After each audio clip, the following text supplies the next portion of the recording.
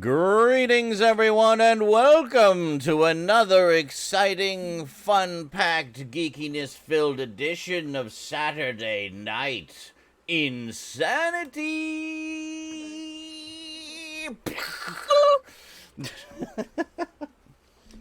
With special, world-famous guest star, Princess Strega. How's it going? Yay! Going well. Strega's here. Did you say YOLO?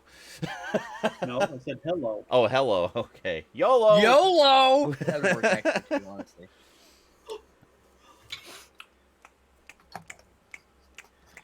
So, I have one how pickup was this your week. birthday, Yay. boy? Oh, the birthday. I am officially 1 year older as of 2 days ago. The 25th was my Jeez. birthday. We had the 21 years old now. 21 years old for the 28th time in a row. Like, it's just amazing. Now legal. I'm now legal again. We had the Mega Marathon Madness Gaming Marathon. Forget you're 10 years older than me. Fun. Day earlier, because that's when the 25th was, so we did it Thursday, Friday instead of Friday, Saturday. Oh, I'll be 39 this year. And we had a blast. We had lots of fun, played some fork knife, got drunk, had steak, had cake. Party time. We had a lot of fun. Excellent. And, and most importantly, paid the rent. Excellent. Excellent.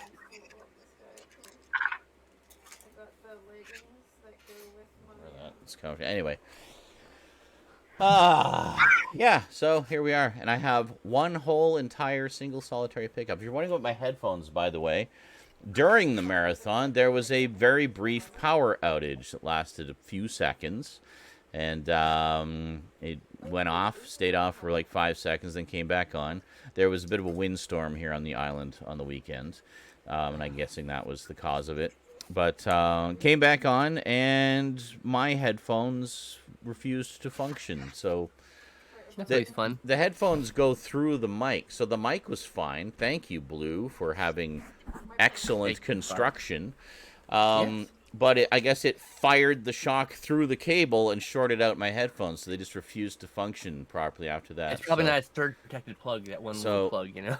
So Rosie is very graciously lending me her gaming headphones, which, funny enough, these are like $25. Mine were $100.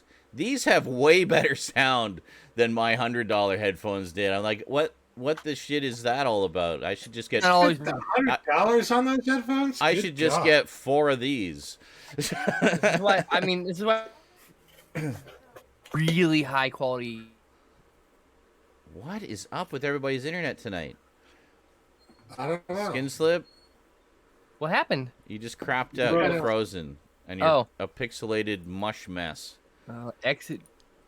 Yeah. Oh, you want to stop running downloads? Yes. Go away. Oh, yes. Am I better now? There you go. Yes. There you go. Okay, Yay. sorry. I left You're J moving. downloader on. My bad. I You was do downloading that like from the- literally every week.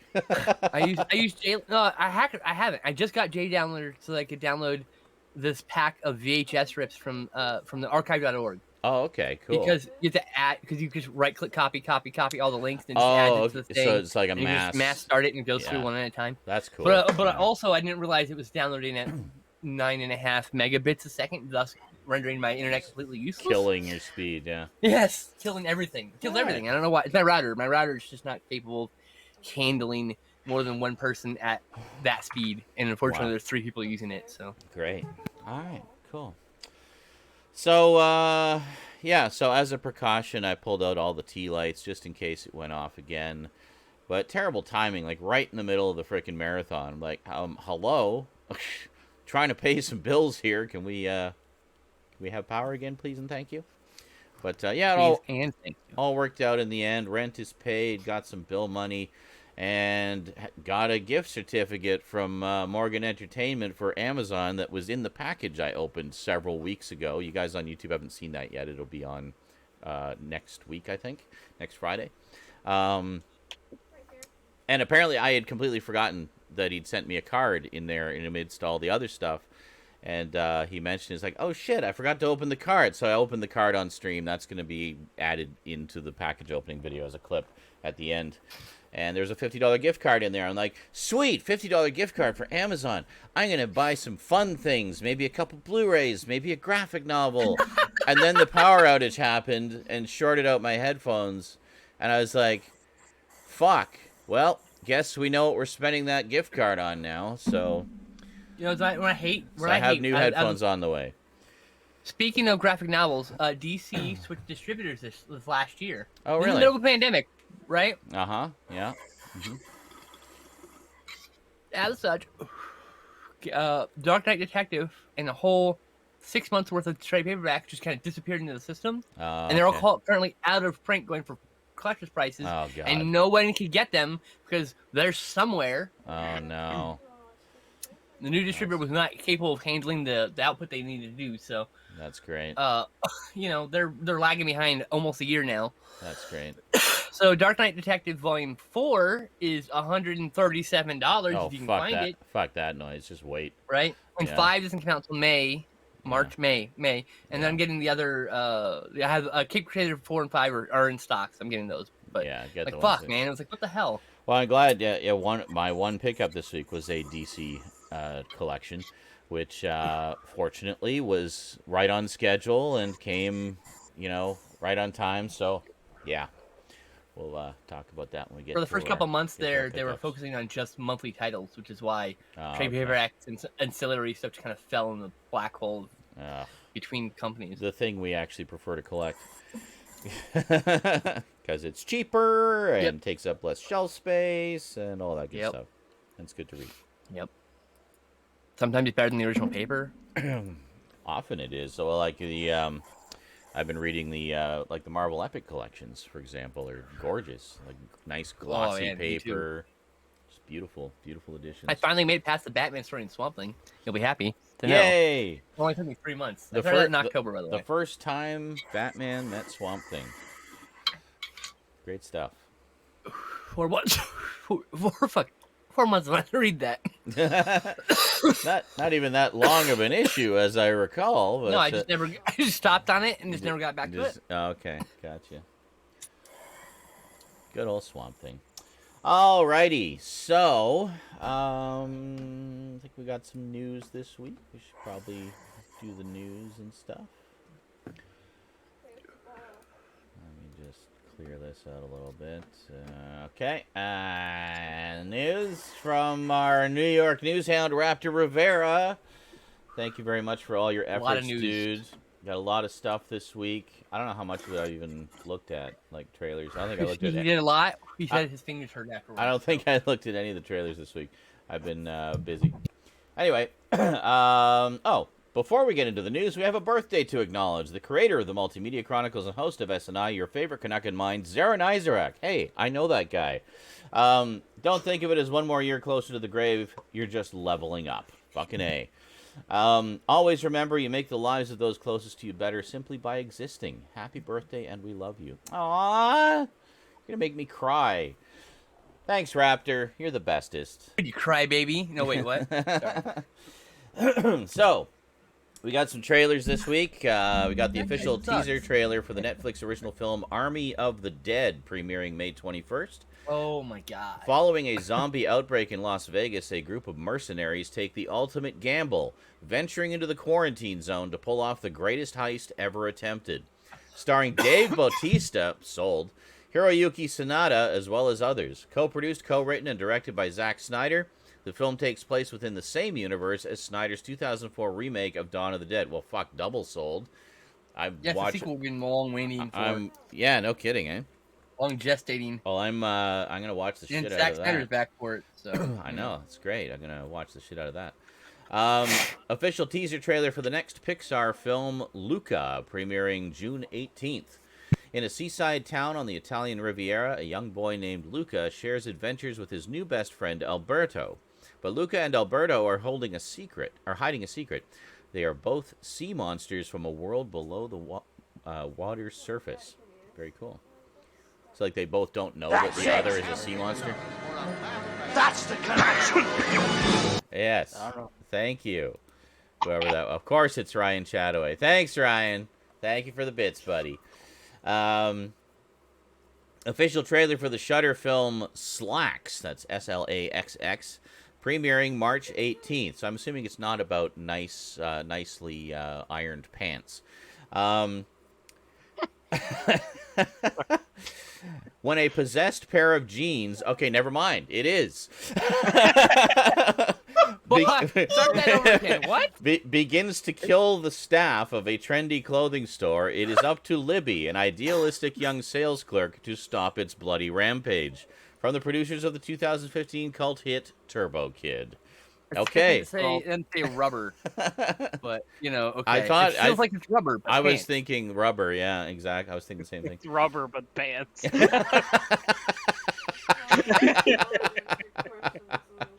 A sentence you never thought you'd hear yourself say. It's like rubber, but it's pants. What?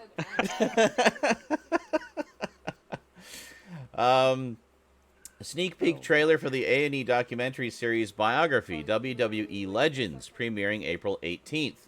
With unprecedented access to WWE's archive, the 10-week programming block features 8 original 2-hour documentaries under the award-winning Biography banner, showcasing the stories behind some of the most memorable WWE superstars of all time, including Stone Cold Steve Austin, Macho Man Randy Savage, Rowdy Roddy Piper, Booker T, Shawn Michaels, Bret Hart, Mick Foley, and The Ultimate Warrior. Very cool.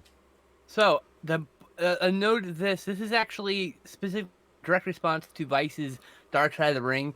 WWE has been notoriously mum whenever Vice wants to talk to them, they just close the doors on them, like don't let them talk to any of their talent or whatever. Oh. So this is then cut into that viewership, and it's going to probably run against it, I imagine. Cool. Hey, more documentaries about wrestling legends. Hey, there you go. It'll be interesting.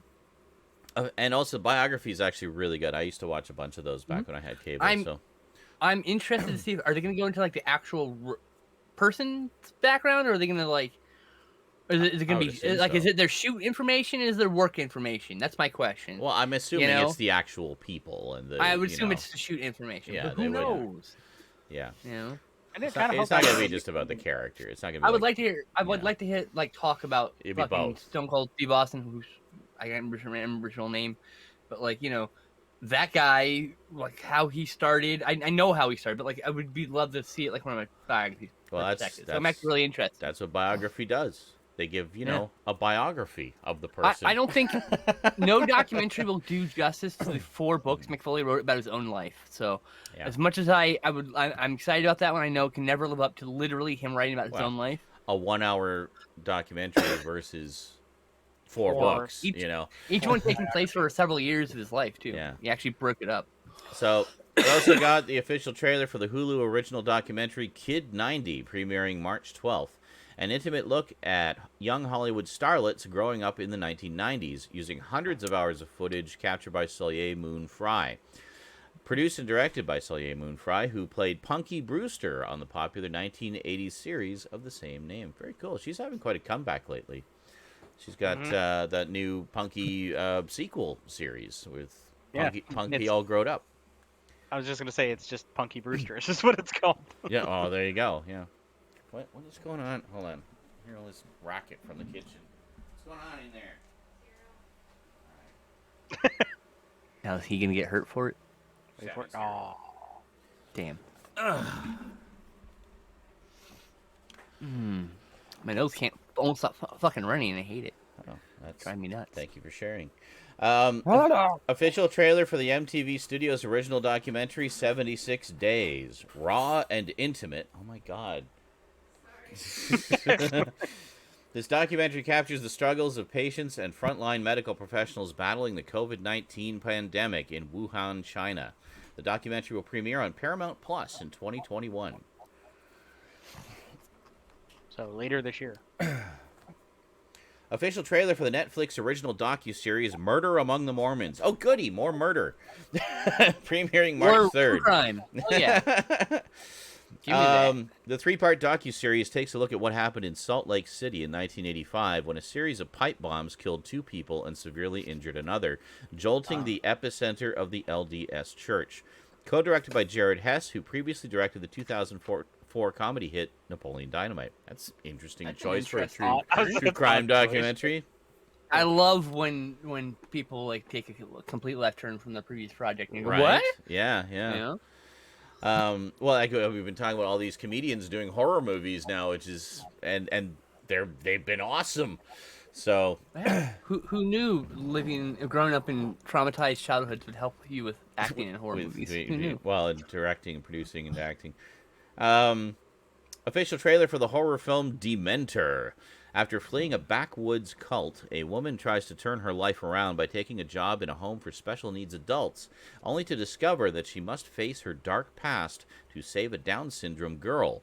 Starring Larry Fessenden, sold, in one of the leading roles, who previously starred in The House of the Devil, Stakeland, and The Dead Don't Die. And a director in his own right. Director in his own right. Dawn. And he was in, I was just going to say, he was in Until Dawn. Yeah, a very memorable character in that. My favorite. Directed by Chad Crawford Kinkle, who previously helmed 2013's Jugface. Now, this was made in 2019, so I think this is supposed to come out in 2020, but pandemic hit. Yeah, they probably took time to like tightly edit it and whatever else, you know, like. Cool. And so I'm interested, though the reviews are middling on this. Really? So for people who have seen it at like festival, I think that's what played in a festival or two. Yeah. Maybe get some screener copies out there. Anyway, I saw a 2.5 rating on Letterboxd for the one review that I out of 10. Someone I know out of 10. Wow. Well, it's 5 stars, so technically no. Oh, it's so it's like 5. 5 out of 10. Okay, 5. Out of 10, 2.5 out of 5. 4.6 out of 10. I'm like, okay, well, I'll still check it out. I love Jugface. Yeah, Jugface is so good. Talk about like, I don't remember who recommended me, but I watched it, I think with Justin. In fact, it was just like, so good. Right. I bought it on Blu-ray. I have it on Blu-ray. Cool. We also got the teaser trailer for the Hulu stop-motion animated series Marvel's MODOK, premiering May 21st. Oh my God! Really? Interesting.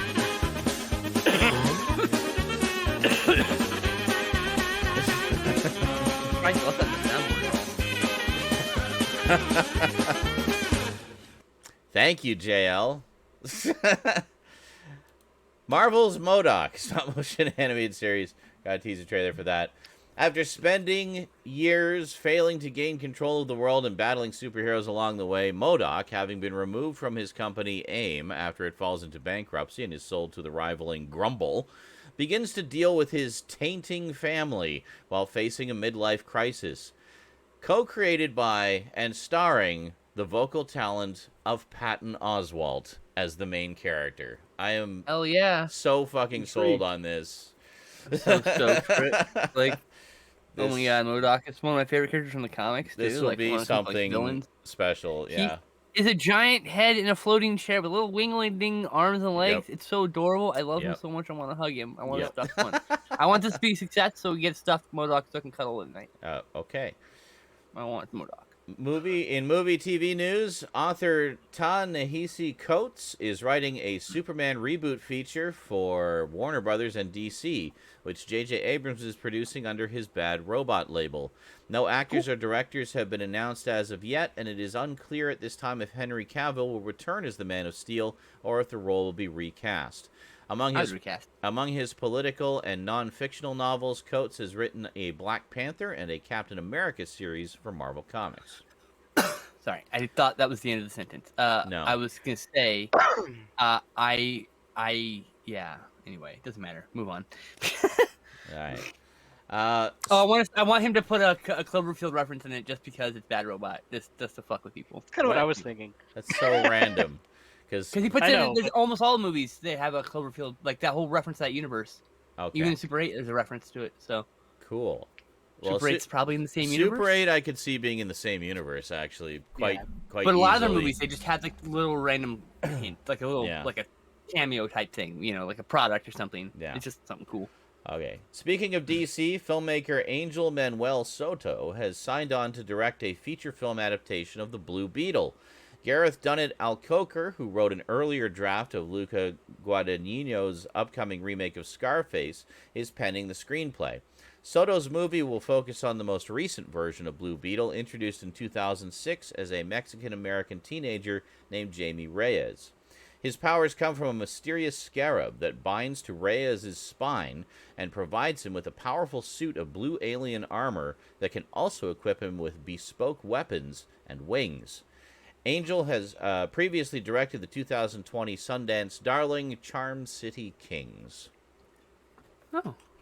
See, I think the 2006 reference is the animated series. I think they're talking about. I don't know. Or well, it might have been a comic. It's probably a comic. I think he also shows up in Brave. Was it Brave and the Bold? Oh, he might. Yeah, Batman he does. Yeah. Yeah, but it would have been the comics first, I'm sure. I mean, yeah, I'm still mourning the death of Ted Cord 15 years later. Right? We'll just leave it at that. Okay. Director Neil Blomkamp revealed this week that he, along with writing partners Charlton Copley and Terry Tatchell, are in the process of writing the screenplay for District 10, the long-awaited follow-up to South Africa's biggest box office hit, 2009's District 9, which I loved. It was wonderful. That whole trilogy is great. Blomkamp has also previously directed 2013's Elysium and 2015's Chappie. What is this trilogy you're talking about? There you go. You now mentioned the other two parts of the trilogy, Chappie and Elysium. Do they have anything to do with it?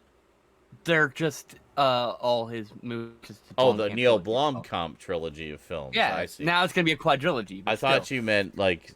I think, District if I remember 9, correctly, they are technically all set in the same universe at different time periods. Okay, I have Elysium. I have Elysium. I haven't seen it yet. I don't have Chappie. I need to get that one. It's amazing. I love Elysium. Yeah, I need to revisit it. I'll have to check it I out. haven't seen Elysium, but I can see the connections between District 9 and Chappie. Okay. I can kind of they have very similar designs when it comes to mech bots. And I think they're separated by 100 years or something. It's like it's like they're in the same universe, but they're like Elysium. I think this is the farthest point. Yeah, far future. So, yeah, because it's got the whole. Chappie very much seems like after the alien stuff happened and they did all those mech bots and stuff like that. Chappie kind of comes from that many years later. Interesting. Yeah, it's kind of like that. It feels like, but there's no definitive someone else who's way more into those movies probably laid it out. Yeah. Oh yeah. Better. That's the absolute loosest. So watch them in watch them in timeline order. Got it. Release order. Yeah. No, I got it right back. That's how I will do it. Okay. Let's see. Netflix has greenlit. Oh yeah, this is pretty exciting news. An anime series set in the Terminator universe. As the project is still in the early stages, plot details are being kept under wraps. The series is produced in partnership with Production IG, who Netflix has had a production line deal with since 2018. Production IG's past anime credits include Ghost in the Shell, Be the Beginning, and Eden of the East. Mattson Tomlin will serve as showrunner and executive producer on the series. Tomlin most recently wrote the Netflix original film Project Power and worked on the screenplay for Matt Reeves' upcoming film The Batman. Production IG. I'm really excited about this one. As a matter of fact, I'm hoping that maybe it somehow ties into the Sarah Connor Chronicles, because that never got a proper ending. Yeah, I love that show. It was heading in some really interesting directions too. As when the second season ended, I was like, "What? It ends there with that happening? Oh my god!" In a weird way, it could pick up where Sarah Connor Chronicles left off. It could, yeah, but we don't know. Or it could just be a whole new take on it entirely, new timeline again.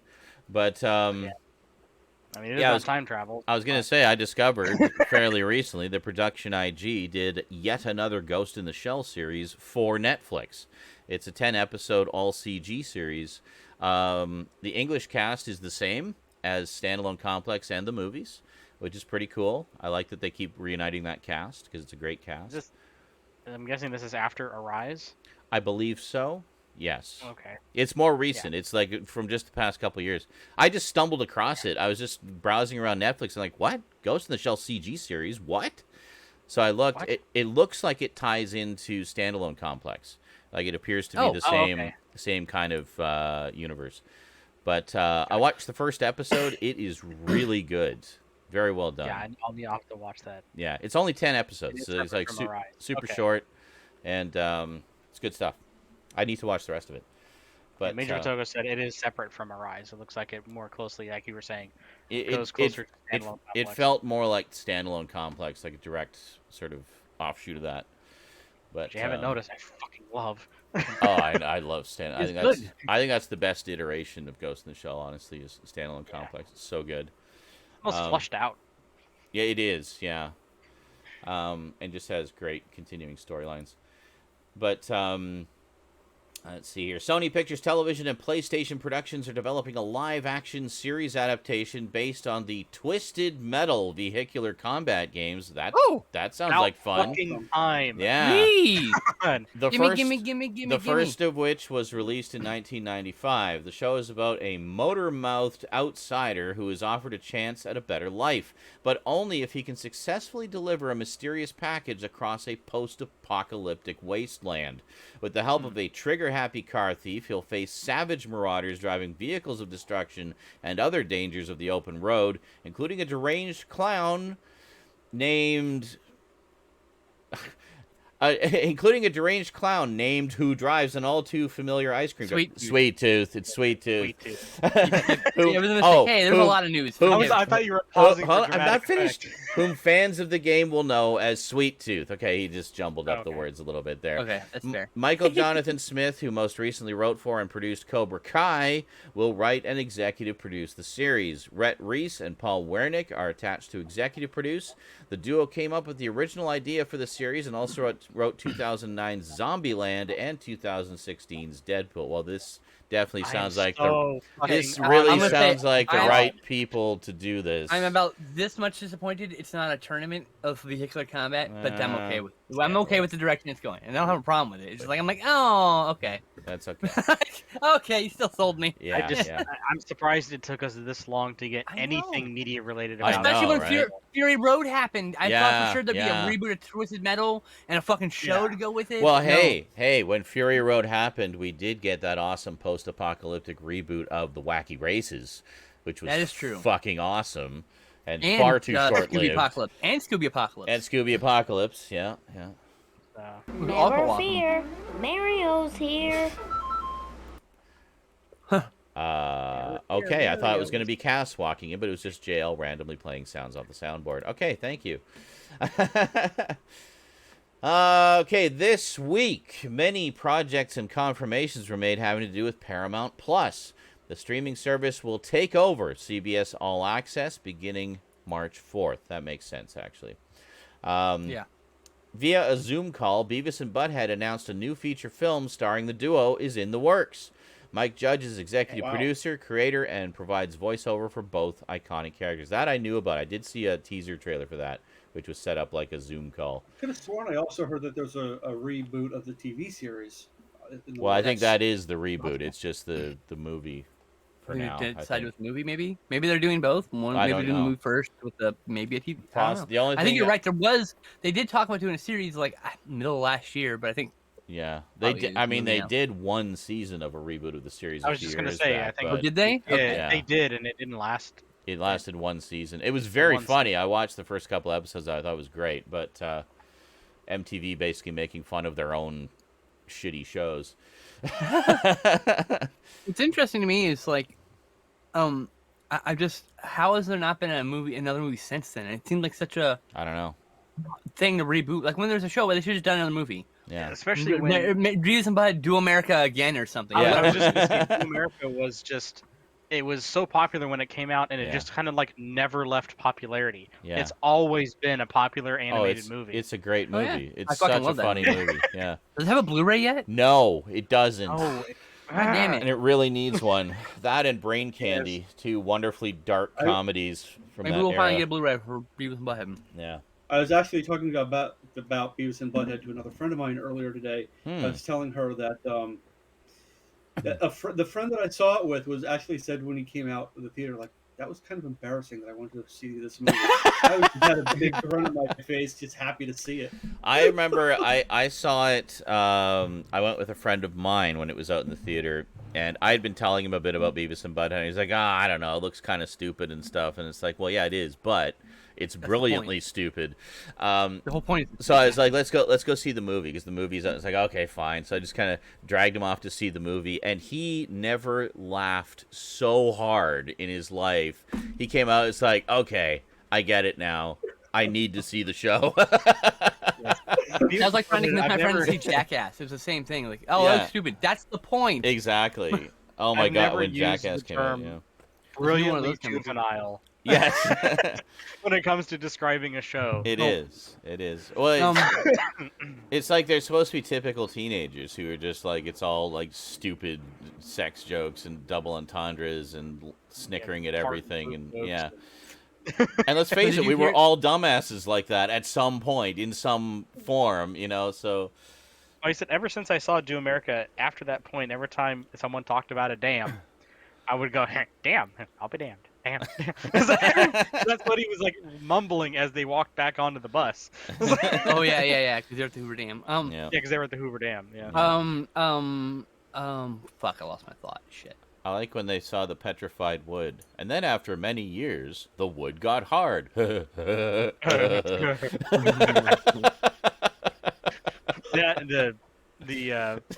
the fart scene out in the desert. Oh, I have a bit of news actually. So, did you know that there's a new Jackass movie that's being made? Yes. Yep. And did you hear that Bam Margera got fired off that recently? Yeah, he did. Bam, not damn. I said Bam Margera. I'm sorry. Yeah. Bam Margera. Yeah, he got fired off apparently. Really? Yes, he did. Wow. Yeah. I have no idea. That's crazy. Kind of makes you wonder, what do you have to do in Jackass to piss people off? Yeah. How we're talking about back when they were like shaving each other's heads and like beating each other in nuts and like locking each other in fucking tool sheds with snakes and they're shipping they're using like the electrified nipple clamps on their gooches, like right. Climbing over an alligator pit with meat hanging out of their underwear. I kind of like that one. Yeah. Yeah. If I recall correctly, Bam Margera was always kind of the quote-unquote problem child among all of them. Yeah, he was the extreme one. The one who did all the like really extreme stuff too. Well, I mean, Steve-O was to an extent, but he just did it to himself. He didn't do it to other people. He was about all about the self-destruction. He was heavy into the drugs at the time. Like the his story of how he sobered up is like amazing. Like he's such an inspiration now. Like it's never too late. I've seen him do several interviews, and it's just like, oh man, he's been through a lot. A lot of stuff that wasn't on film too. Oh yeah, he's like pretty much a guru for like recovering addicts and stuff now, and for pain. Yeah. Well, he still does that stuff, but he does it sober now. So, which makes it even more extreme, really, when you think about it. Stapling that's letter by pretty letter nuts, the word jackass on his ass. Yeah, that's right. I forgot about that. I saw the video he did where he was talking about why, like he went to the doctor to figure out why his voice actually sounds the way it does. Oh, yeah. And he thought it was because of the drugs or some other crazy shit he used to do. Yeah. It turns out, no, it's just like a thing with his vocal cords. Just random things. It's just the way he is. Yeah. All right. Cool. But he's actually taking vocal coaching now to like speak more normally, I guess. Interesting. But why? It's his voice. I don't know. Well, he wants to. I don't know. I don't know. I mean, like, I would be kind of annoyed too if I always sounded like I was trying to clear my throat. Well, like that you. He's got a very unique voice. I mean, sounding like you've always, smoked 40 packs a day. I can relate. I feel like you have to go constantly. Yeah. Constantly. Well, good for him, though. I mean, he wants to live his best life, and you're right. You're right. Who he wants to be. Less judgmental. Yeah. So, anyway, good stuff. So, Beavis and Butthead and new Jackass coming. Yay. What else here? Returning from their short stay at Quibi. Yeah, that thing nobody watched. Reno 911 will premiere a made-for-streaming special, Reno 911, The Hunt for QAnon. Oh, God. Oh, yeah. Beautiful. I got to see that now. Wow. Holy shit, that's brilliant. Fucking sold. right? That's sold by Rescue 911, but Yeah. Reno 911, excuse me. Reno 911, yeah. Rescue 911, wrong show. Different show. Different show, kind of different tone. Sorry, don't know why I mix those two up. So this next one. One episode. Okay, Sorry, go ahead. No, go ahead. I was going to the next news item. I think it was Reno 911, but I'm not entirely sure. Where one of the clips got onto YouTube, and it was a D&D group that was LARPing, and this one guy said, "I'm wearing boots of escaping," as he's trying to run away from the police. Okay. I don't remember escaping. I've seen every episode though, so it's very possible. That sounds like something they would do. Okay. So this next one I actually did see just out of morbid curiosity. The first clip of the CG animated Rugrats revival series debuted this week. In it, Angelica tries to talk Chucky into stealing some cookies from the pantry, with Chucky responding, "What's a pantry?" The series will include many returning voice actors, including E.G. Daily, Cree Summer, Nancy Cartwright, and more. Now, I used to watch Rugrats back in the day, on and off. It was a little bit after my time, but I thought it was cool. I liked the art style, the classic Kasupa art style. They did Duckman, But, and they got pretty much most of the original cast back, so characterization-wise, it was spot on. It just felt like Rugrats again, but it looks weird in CG. It does. I can't get It over does. I was worried I would be the only one who said that was the way it No. looks. This is not for me. That's all. It's like- Not for someone who likes it. all the characters are overly exaggerated in the original drawings and Yeah. it fit the art style. When you try It's- to pop it into 3D, they have ginormous heads. It just looks weird. But That's the thing, is like, for me, part of the appeal of the original show was the art style. I liked that sort of stylized. It looked kind of like a graphic, like an indie graphic novel, much like how Duckman looked. Duckman looked even more like an indie graphic novel. I likened it to like doodles in the margin of your notebook. Like like a little rough. Everything that had like extra hatch marks. To me, that was always part of the charm of it. Was that very distinctive art style that only classic Kasupo shows had. Because that was the way they designed things. But to put that in 3D, it just isn't the same. It just doesn't look right, No. And the thing is, not with the problem is like they're right, but the head is really large because you're seeing it in a 3 dimension. It's like there's more volume to it. That's my point. That's why it works in 2D your better. Brain perceives it as a more natural when you see it in 2D animated drawing. Yeah, when you actually see it in 3D, you don't grasp how large the actual heads are. Yeah. Right. You don't get depth. So exactly, you don't. It's a 2D image, it's flat. It's kind of a shame, honestly, because otherwise it looks like a really nice revival of it. Like, the humor is the same, the characterizations are the same, the voices are all familiar. And if it can hit that note the same way it did with the original series, it'll definitely have its audience, and it'll definitely probably be a popular show. Just because I don't like it, I'll still watch even with the weird animation. I'll still give it a shot just because it might have a really great story, right? Well, and that's the thing is, from the clip we saw, it looks like all the other elements are there. Like, it definitely feels like the old Rugrats. It just looks weird with the CG as animation. What was brought to my attention, Baby Doctor Who. It's like it's like that new Tom and Jerry movie that's live action like CGI, but it's like CGI just made it look like they did CGI that's supposed to look 2D, but it looks weird. It doesn't look like 2D. It looks like flat 3D. It looks like Space Jam. But not really. But see, like, no, I don't have a problem with that because it still looks 2D. It's just 2D with shading. I don't like the way it looks. Because it's the same thing they did with Roger Rabbit. It's the same thing they did with Space Jam, and But those were actually hand animated, so it's a different feel. Well, so is this. This is also hand animated. This is Tom and Jerry's not hand animated. Tom and Jerry is a 3D animated film. It does not look with 3D. Live action. Yeah, it is 3D. That's the point, though. Yeah, it's the 3D. But the thing is, it looks like 2D, but it looks like weird 2D. All right, I don't know. Because it's not actually 2D. I had precisely 0 issues with that trailer, and I'm looking forward to that movie. So the animation looks weird. The rest of it looks fine. Like, I mean, it looks like Tom and Jerry when it comes to like the things that are happening. I mean, it looks characters like Tom and Jerry. What it looks like? It looks like a cell-shaded video game. That's what it feels like to me. No, those two people. I didn't think. No, it didn't look exaggerated. I don't think it looked like that at all. It just doesn't look right to me. I don't know. Anyway, I did want to interject, and I didn't want to interrupt anyone else with the new Rugrats. It's interesting because I'm interested, but I'm curious to see if it's going to bridge the gap between the original series and All Grown Up. So, it'll be kind of a missing years thing. Yeah, maybe. Yeah. I don't know. Cool, actually. I don't know. Possibly. I kind of checked out All Grown Up because I was getting too old for it, really. Yeah, the All Grown Up one, I thought I saw a little bit of. I thought it was strange. It didn't quite resonate with me as much as the other one did. I just because to me it was something about them being babies and just being kind of the dumbasses that babies are, and like how they perceive things. That was part of the charm and the humor of it. But them being grown up, it's like, well, now they know stuff. It's not as funny. Oh, hey, fuck Sean, off, Malware Bites. I don't want your... I'm not going to give you money. Go away. You are free. I will only ever use you when you're free. Anyway. Yes,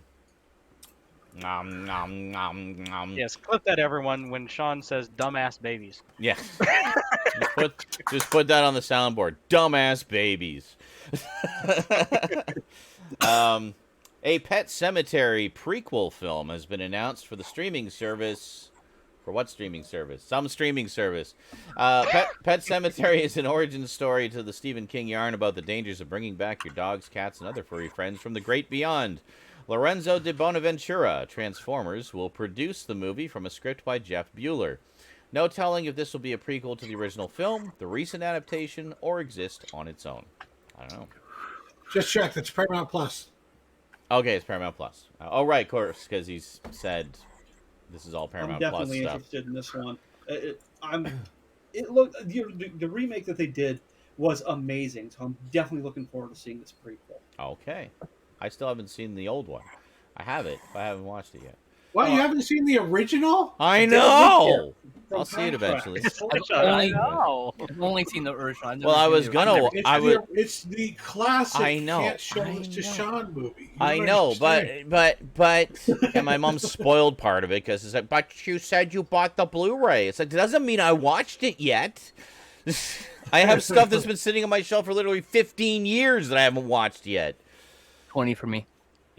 Probably 20 for me too, actually. But anyway, yeah. But anyway, I was gonna watch it, and then Rosie bought the book as her first Stephen King book, so I've been waiting for her to read the book before we watch the movie, and then we're gonna watch it together. Fuck! Fair enough. But yeah. I'm Thank you, JL. So on the prequel. So yeah, I thought originally they were planning to do a sequel. So is that still happening? Is there also a sequel happening? Of what? Of Pet Sematary. There was supposed to be a sequel. There was years ago. No, of the new one. Oh no. The remake that just came out. It was very popular, it's very popular with a large group of people. My friends didn't like it. Well, I don't see it on the list. Yeah, you know here, that really popular movie Pet Sematary 2 from 1989? Hey, I've never seen Pet Sematary 2. Scream Factory put out a Blu-ray of it. I'm sure it is. I still want it because I haven't seen it. I had no judgment on it. I probably saw bits on TV back in the day, but I didn't really like Pet Sematary that much when I was a kid. I don't know. So in general, just changed. But yeah, my mom said, well, I won't say specifically what she said because I don't want to spoil it for people who haven't seen it, but said, well, that's an interesting choice for Rosie because of a character that dies in it. And I'm like, oh, thanks. And she said what the character was. I'm like, what the fuck, Mom? Like, what? I haven't seen it. Well, you said you bought the Blu-ray. It's like, yeah. People need to understand there's a difference between film watchers, film fans, and collectors. Yeah. Collectors buy more than they watch, and film fans buy like 1 or 2 movies a week and watch them or whatever. Immediately, yeah. Yeah. And there's nothing wrong with it. However you engage with your hobby is how you do it. No, yeah. I'm not trying to... But I'm saying, we're collectors. A lot of us are collectors. Well, we collect more than we watch. I've been watching a lot more trying to get through my collection before I die, but... And the thing is, it's like a lot of us will collect because, oh, that's a really nice edition of that movie. I'd like to see that movie someday, but I don't want to miss out on this really nice edition. So we'll buy it. Or it's like, oh, that movie's going really cheap, so we'll buy it with the intent to watch it when we feel like it. And how we watch our movies is very dependent on mood. Sometimes, you know, I have a huge horror collection. Some months I just don't feel like watching horror, so I'll watch other stuff. I want a tear-jerking drama today, so I'll watch a tear-jerking drama. I feel like laughing my ass off, so I'll watch some stupid comedy. Maybe it'll be something I've never seen before. Maybe it'll be something I've seen 1,000 times before. Who knows? It's all dependent on mood, you know? I would say I'm like that, like westerns. I get into or giallo. I get into a mood like let's watch a giallo. Yeah, and you watch like a bunch of them, and then watch and then we watch like 3 or 4 of them over the next couple weeks, and then like okay, next round. Yeah, and then you're kind of burned out for a bit, so you just set that aside and you watch something else for a while, and I can do in the meantime. That's the way it goes. Just do it. Oh my God! Make your dreams come true. At least you're making money. Yeah. I made that one so expensive, and people are still doing it. I can't even see who did that. Oh, it was Ryan. Of course it was Ryan. Thank you, Ryan. The guy with a real job. Cha-ching. The guy who can afford it, yeah. For those of you who are constantly annoyed by the soundboard, tough. Whenever I hear those sounds, I also hear the sound of a cash register, because that's money in my pocket. So, cha-ching. Bills paid. I should make them all $10. There you go. Okay. Anyway. Nom, nom, nom. Additionally, it was confirmed that the newest Paranormal Activity will not only stream on Paramount Plus, but will in fact be a sequel instead of a reboot. Thank fucking God. Oh, thank you. Fuck! I thought you were gonna say it was. I thought you were gonna repeat that news. I was like, no. We talked about this somewhere else, right? Yes. So I'm like, oh, the new news is better.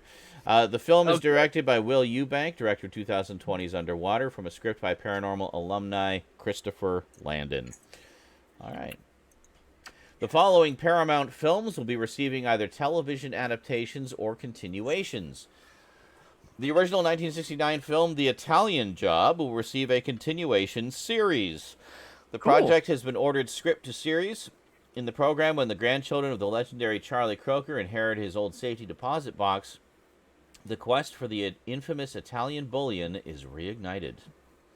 Nice. The 1970s film Love Story, the 1987 film Fatal Attraction, the 1974 film Parallax View, and the 1987 film Flashdance will all be receiving series adaptations, respectively. What? Really? The fuck are you snickering about? Just like so many, like let's just take all these classic movies and make them into series. I just think it's funny. Sorry. Oh, okay. It's just like wow. Okay. So, just, well, they want content that's going to draw people to their service, right? So it's yeah. I get it. They're spending a lot of money and to have their own service for some reason. They don't want to work with anyone. So they're going to work with big names that people know to draw people in. The long in development live-action Halo series has moved from Showtime to Paramount Plus. The series is scheduled to be released in the first quarter of 2022. Will it ever happen? Like, seriously?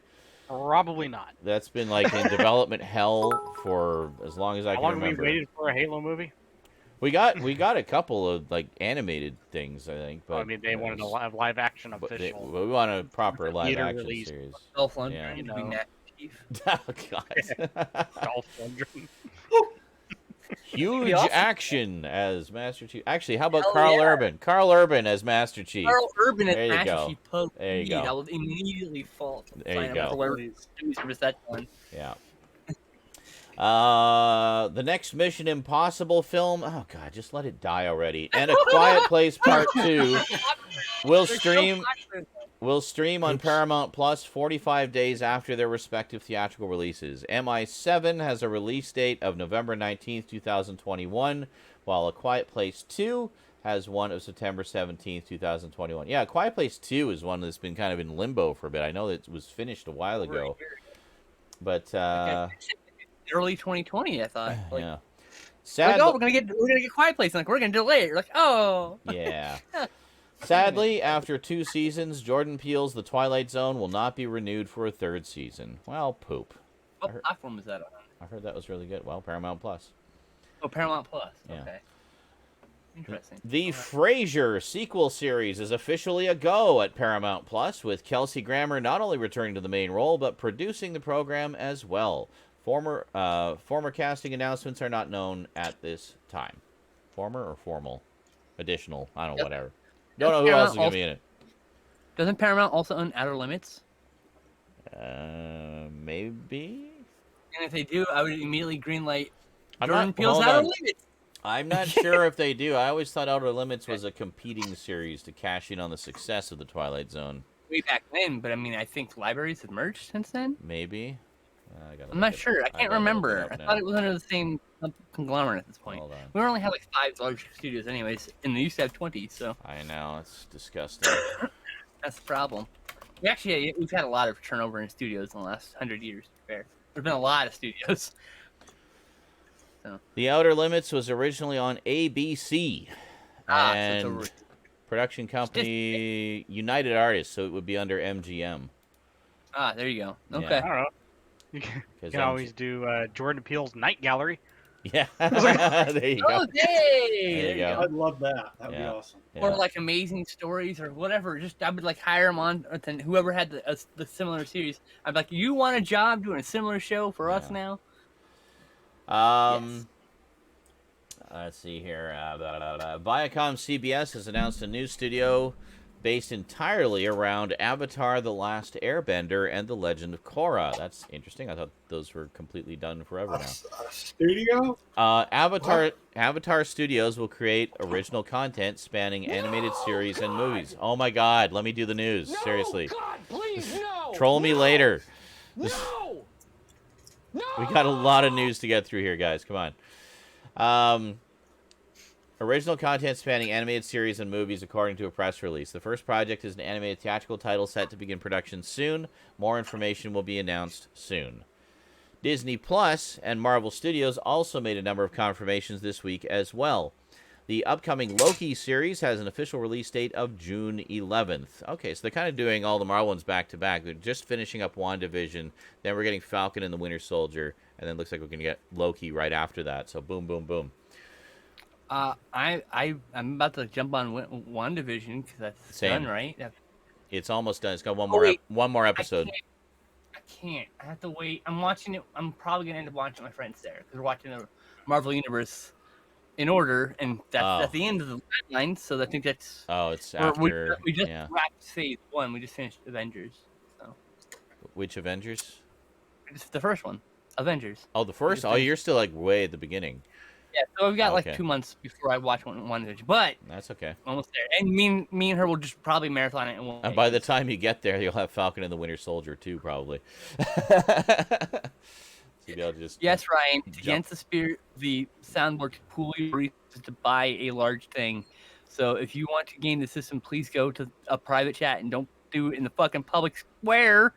It's against rules. Come on. He wants to pool a bunch of people together. I'm not saying no to money. I appreciate the money. Just, I said don't do it in public space. Yeah. Just go to a PM. That's all I said. I just want to get through the news because we got a shit ton to go through here. Right. So, all right.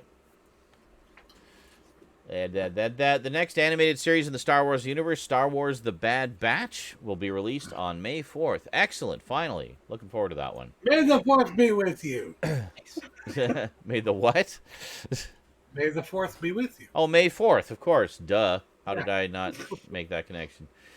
Monsters at Work, the series set in the world of Monsters, Inc., will be released on July 2nd, with John Goodman and Billy Crystal returning as the voices of Sully and Mike, respectively. Nice. That's awesome. I still need to see both movies. Never seen them before. Unbelievable. This guy says he's a Star Wars fan, but he doesn't even have really the Ewok movies. Those are the best ones. How can you call yourself a real Star Wars fan if you don't have the original Ewok movies? Thank you, JL and Stoudman. Unbelievable. Oh, yes. The official title for the third MCU Spider-Man film has been revealed. Spider-Man: No Way Home. It was also revealed that the film is the last one on Tom Holland's current Marvel contract, though renegotiations are bound to be happening as we speak. So, obviously, this is the Home trilogy. Hence the, connection. Yeah. The title was like Spider-Man. Which Phone apparently Home. confuses Skinslip terribly.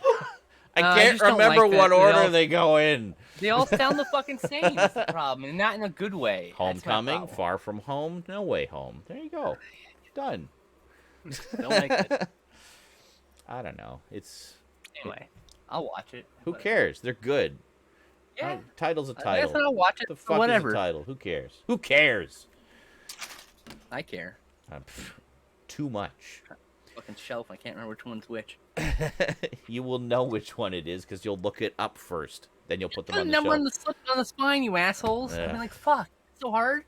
Like, make it easier for us. Okay, and what order do all the Texas Chainsaw movies go in? I'm pretty sure you know that. Yes. That's the series. Don't That's see why. any numbers there beyond the first I three. know. But there's also 5 timelines now too. Yeah. 5 timelines. I need to see all of those at some point. I've still only seen the first one.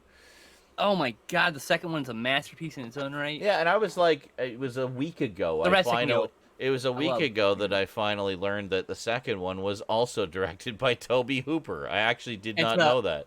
It's a black comedy, and it's, Oh, I know. He meant the first movie to be a black comedy, but it didn't come out right. It was just and so he made the second one a black comedy, and it came out right. Too dark. To me, it came out right. Yeah. No, I'll have to. I just got the first one again from Morgan recently, and I got the Scream. I got the Scream Factory of the second one a while ago, so I'm probably gonna double build them at some point.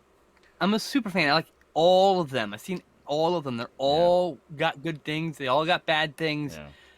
Yeah. The only 2 that are masterpieces are the first 2. The only 2 that I love, no matter what, is number 4. Mm-hmm. Part of my trans canon. It's very important to me as a person. It's the Next Generation. Is that the one? Yeah, that's the one where Leatherface wore a woman's clothing in a woman's face. Yeah. And the thing why it's important to me is because in high school, we in drama class we were given the assignment for a final to do a stage version of a movie that we all liked. So we did, and we were paired off in groups. And me and the person I was with, they go like, "You ever seen Texas Chainsaw Massacre?" I'm like, "Hell yes!" And they're like, "Let's do Texas Chainsaw Massacre, but we're gonna like combine all 4 of them." So we took a little bit elements for all 4, but I was like, "Can I be the other face for number 4?" Because I think that'd be really cool. Because it's like no one else would have the balls. None of the boys would have a balls back then to wear a dress. You know what I mean?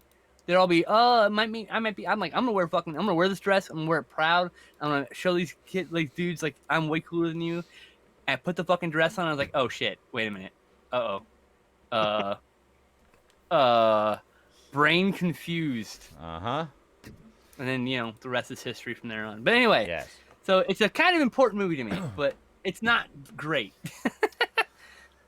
Anyway, sorry, got sidetracked. I'm very high. So, so that's the title of the new Spider-Man movie. Anyway, You said Texas Chainsaw Massacre. You caused this. Just as to tell you the title thing. Anyway, moving on. I know. There's 2 prequels and fucking. Lady J, the undercover operative in Hasbro's G.I. Joe universe, is getting the small screen treatment at Prime Video. The program will serve as a standalone series and connect to the larger G.I. Joe universe. Eric Olson will serve as showrunner and executive producer. His past credits include head writer and exec producer on Amazon's The Man in the High Castle, as well as showrunner and executive producer on the 3rd season of Netflix's Daredevil. Wait a minute, is this going to be live action? A live action Lady J series? Yes. What? Fucking A. Because they're doing a reboot of G.I. Joe series, live action movie. So we're getting a real American hero finally, I think. About fucking time. It better be. Like, I just want to see the cartoon in live action on the big screen. The first 2 movies were okay. I don't hate either of them. I still gotta watch them, but I heard they had issues. Snake Eyes and Storm Shadow were perfect. Yeah. Everyone else is, you can take it or leave Hit or it. miss. The Rock is not the greatest casting for who he is. Not that he's a bad actor, he's just not really the character. Yeah. It's just I'm The Rock in this G.I. Joe movie. Like, it's great. I'll probably double build them at some point. Yeah, I gotta get on that. Great fun, I should say. I'm sure I'll have fun, and I'll have some minor issues with them. That's what I expect. People were like, "Oh, it was too like wild and random." I'm like, felt like watching a kid play with his toys in the sandbox. Exactly. It really does. There you go. There's such glee with like the action. So like whatever. Anyway. Oh, hey, I'm actually kind of excited about this one. I thought the franchise was dead. Monster High, the ghoulish toy line, is getting another stab at television with a new animated series and the franchise's first live-action project. Nickelodeon and Mattel have teamed up on 2 projects featuring Claudine Wolfe, Draculaura, and Frankie Stein characters. The animated series will follow the characters as they navigate the hilarity of high school in the hallowed halls of Monster High. It will be run by Shea Fontana, who has worked on DC's Superhero Girls. Superhero Girls is really good stuff, actually. On the live-action side, Jenny Jaffe, who wrote on the Big Hero 6 TV series and is working on the new version of Rugrats, will write a TV movie musical event alongside Greg Erb and Jason Orumland, writers on Disney's The Princess and the Frog. The projects are scheduled for a 2022 release. Cool. I will check out. Amazing. I will check out all of that because I love Monster High. On the studio lot, actually. That what? Saw Princess and the Frog on the animation lot, actually. Oh wow, that's cool. Like a ticket package. Like a pass holder thing. We got like to pay money to go to the lot, get a tour of the old animation, and see the movie. It's cool. Nice. That would be so awesome. I'm a little bit jealous. I'm a little bit jealous of that. That was pretty. It was a good memory. Cool. You know? From, California has. Well, also, I mean, the Princess and the Frog is so notable, and it's like, isn't it like the last 2D feature to date that Disney did? So you got to see them doing like, yeah, I think so. A good old fashioned proper 2D animated movie. We got to see like a 30-minute like behind the scenes thing, like it was nice. Oh, that's so cool. Like original cells and sketches and production art. And that's awesome. And then like there was a thing where like because it's supposedly for kids, right? But me and my wife were going because fuck it. Yeah. You know. Well, yeah. Of so course. It's like we're the only 2 adults that are just by ourselves, like no kid. Right? And at the end of it, they had this thing where we meet and greet with the princess. So guess what? We meet and greet with all the fucking princesses. Like nice. We paid for it, that's great. You know. That's wonderful. What a wonderful. I thought I had a million stories tonight. I'm in a good mood. So. That's okay. That's good. I'd never heard that, so I didn't know you went on that tour. That's awesome. I've actually toured the new animation building. Dude, not only did I tour the new animation building, but while I was touring the new animation building, she made a friend who worked in Disney Animation. We were like showing the offices. We showed like everything. Nice. Where they fucking put the where the old animation where they put the hand drawn stuff and put it into like the archives? Okay, I see, yeah. Nice. Everything. Wow. And I'm like, why is there a bunch of Street Fighter art over there? Uh-huh. And I had nobody, and like, oh yeah, that's just for inspiration for a future project. And I'm like, yeah, we get inspiration everywhere. I'm like, okay. And I look around, and you know what? Fucking Wreck-It Ralph was under production at that point, but I didn't know that. Oh my God, that's because Zangief is in that, yeah. Yeah, there's Zangief. I think there's a couple of villains in there. Yeah. There were a bunch of Street Fighter characters. Yeah. I was gonna say, when they're in like the hub, you could see like, Ryu and Chun-Li walking down. Yeah. I think before like they decided which character was actually going to be in the movie, they're just like, I want character studies on the wall. Yeah. Plus a bunch of like actual stuff from like books and magazines and whatever else they got, like printed up art from the internet, whatever. That's cool. Yeah. Okay. So it was cool. I didn't know. I was like, oh, okay, whatever. I didn't think things of it. Like, what? Well, how would you know? Like that they're doing this big like homage to every video game ever movie. Yeah, exactly. Hell, I still got to see the second one. Ralph Breaks the Internet, which I still maintain should have been called Ralph Wrecks the Internet. I think so. I agree. Anyway, speaking of titles we have issues with. Other tangent. That's okay. So after that delightful pair of stories, 2 mainstays of film lovers closed their doors for good this week. Fry's Electronics Store and Cinefex magazine officially discontinued this week. those two things are actually really close to my heart. And I'm Yeah. sorry to go on a story again, but since X magazine when I found in high school, it helped me same. fall in love with special effects movies. Yeah. You know, like I started watching looking at blockbusters a completely different way. Yeah. It literally changed my perspective on how movies were made. Oh, it was wonderful. Every issue, just an exhaustive behind-the-scenes look at a movie, and always fascinating. And so they for would me, definitely be missed. I'm sad because I'd been to 10 different fries across the Southwest. Yeah. And I only need to get 6 more to see all the ones that were decorated. Because fries, many of their locations, because their first location was a old mini golf thing or an amusement park that was Alice in Wonderland themed, based off like the book or whatever.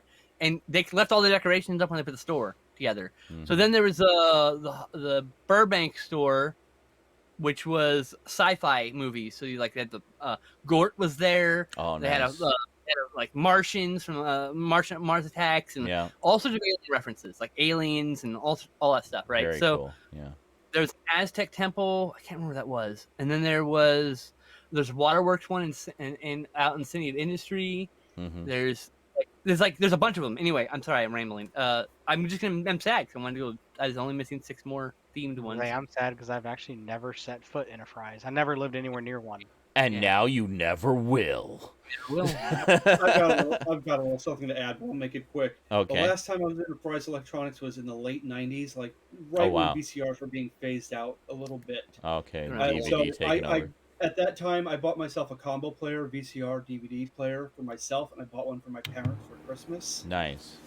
And I've been wanting to go back. And I could have done it before quarantine, but I figured, I got only so limited time, and I'm relying on the bus routes. Yeah. So now here it is, and I'm never going to be able to set foot in one again. I know. Yeah. What's the theme out there in Phoenix? Is it? Like I said, the last time I was there was in the late 90s, so I don't remember. Well, I would still have the same theme, but yeah, no, I don't. It's fine. I know there was one in your neck of the woods. There was one in. I never got to the one in the Bay Area, and then I never got to the one in. I went to the one in Redmonton was crap. Or Redmond, whatever. One here in Washington is just like a big aircraft hangar or whatever. Yep. Here's some photos of the airplane. And confirm. Okay. I like this place is huge and the worst selection. But here's the thing. Fry's Electronics for the longest time was like the place you went to get the parts to build your PC, or the place you went to get your PC. Yeah. Because they always had the cheapest price. Always, even when Amazon was starting up and all these Newegg and all that stuff was starting up, they still had the best price at Fry's. Always. That's unusual for a big box store because usually it's the other way around. Yeah. Like I go to Best Buy. Actually, I don't think I've been to Best Buy in like a year and a half. And the only thing I went there right at the start of quarantine for an Ethernet cable, and that was it. But going to Best Buy, I found I was buying less and less there because they were just so fucking expensive compared to Amazon or any other online retailer. So I just buy all my stuff through Amazon now. It's like, oh no, I have to wait a day. I can live with that, you know. That rent, that overhead of the rent difference, you know. The rent. I'm lucky enough to literally live like a 10-minute drive from a Micro Center. Yeah. So, that's cool. Micro Center's around. There's also Tiger. There's a. We used to have it was a Big Lots. It was called something else here. I forget what it was called, but it was a Big Lots affiliate store, and I used to go there fairly often. But then they closed. When I was a kid, there was a Big Lots affiliate called McFrugal's. Yeah. Okay. Yeah. But I knew it was Big Lots because all the I would of course go to the cheap movie bin, and they all had Big Lots stickers on them. It's like, okay, I guess this is actually a Big Lots under a different name. So. Like Fry's closing is like the end of an era. It was still Fry's was the only place you can still go for a decent selection of Blu-rays. Yeah.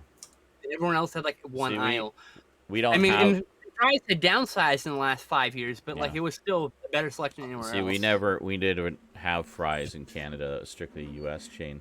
And it's not the same place as the Fry's groceries or whatever. They're the same family, but it's not the same people who own it. So end of an era. It's like when Toys R Us closed. End of an era, you know.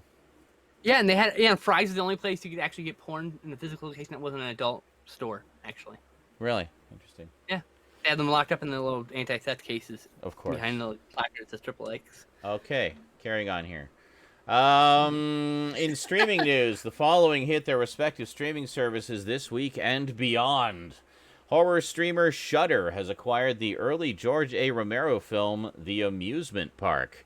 Oh my gosh, no way. Thought at one point to be lost forever, the newly restored film will premiere on Shudder this summer. Well, there we go. Oh my god, that's amazing. Definitely gotta watch that. Maybe we can finally get a release. Yeah, I'm sure. Probably. They probably will. Shudder is one of the few streaming services that actually does put their stuff on physical media. I have the host sitting in my cart waiting to be purchased, the Blu-ray. So tons of their stuff has gone to physical media. Share package. Yeah. That's scare package. Sorry, I said it wrong. Yeah, they've got a lot of different. It's their anthology thing. But it's great. They're not shy about that. They understand. They seem to be a streaming service made for horror fans. They understand that a lot of horror fans like to collect horror stuff. So, they give you the option. So it's like even their Shudder originals, it's licensed for the streaming only. They have like exclusive rights for streaming like forever or whatever. Yeah. But they don't have any rights to the physicals except for getting like I guess they probably had the finger in their pie somewhere because they get their logo on it. But like they license that out, license like in production to lower production costs stuff like that. Yeah. It's early Netflix. It's the lower production costs. They like out that show physical media companies. That's why early seasons have Blu-rays, but not later ones. So. Yeah. Disney Plus introduced a new section to its service, Star.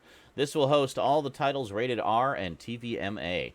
This edition, however, is for subscribers outside of the United States. So you don't get it in the United States? What the fuck? No, we have Hulu. Oh, because you have Hulu, of course. That's their fucking Hulu. Go away.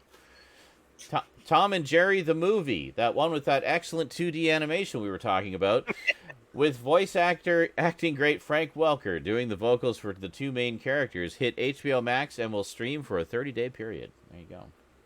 Well, that's one I'll definitely pick up on Blu-ray when it comes out. So I've got a lot of other Tom and Jerry stuff. I'll pick it out. I did a fair shake. The trailer, I was like, I don't know. I saw the trailer. I was like, sweet. This looks like fun. Looks like old school Tom and Jerry, but in a live action world. That part looks great. Yeah. I like the actors involved. All right. Let's get through the obits here. So we got that's all the news, and we got Nope, you missed one. I missed one. Oh, Yep. music news. Oh shit! I missed just one you missed. just a little one. Yeah, we'll have to talk about this a little bit. In music news, the world was shocked a few days ago. After nearly 30 years together, the iconic French electronic musical duo known as Daft Punk announced their split, or retirement, via a video on YouTube entitled Epilogue. Yeah, so Daft Punk has officially retired. They are no more. They are done. They've gone their separate ways. I'm sure we'll see solo music projects from both of them appear at some point. But for now, rest in peace, Daft Punk. I'd be lying if I wasn't teary-eyed when I saw Epilogue. Oh, as soon as fucking Twitter, like, okay, I of course saw it was trending, so I clicked on a thing that I thought was the video. But no, it was a fucking Entertainment Tonight news piece about the video, which immediately began with the seminal part of the video and spoiled it for me, and I'm like, oh, wait a minute, this is a fucking news piece about it. I just want to see the video. So I went to their YouTube page, and there it was. So then we watched it, and yeah, but it was bleeding officially. After watching that, I just went and listened to a bunch of Daft Punk music. I was like, I go listen to Ram. mm-hmm. And I go listen to Discovery. I listened to a few different ones. My introduction to Daft Punk was actually in the mid-'90s, I guess when they were just kind of becoming big. Specifically, the music video for Da Funk, which is about, in the music video anyway, is about an anthropomorphic dog just trying to make his way and find his place in the big city, life in the big city. Shit. And it's just a wonderful, charming little video, and it's got this song, and he's basically carrying this boombox around with him, and the volume control's busted, and it's just playing Da Funk like loudly everywhere he goes. So he's like, Here's a That's random good. tidbit. The news of the breakup led to a surge in sales in their stuff. Yes. Their digital album sales No surprise. rose 2,650%. Oh yeah, and scalpers were of course all over that. All their vinyls are now going for ridiculous, stupid, ungodly prices because Like fuck they scalpers. won't still be printing. They're Well, just not making exactly. music. It's ridiculous. They're a bit wild. And apparently, how they came to call themselves Daft Punk was because of one of their earlier collaborative music projects, where they put out an album, and it got a little bit of attention, and there was a review of the album, and the reviewer said it was just a bunch of daft punky nonsense. There you go. So then they were like, huh, how about we rename the band Daft Punk? And that was their, like, just, 38-year thumb of the nose to that reviewer. But which I thought was great. So that was homework and then that was Discovery's when they became Daft Punk, or they came to the mask and stuff, right? It was a couple albums in when they adopted the robot mask. They had some like comical, convoluted story about how they'd suffered a horrible accident and had to wear these robot masks now. If you dig around, there's a black and white photo of them. I think it was on the back of one of their single albums they did before they were Daft Punk, and where you get to see their faces when they were young. Yeah, they were both very long-haired. I will say that. Cut your hair and put robot faces on you, hippies. But so I watched that, and then I listened to a couple of my favorite tracks off of the Tron Legacy soundtrack, which is I think just such an amazing score. There are parts in that score that literally give me goosebumps, like just the emotional parts of it's just amazing. T-Rez, the one called Armory. For me, it's The Grid. Robot Rock. Oh yes, which is made even better with the narration with Jeff Bridges. And the other one is Recognizer, which is where Flynn's son is captured. He first finds himself on the grid, and it's the moment where the Recognizer comes over the crest of the hill and you see the city for the first time, and just that swell of music when you first see the city, that gets me every time. It's just actually so the one that always gets me, and I've watched the scene over and over and over because it's probably the most badass scene in the whole movie. Yeah, and it's when Jeff Bridges shows up at the nightclub. Oh, okay, yeah, that's a great. He comes in, he puts his hands down, and like all the lights go out. Pretty much everyone just worships him. Yeah. Like he walks in like, I am Jeff Bridges. Well, he's a user among programs. Yeah, so I mean, he's literally a god to these people. He literally is. He literally is. Like being in your favorite nightclub and Jesus walking in through the door. It's like what Sark said in the first one. He says a user, but they wrote us. It's like they're literally the creator. So, but that song that plays, that dun dun dun. The thing that's great is both Tron movies featured scores by electronic artists that were huge innovators of their time.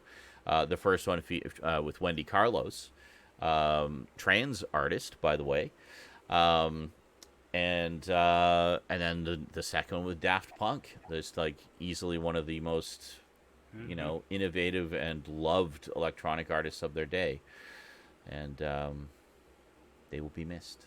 I look forward to their future projects, whatever they may be. Yeah, they had two movies, 555, Interstellar 555. Oh, I need to get that. And Electroma. They did Electroma, which is the end of the movie. Electroma is what they used as their breakup video epilogue. Right. Yes. Yeah, I need to get those. Electroma is critically under watched. Let me tell you. I didn't even know about it until you told me about it just now. So. They directed it themselves. Yeah, if you go back into the archives of SNI, you'll know that back to back SNIs, I got the DVD of Interstellar, and then the following week I showed up with the Blu-ray. Oh right, no, I remember that. Yeah. I'm just like, well, okay. Worth it. But because I was so stoked that I found the DVD. Like, Yeah. oh my god, like this is something that never shows up on the shelf at Half some Price of Books. the Fucking a week later, the Some of- Blu-ray shows up there. Some of the tracks from Interstellar are really good too, like that harder, faster, stronger, What? better, whatever the hell I that was one's just saying, called. if you want to know what the track list That's is, a good it's one. Discovery. It's the entire Discovery album. It's an entire album, animated. Animated in order, in track order. Yeah. So like they made a story. That's cool. So R.I.P. Daft Punk. You will always be remembered and loved. Well, those Thank two you. guys are also they split, so that means they're still doing music. I'm guessing because if Well, that's what I otherwise was they would- saying. Yeah. right? Yeah. Yeah. So now they get, like you were saying, we get twice the albums. we Potentially. get twice the music. Yeah, because it'll be both their solo projects. So. Look forward to whatever is next. I mean, Daft Punk really was one phase of their musical career. They did a bunch of stuff before they became Daft Punk. So I just see this as the beginning of the next phase, whatever it may be, So more power to them. Love those guys. All right. Well, R.I.P. Daft Punk and R.I.P. a whole bunch of other people this week who actually passed away. In memoriam. Ing Man Tat, Chinese actor with a 4.5-decade-long career between 1976 and 2021. He was a veteran actor in the Hong Kong film industry with dozens of awards, including Best Supporting Actor at the 10th Hong Kong Film Awards for his role in the 1990 action romance film A Moment of Romance. Ing worked with Hong Kong actor and director Stephen Chow in a series of Mo Lei Tao films, a genre of slapstick comedy unique to Hong Kong. Also lost Joseph Hudson, a professional wrestler who was better known as Josephus and the Question Mark. He wrestled for more than a decade, being attached to the National Wrestling Alliance, the NWA, since 2011. Hudson also portrayed wrestling legend Bruiser Brody in the reenactments for the Vice series Dark Side of the Ring, which we were just talking about earlier. We also lost Christopher Pennock, actor with an over 50-year career between 1968 and 2021. He was perhaps best known for his run on the television show Dark Shadows in the early 1970s, playing multiple roles in various timelines. He also appeared in the 1971 film spin-off Night of Dark Shadows. He appeared in over 50 guest starring roles on television, from Melrose Place to General Hospital, as well as numerous films, among them James Ivory's Savages from 1972 and Graham Clifford's Francis from 1982. Speaking of which, we got to get back to Dark Shadows. I got to put that back on the schedule. We were hitting like a really pivotal point in the series, and then we stopped. That's entirely my fault. We'll get back to it. We also lost Alan Robert Murray, sound editor with a 43-year career between 1978 and 2021. Murray was nominated for 10 Academy Awards. In 2007, Murray won the Academy Award for Best Sound Editing for his work on 2005's Letters from Iwo Jima. In 2015, Murray won his second Academy Award for Best Sound Editing for his work on 2014's American Sniper. He shared both awards with Bub Assman.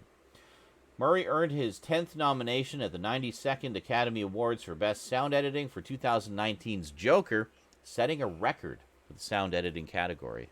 Excellent. Very good editor. Yeah.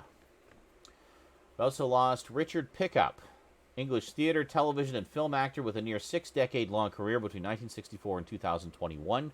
Pickup's television work began with an episode during the first series of Doctor Who as a physician in Part 4 of The Reign of Terror. Reign of Terror was the one that took place during the French Revolution. It has Napoleon in it. It's great. In 1964. He was paid £30 in what is regarded as the break in his acting career. Pickup played Thomas Cranmer, Archbishop of Canterbury, in the BBC television Shakespeare version of Henry VIII in 1979. He played Lieutenant Harford in 1979's Zulu Dawn, Igor Stravinsky in 1980's Nijinsky, Prince John in Ivanhoe from 1982, and a government official in the James Bond film Never Say Never Again in 1983, opposite Sean Connery.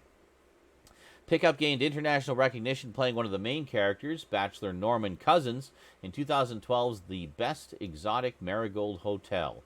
He reprised the role in the sequel, The Second Best Exotic Marigold Hotel, released in 2015. Richard made it to the ripe old age of 80. It's probably the best name for a sequel. We also lost Martha Stewart, not the one you're thinking. Actress with a 19-year career between 1945 and 1964. With only 13 credits to her name, she is best remembered for playing Mildred Atkinson in the 1950 film In a Lonely Place alongside Humphrey Bogart. Martha made it to the ripe old age of 98. We also lost Peter S. Davis, producer with an over 3-decade-long career between 1976 and 2007.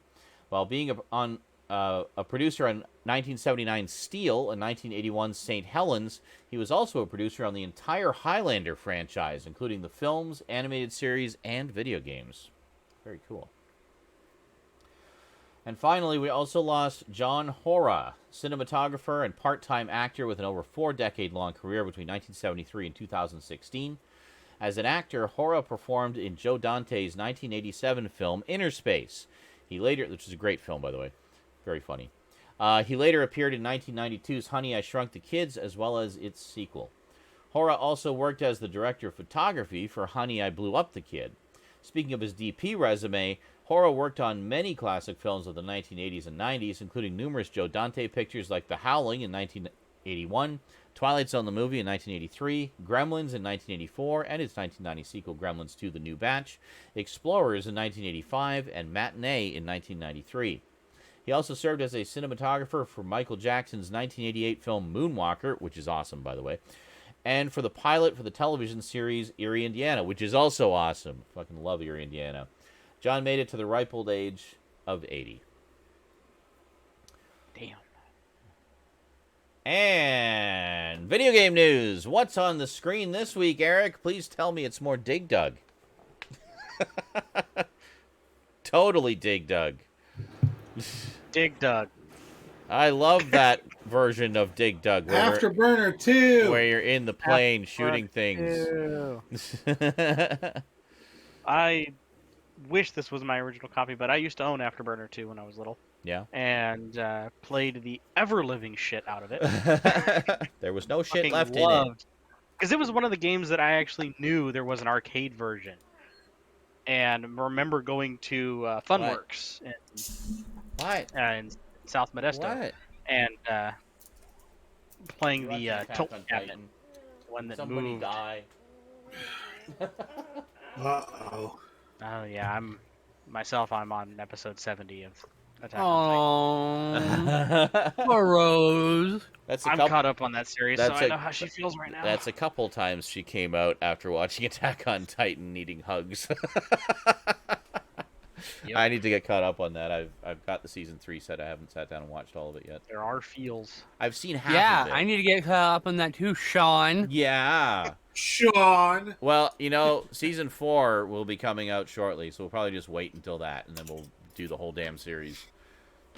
Then we won't have to wait. We won't have to be left hanging. Do it all. Sean. Do it. Do it. I don't know. I always do the one from the remake of Starsky and Hutch. Do it now. He's standing up on stage at the end. He's just going, "Do it. Do it. Do it." There's something so weird about the flavor of gumbo on a potato chip, but it works. It's such a random thought. Oh my god. Okay then. Oh, because I got these. Deep from left field, we have Stoud with his comment. I'm trying these new Cajun chips here. But it works. It works. It's good. It's good. Okay. All right. Anyway. So some video games I'm hungry. happened this week. The first one is we got some Pokemon information. Pokemon. Oh yeah. And these ones are actually quite cool. I was kind of surprised. I'm glad. I'm happy. We got an announcement that they're doing a reimagining of another older series of Diamond and Pearl called Brilliant Diamond and Shining Pearl. Yeah. It's going to be coming late 2021 for the Switch.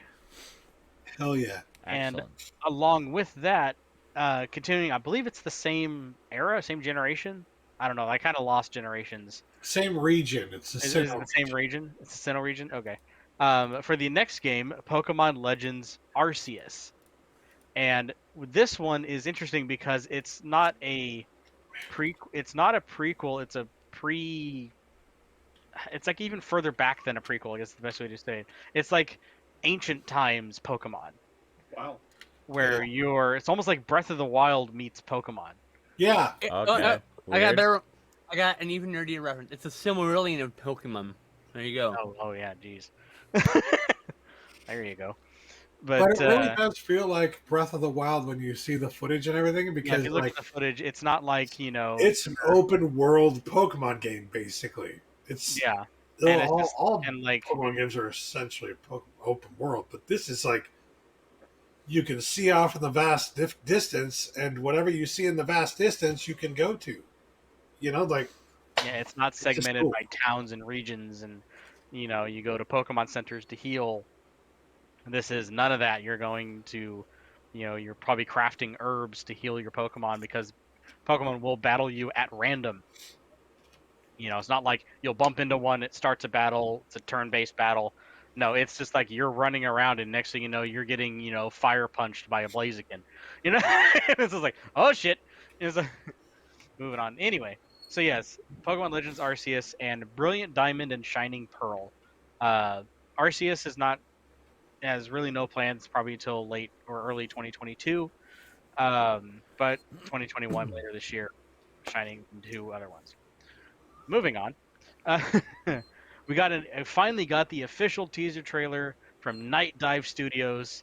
Pre-orders are now available on Steam, GOG, and the Epic Game Store for the remake of System Shock. Ooh, I didn't know about that. Now this has been something that's been in development. I've known about it for quite a while. I've even talked about it a couple times on SNI as the developments have gone through. But this is the first time we've got the official teaser trailer for it, and pre-orders are now available for those platforms, and it looks so good. Holy crap. If you thought Shodan was creepy as fuck in the old ones, holy balls. Holy balls. Like, this is just it did started as a Kickstarter Kickstarter project, and it just kind of morphed into an official thing. But yeah, if you're looking forward to it, pre-orders are up now. You can get your money in early. During the PlayStation State of Play that happened this week, which for the most part was very, yeah, it was very meh. It was a whole lot of stuff we'd already seen before, just kind of updating a lot of people on what was already out there. Mm-hmm. We finally got some more information on Returnal. Now, this is something that we just had a very, very, very vague, almost Hideo Kojima confusing level trailer originally. Yeah. And the State of Play actually went into what it is. And what it is a character traveling through space and crash lands on this planet. And when she crash lands, she starts having these images, and it's like dealing with like deep-rooted fears and memories of her past that are keep manifesting on this planet. But the big switch on this, the big kind of kick to it, is every time you die, it's almost like a roguelike. Yes.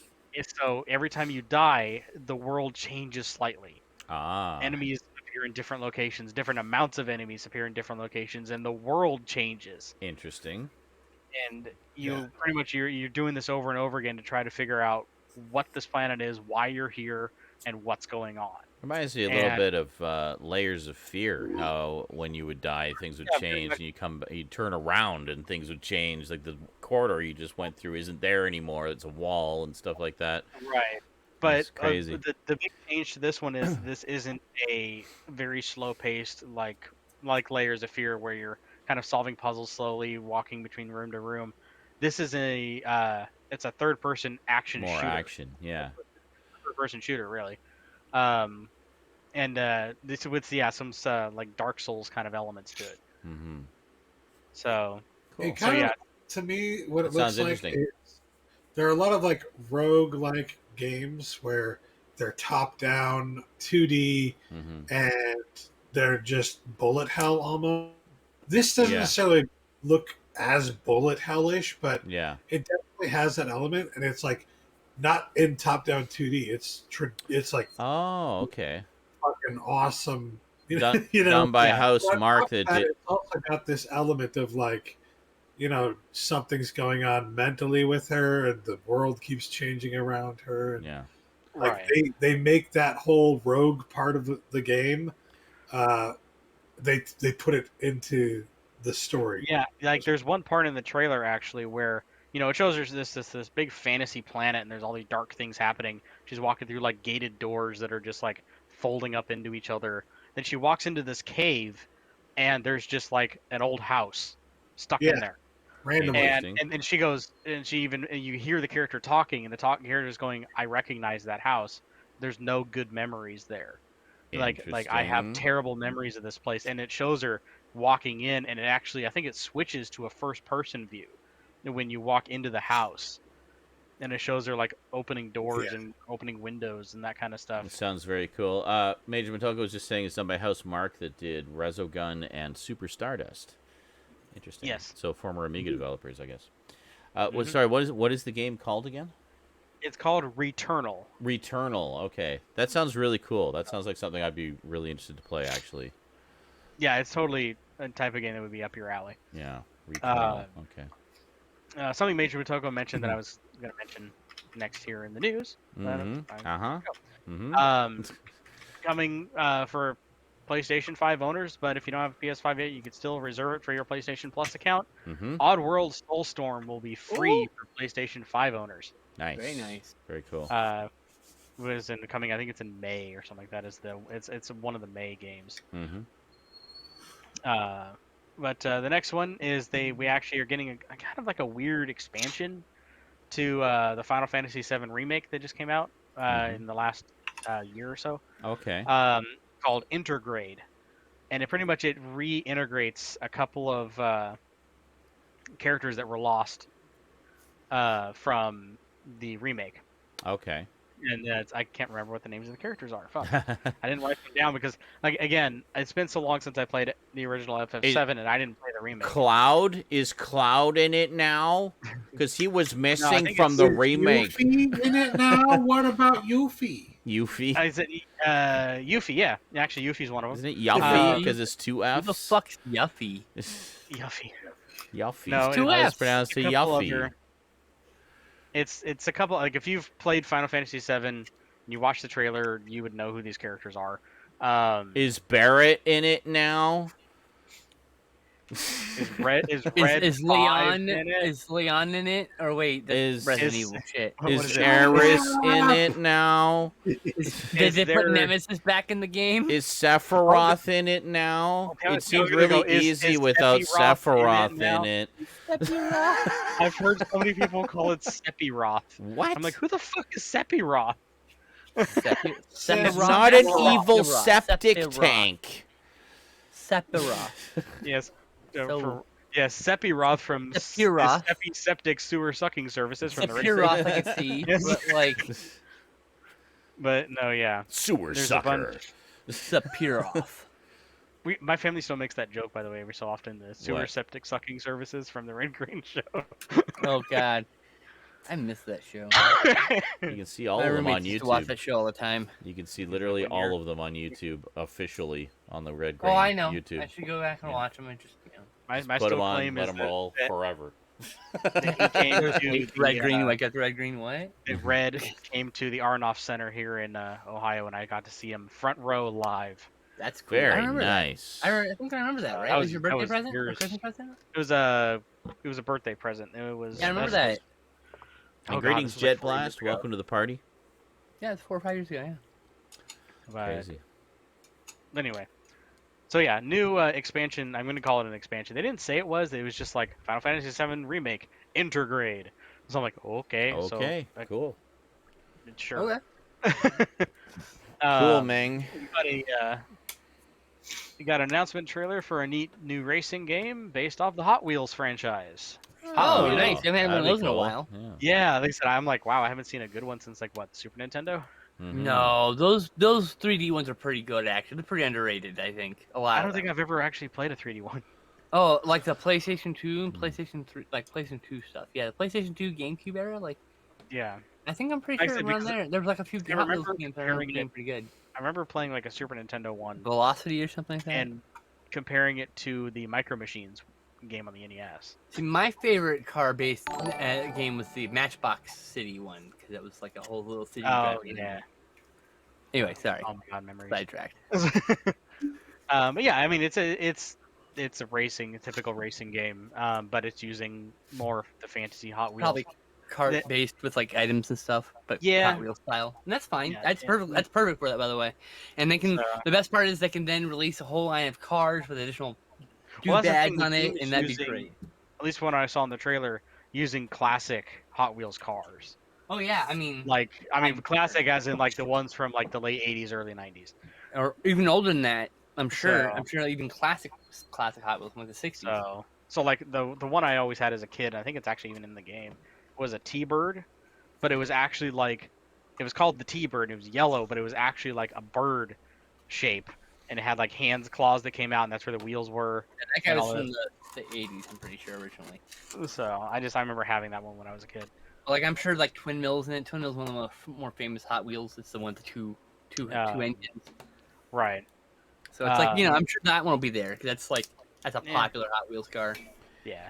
Mm-hmm. But so the next thing on the list here, as a surprise to absolutely nobody, the development on Anthem has ceased. Oh, I really wanted to like that game. I really wanted to like it. Yeah, I did too. I mean, I even bought the Legion of Dawn edition on the PS4. But I mean, I'm not surprised at all. They announced like a year and a half ago that they were going back to the drawing board to make Anthem better because they knew they messed up and all that stuff like that. And they literally went silent this entire time. And then they just came out and said, "Nope, we're done." They probably sat down for a year. COVID hit. Things happened, and then Things got slowed down because it's already doing everything by homes. Well, that's the thing. Some people were hoping, kind of the same way that what happened with Cyberpunk, hoping that it was going to have the No Man's Sky return to fame. Once it was panned when it came out, and then they go back to the drawing board, ignore the haters, and just they could have recovered if they wanted to put money into it. No Man's Sky recovered. I just don't think they just wanted to put more money into it. Probably sucked too much already out as it was. So yeah, that's all they just said. Yeah, we're ceasing development. There will be no more further updates or information. Not even any information on even if the servers are going to stay active or live. Yeah. So probably not. They'll probably keep it up for about a year, I think. I do believe it is a game that you can turn the servers off and just play it as a game. Yeah, And I think even then, then- it has. I think it does. Yeah. And so I mean, like the game isn't dead. Like it's not like it wouldn't be like Destiny where it's just like if the servers go off, you can't play that game anymore. Period. There is still like a single player part to it. So if you're ever at all curious, the mechanics are solid. There just wasn't enough content there to be like Destiny, where It will there's also just be there for another year, continuing- probably. at least. continuingly to play it. It's like an 8 or 9 hour campaign. It's like a an average Call of Duty campaign. Like we've seen like almost for the most part, when a game like that dies, like they'll say we'll keep the servers going for a while, and then about a year lapses, and like okay, we're done with this. Like So- City of Heroes was the same way. I think it was 2 years, but still, same concept. They closed that down after a while. But yeah, so I mean, like they just stopped development. So yeah, if you're having fun with Anthem, you have some friends you play online with, keep going. It's not dying. It's just not going to get any updates. Yeah, apparently EA will keep Anthem going in its current form, but they're not going to do Anthem next at all. Yeah. Here's I thought they might instead of doing an upgrade, they might just have decided to make a new game. Probably. With what Yeah. they had, they're like, you know what, this is too different. Let's just make a new game. Yeah. Yeah. There's Anthem 2, or right out, in like 2 years we'll see it or something, or wherever they decide to call it. Right. But anyway. Next one. This one, kind of, they're going on the right track here, and I'm hoping they keep going. The development company who created the first Panzer Dragoon remake has announced Panzer Dragoon 2 Zwei. Yay! The remake launching on, I guess, most major platforms like the first one did in later this year in 2021. Yay! I might actually have to play those damn games. So, which I'm hoping that because like the first one, the remake was popular, it sold well. They're making the second one. I'm hoping that they keep going and they eventually make Orta, Panzer Dragoon Orta. Can someone do? That one is like $150 on eBay right Yeah, they're all over it. They're all like $100. Oh yeah, dude. the Panzer Dragoon series is just nuts expensive. Because before now they were all on just that one console, and they weren't exactly. They were all on the Saturn. They weren't exactly the biggest hits when they came out. It was a cult series, so like those first two games were like not the biggest print runs. Yeah, you know. I said the only other platform that any Panzer Dragoon game made it to was the original Xbox with Panzer Dragoon Orta. Yes. That was it. All the other ones were on the Saturn. Yeah, that's correct. So. I'm the game I want a remake of the Jet Set Radio or Jet Grind Feature. Those two things. Like, yeah, I would love I would love a HD remaster collection. G-Set, or just call it Jet Set Remastered. It's both games, one after the other. Yeah, Jet Set Remaster and give us Jet Set Radio and Jet Set Radio Future. I have. We already have Future. Well, we have one on Steam. I have it. That's what I'm saying. We've had it for years. But that's not remastered. And that also, by the way, that doesn't. It also doesn't really doesn't work with controllers very well, and the keyboard controls are fucking atrocious. Yeah. I have it too. Yeah. I tried to play it. So did I. It was incredibly frustrating. But I thought that was just because I sucked. No, the controls are dog shit. In the PC I still recommend to anyone just get a Dreamcast emulator. Yeah, I mean Dreamcast is cheap too, to be fair. But yeah, Dreamcast. Yeah, but there's a special version that was it's all in English, but it was only released in Japan, and it was a special version of Jet Set Radio that actually cumulates. That's a word. It cumulates. Totally cumulates.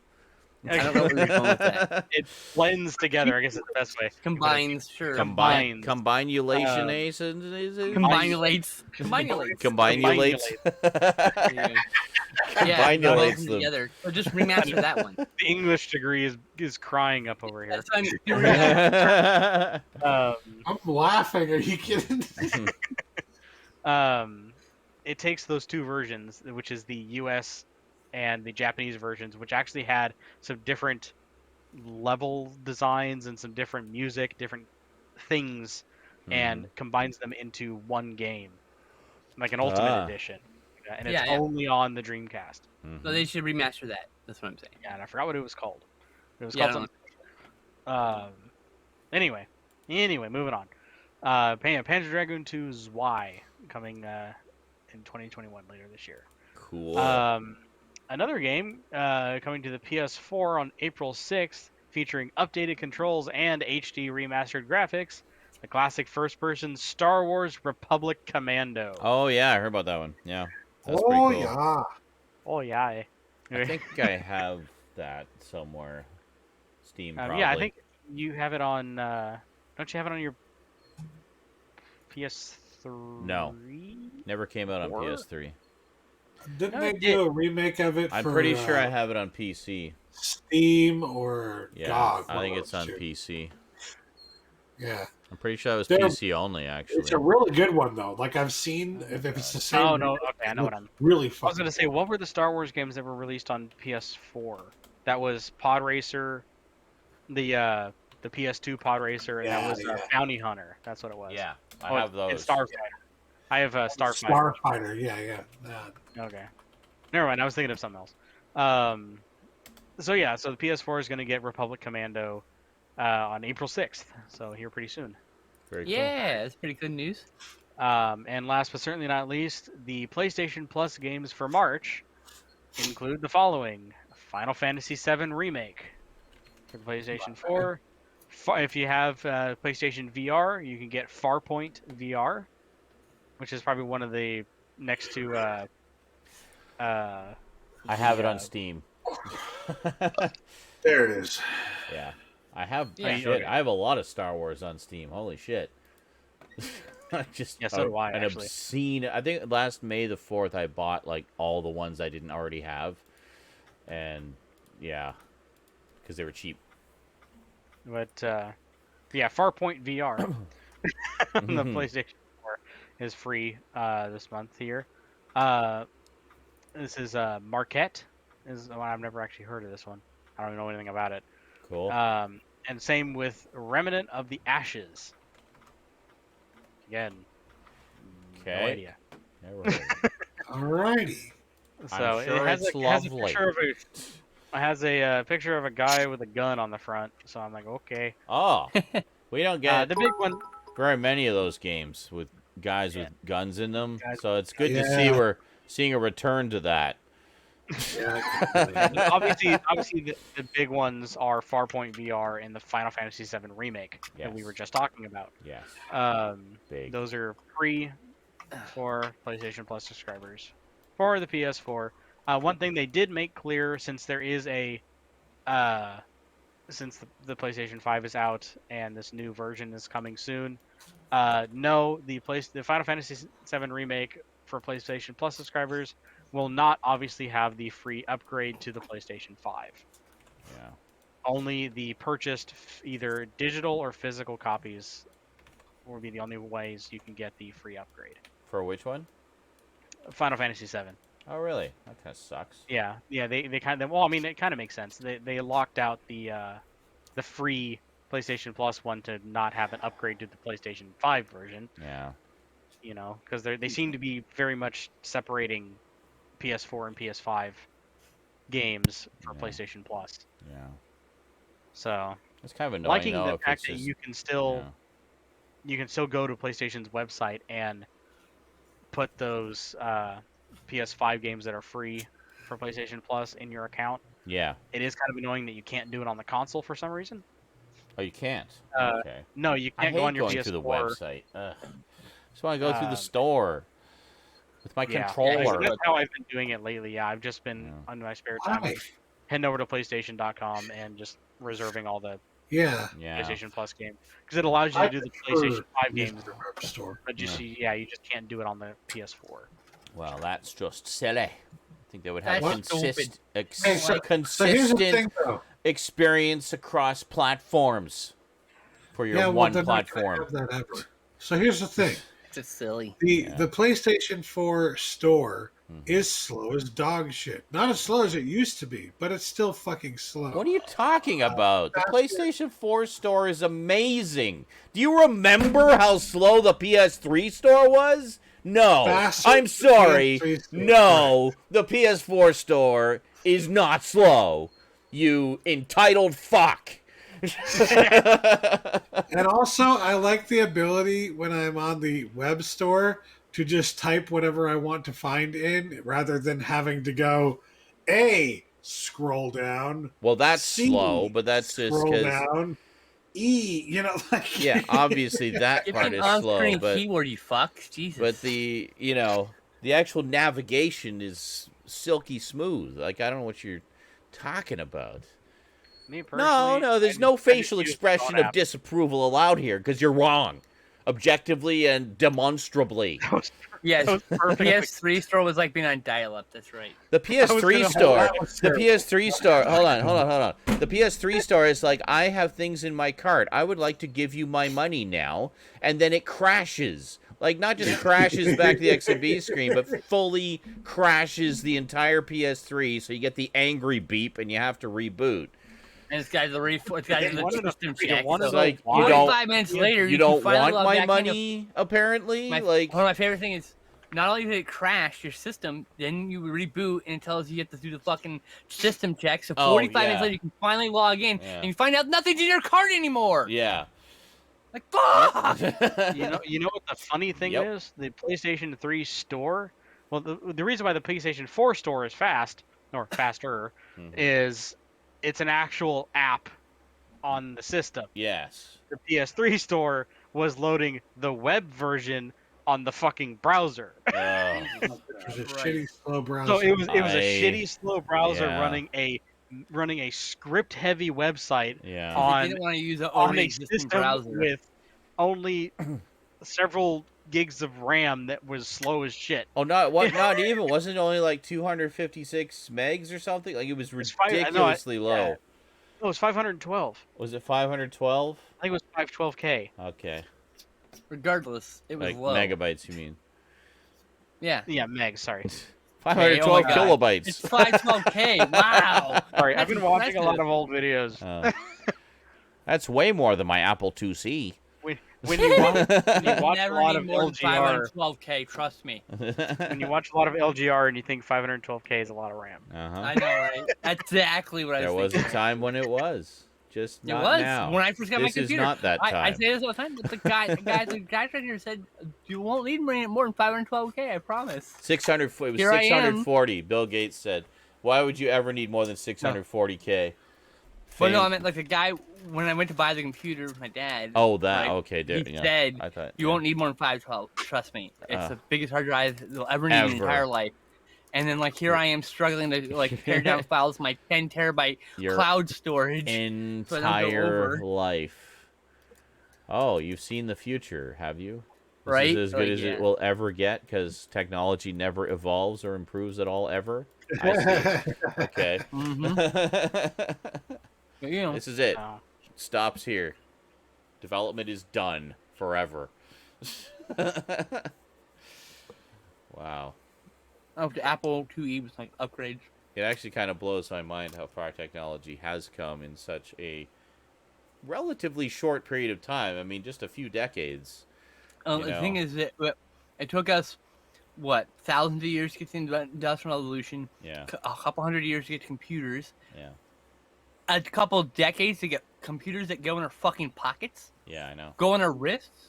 It's crazy. Small enough that probably you can embed in your body. They're tiny now. Yep. It's crazy. Nanotechnology and quantum computing. That's the next thing. Yep. I know. Sorry, is that it for the gaming news? Yeah. Okay, cool. Some good shit. What'd you say, Angel? Good shit, yo. I said organic computing as well. It's gonna yeah. Emerging AI also. That's the other thing. Well, it'd be like you see in all those cyberpunk stories. You'll have like implants that interface with your brain, and allow you malware interfaces with your brain. I seriously think brain taping is not that far off. Yeah, I don't think it is. I mean, we're already talking about inserting AIs. Like Elon Musk and a few other companies are already talking about inserting AI lattices into your fucking network here, so the your fucking brain, so like you can interact with like computers. You can like do computations quicker. Like it assists your brain in thinking, which is the fucking craziest thing ever. They would work together. Yeah, like you would use the actual full power of your brain. I'm done with that shit eventually. Yeah, Major Potato. I'm looking forward to the PS9 Game Globe. Me too. Yes. I remember when they were advertising the PlayStation 10, PlayStation X. Mm-hmm. Oh yeah, and halfway like there. 007 says look how far flight simulators have come. I mean, like, compared to what they used to be. It's, yeah, the whole globe in Flight Simulator 10. Pretty much. Whatever new was going, 2021. Yeah, that's why it runs like shit. No. Because you're literally rendering the Earth. You've got the whole world in your PC. Yeah. Anyway. I was gonna say you got the whole world burning your RAM. Burning. I'm sorry, your 640K just isn't sufficient to render the entire world. You need at least. Mine, you never thought you'd say. The Earth is lighting my graphics card on fire. All right. I will be back, and then let's do some backups. Backups. Can we hang out with this guy? Sorry. Oh, I forgot to mute. Sorry. I'm sorry. Oh, I forgot to mute. In summation, the PlayStation Online store is way better than the PS4 store. I'm trying to take my stuff in a random, weird way just so it doesn't get seen on screen. I was gonna say that's a weird flex. I was like,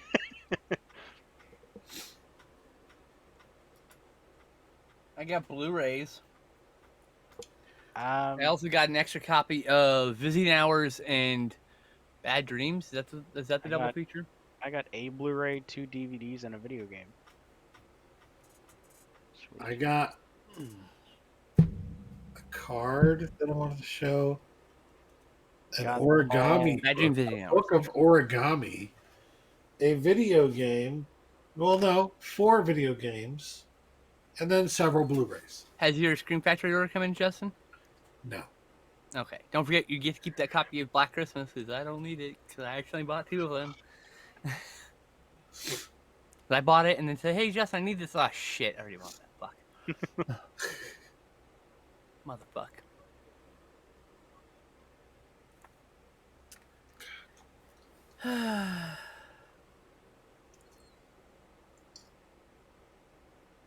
Anyway, so yeah, in summation, things and stuff. I can't wait for that Pokemon game. Okay, wait, what? Which one? Both of them. But takes my more picture immediately and actually new sends it Diamond. to a coworker. Oh shit! Sorry. What? The new Pokemon Diamond and Pearl. Yeah. Oh, yeah, Brilliant Diamond and Shining Pearl. They're basically just remakes of the original Diamond and Pearl. Oh yeah, that's what all those, I can't remember, but the thing is, I can't remember if I ever played those ones. Fire Red, Leaf Green. You know, it's because just at some point they had like some games that were essentially the exact same game as the other ones. They were just like a combination of the two with some new Pokemon in it. Right. So like, I don't know which one of those. I gather that Diamond and Pearl were their own two games, their own two new games. But I feel like Diamond was actually like a combination of two other games for some reason. But I got really confused about the whole fucking thing with Pokemon because Speedo in the chat clarified it for you. Pokemon Platinum was Pearl and Diamond combined. Platinum was Pearl and Diamond combined. Yeah, because I was really Diamond and Pearl were like all the other ones. They were the same game, just they had a different legendary. Yes. And slightly it's very confusing after a while, you know? Yeah, then they always had... Sorry, fire truck and 2 ambulances outside my building. So if the fire alarm suddenly goes off or something, just so you have the heads up. I think it's fine. Probably just some leave the stream going. We'll just talk through the destruction of your apartment. Exactly. We'll literally narrate the destruction of your decades. It's all burning down around me. I mean, what else is there to do? Can't do anything about it, you know? It's out your hands. That's my spot. But yeah, they all have those. It's probably in an apartment, you know?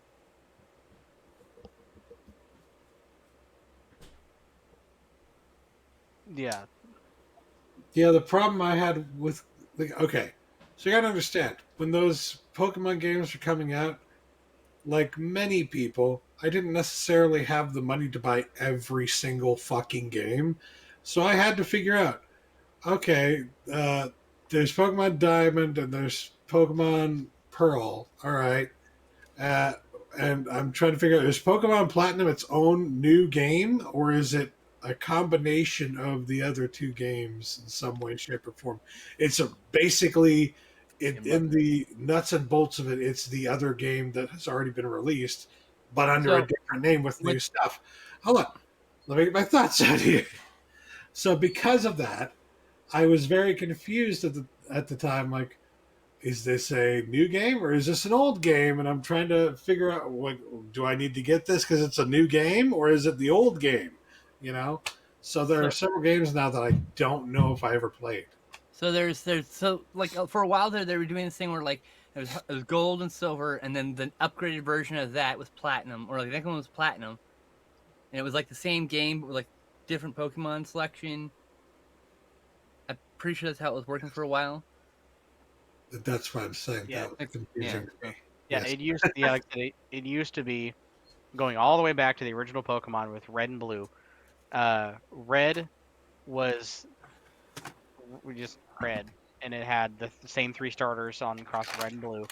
The only difference was that there were certain... That's all I got. The only difference was that there were Pokemon that were in one version that weren't in the other version. Oh yeah, I got Oh damn it! I forgot my water. For fuck's sake. Mystery Dungeon. Yeah, then it just moved on. Then like the combination game was, I believe it was yellow. And yes, that was the one it's blue and red, and then yellow was the Pikachu yellow. Yeah. That was the one they followed for years. That was the one. The only difference was that one was the U.S. one. I believe the Pikachu followed you around in that one. Yes, which is not the same. And I don't think it's like that in the Japanese version.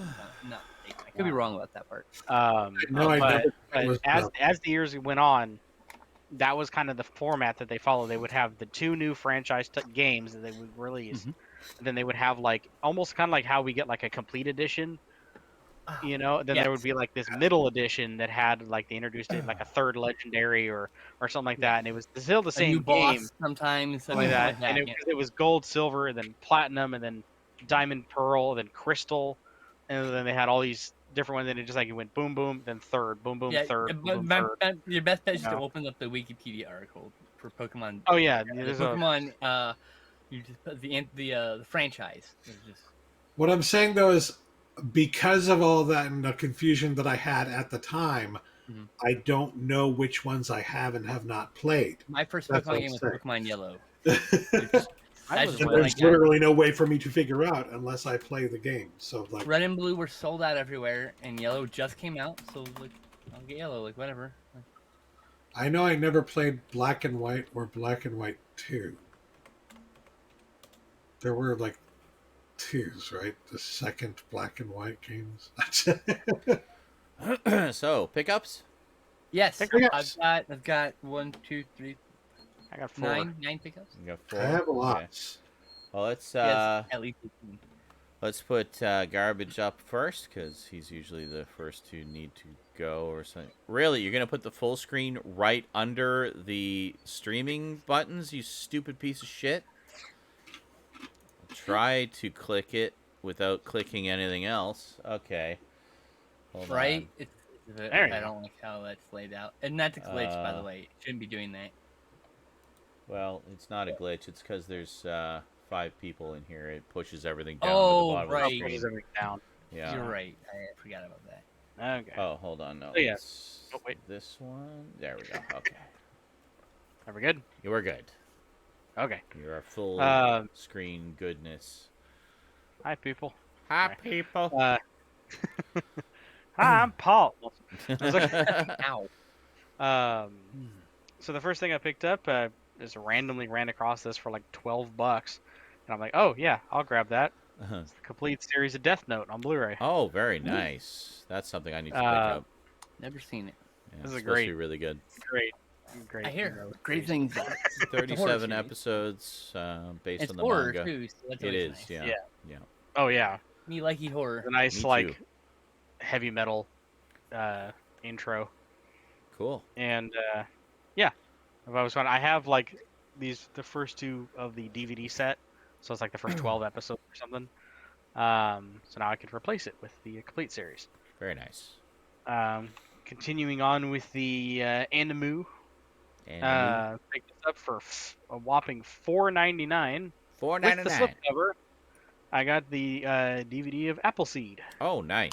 Hey, that's a good movie. Is that the original? That's the or the no, one of the newer ones? That's the sequel, right? That's the CGI one, right? No.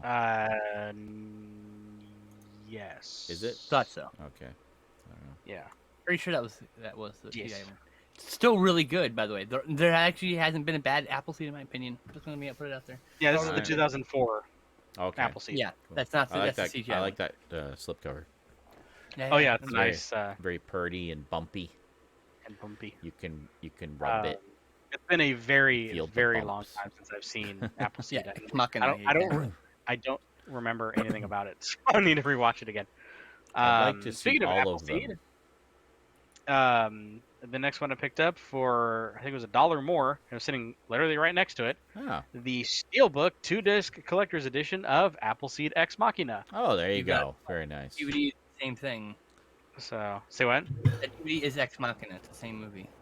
So Pretty sure. What? no, it's not. It's the sequel. No, it's a different is it? one. Oh, okay. I'm sorry. I got No. mixed up. Just You're right. Yeah, let this, Eric. this is the first one. This is the second. Axe the one I actually haven't seen. The Ex Machina one. So, but yeah, this is the Steelbook. I was kind of surprised to find the Steelbook of it.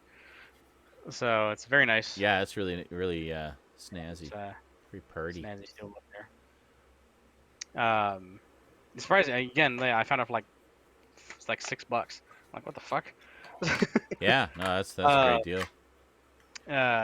Again, I actually have not seen this, so I don't know anything about it. There you go. Uh, So you're in for a treat. So I'm definitely in for some rewatching of Appleseed. Major Matoga says John Woo had something to do with that one.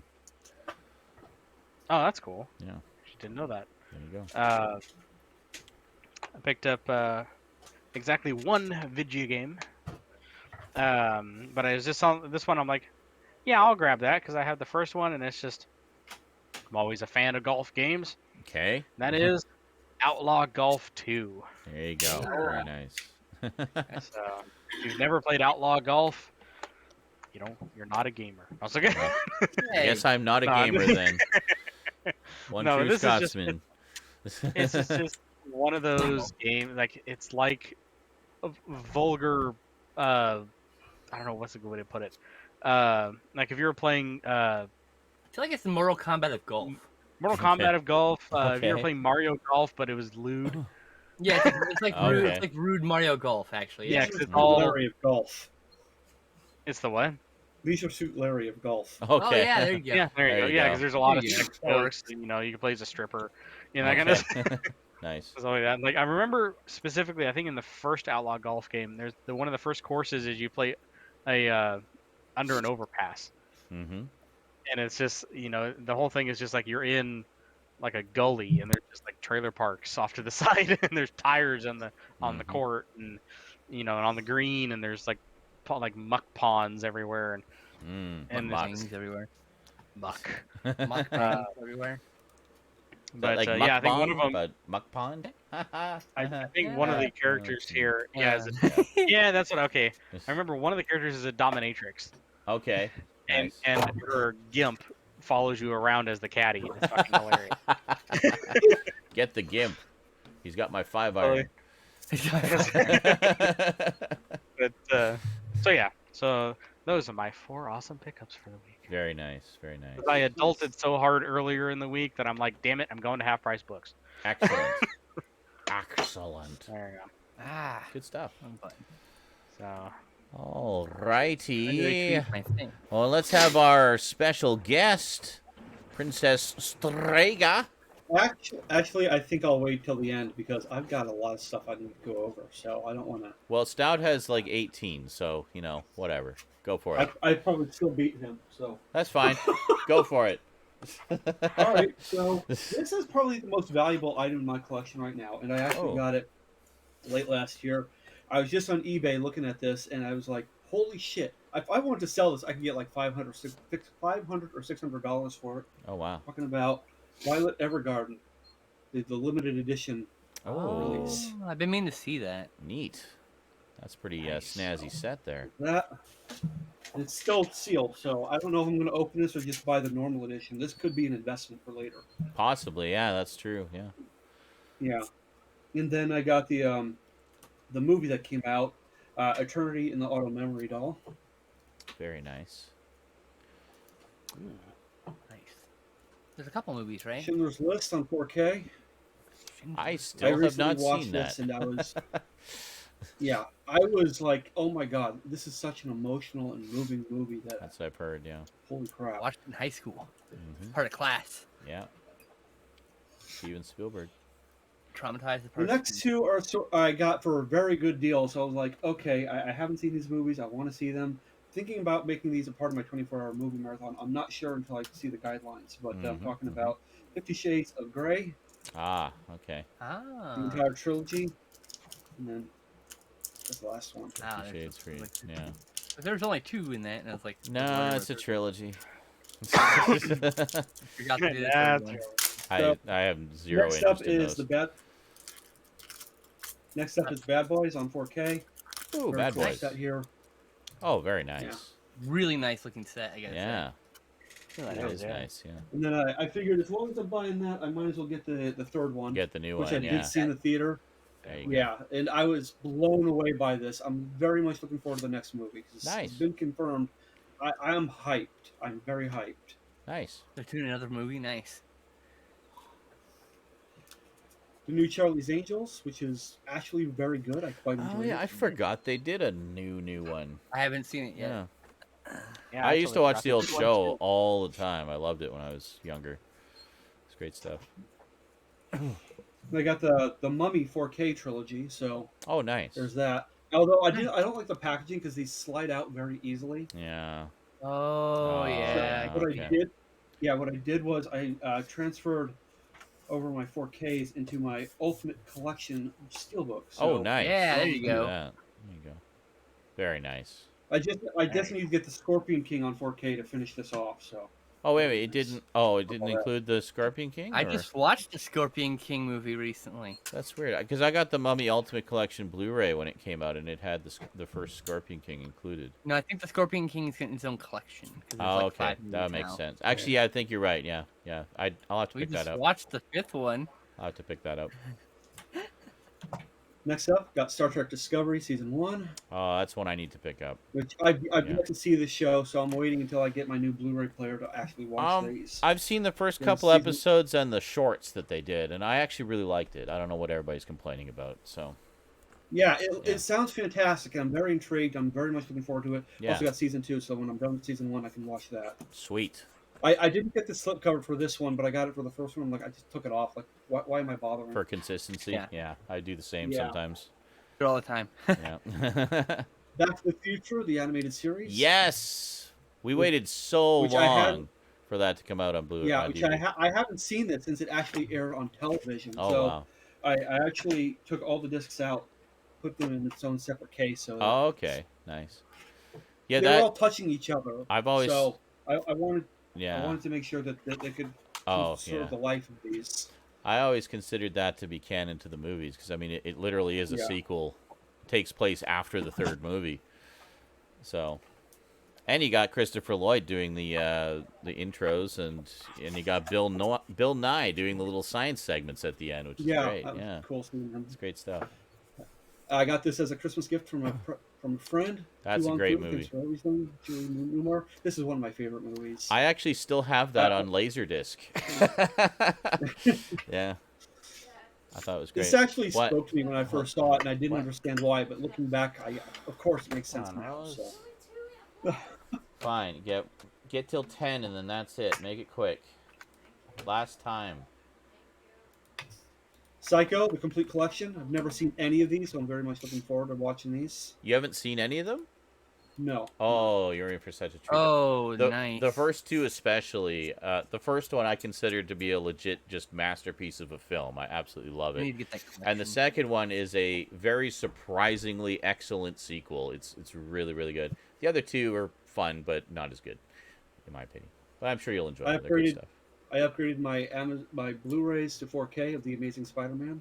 Nice. Nice. I still have to watch the second one of that. Meh. Yeah, that's what I've heard. It's decent, but it's not as good as the first one. It's definitely the worst. And I hear Struck is getting a 4K release, but whatever. I just got the whole series on Blu-ray. Nice. So.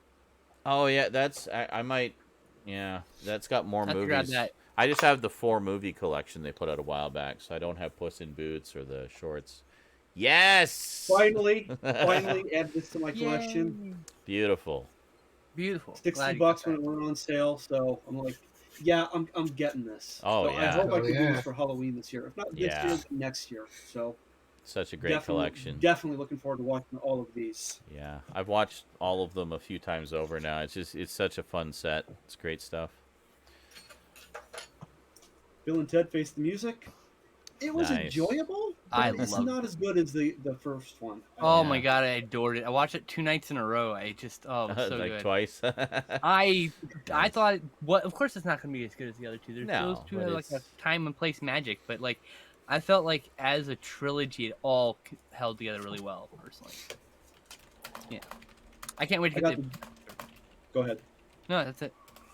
Oh, Jason Bourne, the complete series set here, so very cool. I haven't seen any of these either, so I'm very much looking forward to watching I've seen the first one. I remember enjoying it. I never saw any of the sequels.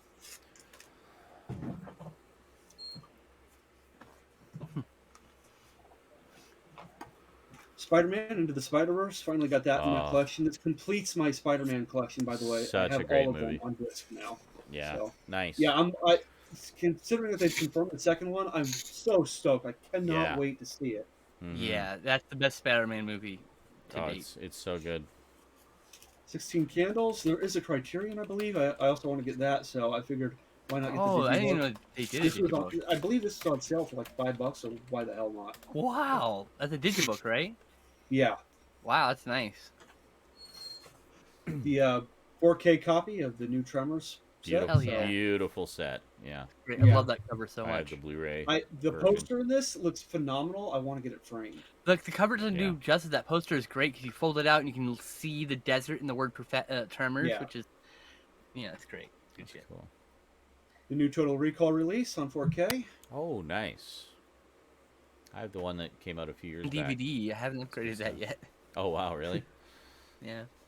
And the new Mummy movie, which I actually really liked. I So also it I haven't has a seen it nice yet. callback to the Brendan Fraser movie as well. So I Mhm. really enjoyed seeing that. The Phantom, which Love that I movie. watched it I on, need on to get Amazon that. or Net. Yeah, I saw this on Amazon or Netflix. I'm like, all right, I got to add that to my collection. I I couldn't. Go ahead. Go ahead. No, you're fine. Finish that. I also got the sci-fi series release of the 2040. No. yeah. that right? So I couldn't Yeah. find it, but I have it. So I was obsessed with that movie. There was actually a website for that movie which had like detailed histories of all of the Kit Walkers that have been before, and I watched that in theaters, and I had the VHS for that I wore out because I watched it so much. I love the Phantom. I need to get that Blu-ray so bad. Inglourious Bastards. I've never seen it. I might watch it for my 24-hour movie marathon. Good shit. That's pretty good. I thought it's not one of my Yeah. favorite Tarantino's, but it's all right. It's got some I good honestly don't think moments. he's done a bad movie. to be Oh, no, fair. definitely not. He's I love all his stuff. Oh, that's beautiful.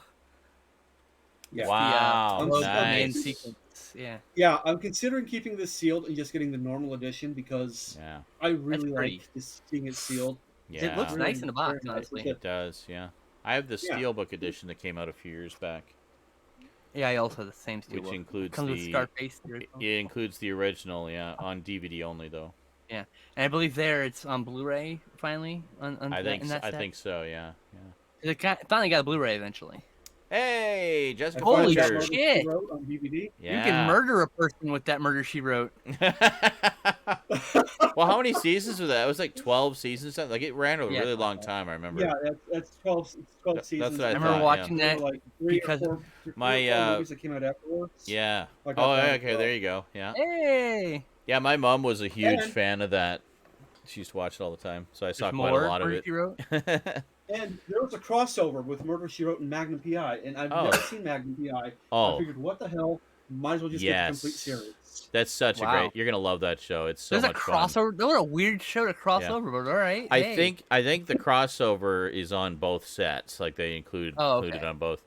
But yeah, Magnum I is can great. do it fine. That's a set I really need to pick up. I love that show.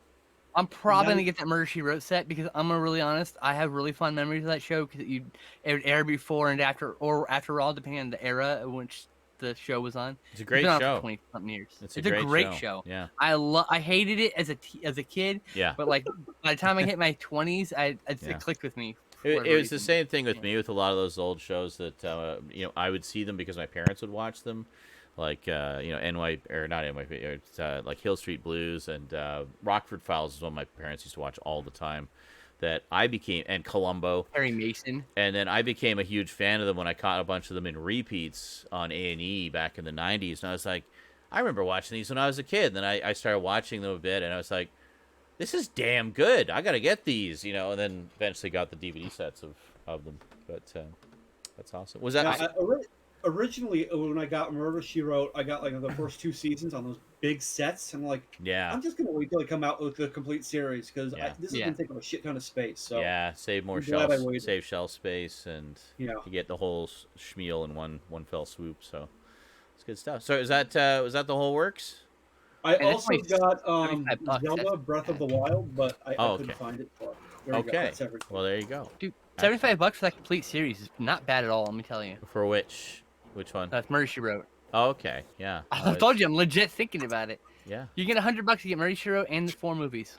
Well, I'm thinking of Magnum because Magnum's actually come way down in price too lately. Yo, Magnum's so cheaper. Yeah. yeah, Last season. and that was 7 seasons, I think. 7, yeah. Yeah. 7, 6? Okay, 7. Pretty Yeah, sure it it was was 7. pretty sure it was 7. Quantum Leap is better. Of True, course, but that's yeah. just one. Mhm. Anyway, Well, at least with the Blu-rays of Quantum Leap, you're getting the accurate episodes. that's true. Yeah. Did they spell correct the final episode, though? I don't know. If they I did, I'll haven't be bought mad. it. I want the original misspelled card, or it's not the same. or his name, I think they messed it Yeah, up. it's 1 Yeah. T instead of 2. Yeah. And Anyway, there's talk of a revival of Quantum Leap, so that would be pretty great, cool. honestly. I'd love to see that. Stoudman, what pile of stuff do you have that you got the past 2 weeks? I'll start off with my Bernie Sanders card. Bernie Sanders sitting in a chair card. Okay, yeah. The Bernie Cool. Sanders Can't believe you rookie got that. card. Yeah, Yes. An official card from Topps. I don't know if you can very nice. even see the fucking... Hopefully your you connection will can't. clear up during your pickups. We'll be able to actually see the things you're holding up. Yeah. Not just You were Probably pixelated. doing not. fine. You were doing fine, and then he chose you to be on screen, and now you're a fucking pixelated mess. I bruh. don't get it. Like, what the hell, cast?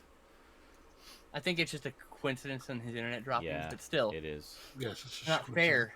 No, You were it isn't. literally a postage stamp, dude. Yeah. You Oh, can only great. tell it's Bernie Sanders because you said it was. Yep. I also got an origami Star book. Wars. Star Wars. Oh, Very nice. cool. It has 10 different designs and 6 pages for each design, so you can make several attempts and fail. Excellent. That's These good. are like high level designs too. Like the Millennium Falcon. How Oh big my is God. that?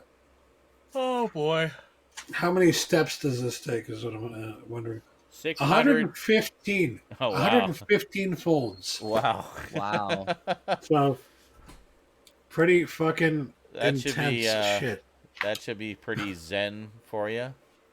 Just kind Yeah. of chillax and fold paper and get frustrated and then just start smashing your fist into it over and over again in rage.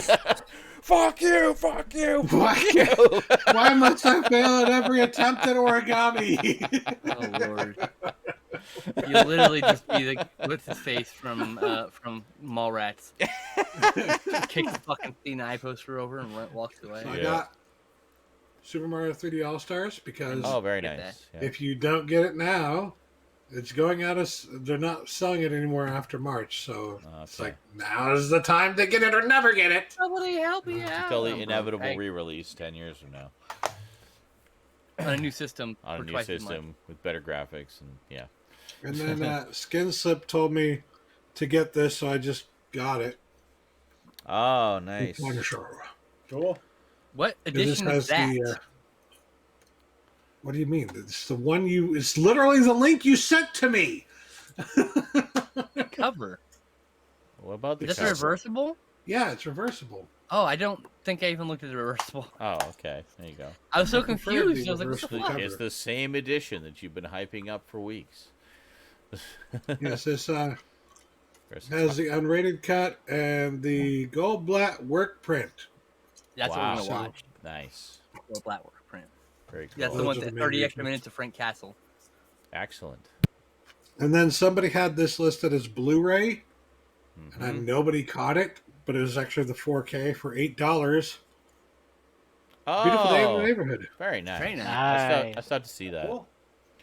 I really wanted to see this. I haven't been able to yet, so Yeah, it's on streaming. I'll probably that. just check it out there. Yes, I'm gonna check it out eventually. Godfather 2 for the PlayStation 3. Nice. Wow, that's a random game. Mhm. Why? Well, because it was cheap I mean, and because why? Because it's the ultimate it's question. basically a GTA game, but set in the Godfather universe. I mean, come on. Exactly. So, Yeah. yeah. Interesting. I got Okay. Infinite Undiscovery, a Square Enix game Never Mhm. heard of it. that is one of the backwards compatible role-playing games for the Xbox One, so Oh, that's cool. There you got go. that as well. Very nice. Tony Hawk's Underground. I have that. Very nice. I never actually played this game. I never got to. I've heard it's so- good if you like those types of I've heard a games. lot of great good things Yeah. about it. Yeah, so I'm like, yeah. They're great until Project 8, and Get Project that. 8 may be not what you're looking for. Okay. I like Project 8. I got Good Burger. I think I mentioned this Oh, last nice. week. You did mention it, I think, sometime. I mentioned watching it. I know that much. Yes. Oh yeah, you mentioned watching it, but you don't think you picked it up, or maybe you Mhm. picked it up and forgot to show it. No, I watched it because I picked it up. We didn't do pickups last Oh, week. that's right. Right. You did pick it up. That's what happened. Right. All right. But, you um, mentioned, yeah, that's right. That's right. This actually is a pretty good transfer. It's not great, but it's it's quite impressive compared to like the DVD. I would DVD, say so. yeah. Glad this is finally on Blu-ray. All right.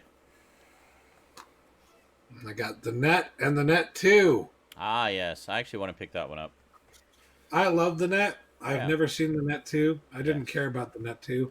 I didn't know there The was main reason I got this is because it was $9, Mm-hmm. and on top of that,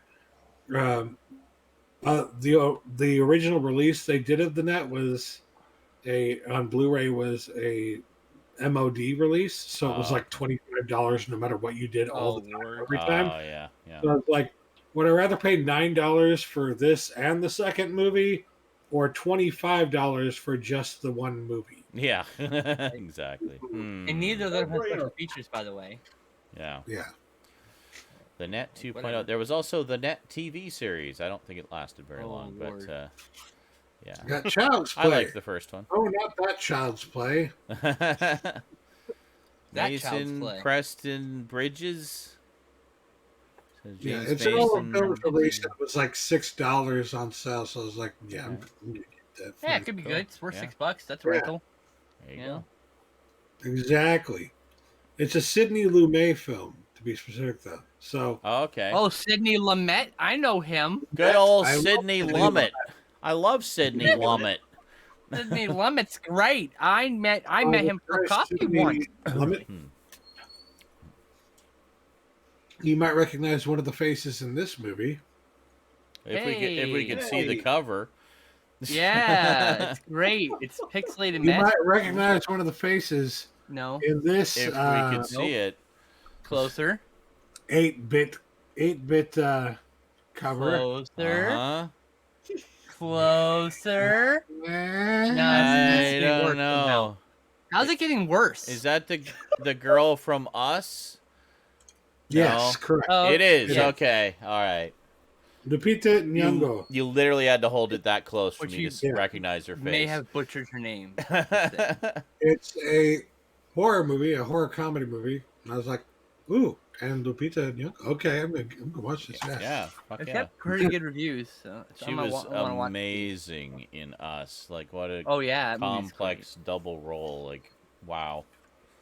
And I got this really fast movie that I'm just gonna move around so you can see it really quickly and easily. Uh-huh. Pixels. Fast. Fast Oh, David Cronenberg, one of his earlier films. Yeah. Great. Yep, there's Very a cool. 4K coming out of that. Nice. Just so you know. This is like $7, I think. I know. I'm just Yeah. saying. It's just for anybody who's curious. There's a 4K coming out. They're working on the masters right now. They announced it like last week. So Okay, cool. And then Animal House. Animal I House. I had this on DVD, but I didn't have it on Blu-ray. I was waiting I've for never the seen that. price on Blu-ray, and it was down to so. Yeah. yeah, Yeah, I I've never think- seen it. I have it on DVD. It was sent to me by Very. It's fun. I mean, it's one of the all-time great original college humor movies. You know, it's great stuff. Ah.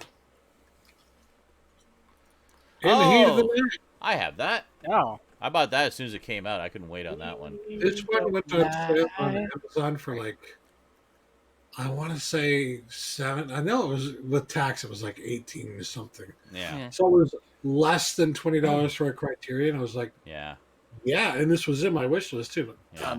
A lot of some randomly, you keep looking around. Randomly, those titles drop to $15-$16 sometimes. Such Yeah.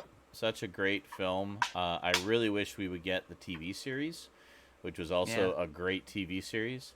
They do have the 2 sequels, well, spiritual sequels. They Call Me Mr. Tibbs and The Organization from Kino Lorber. So Which I think Justin already had anyway. So I don't know. Finally got Hammer, the Hammer Horror 8 film collection, 5 of which have now been re-released by Scream Factory. yep. But these are cheaper. Yes, I got them they're as also part of bare a, bones.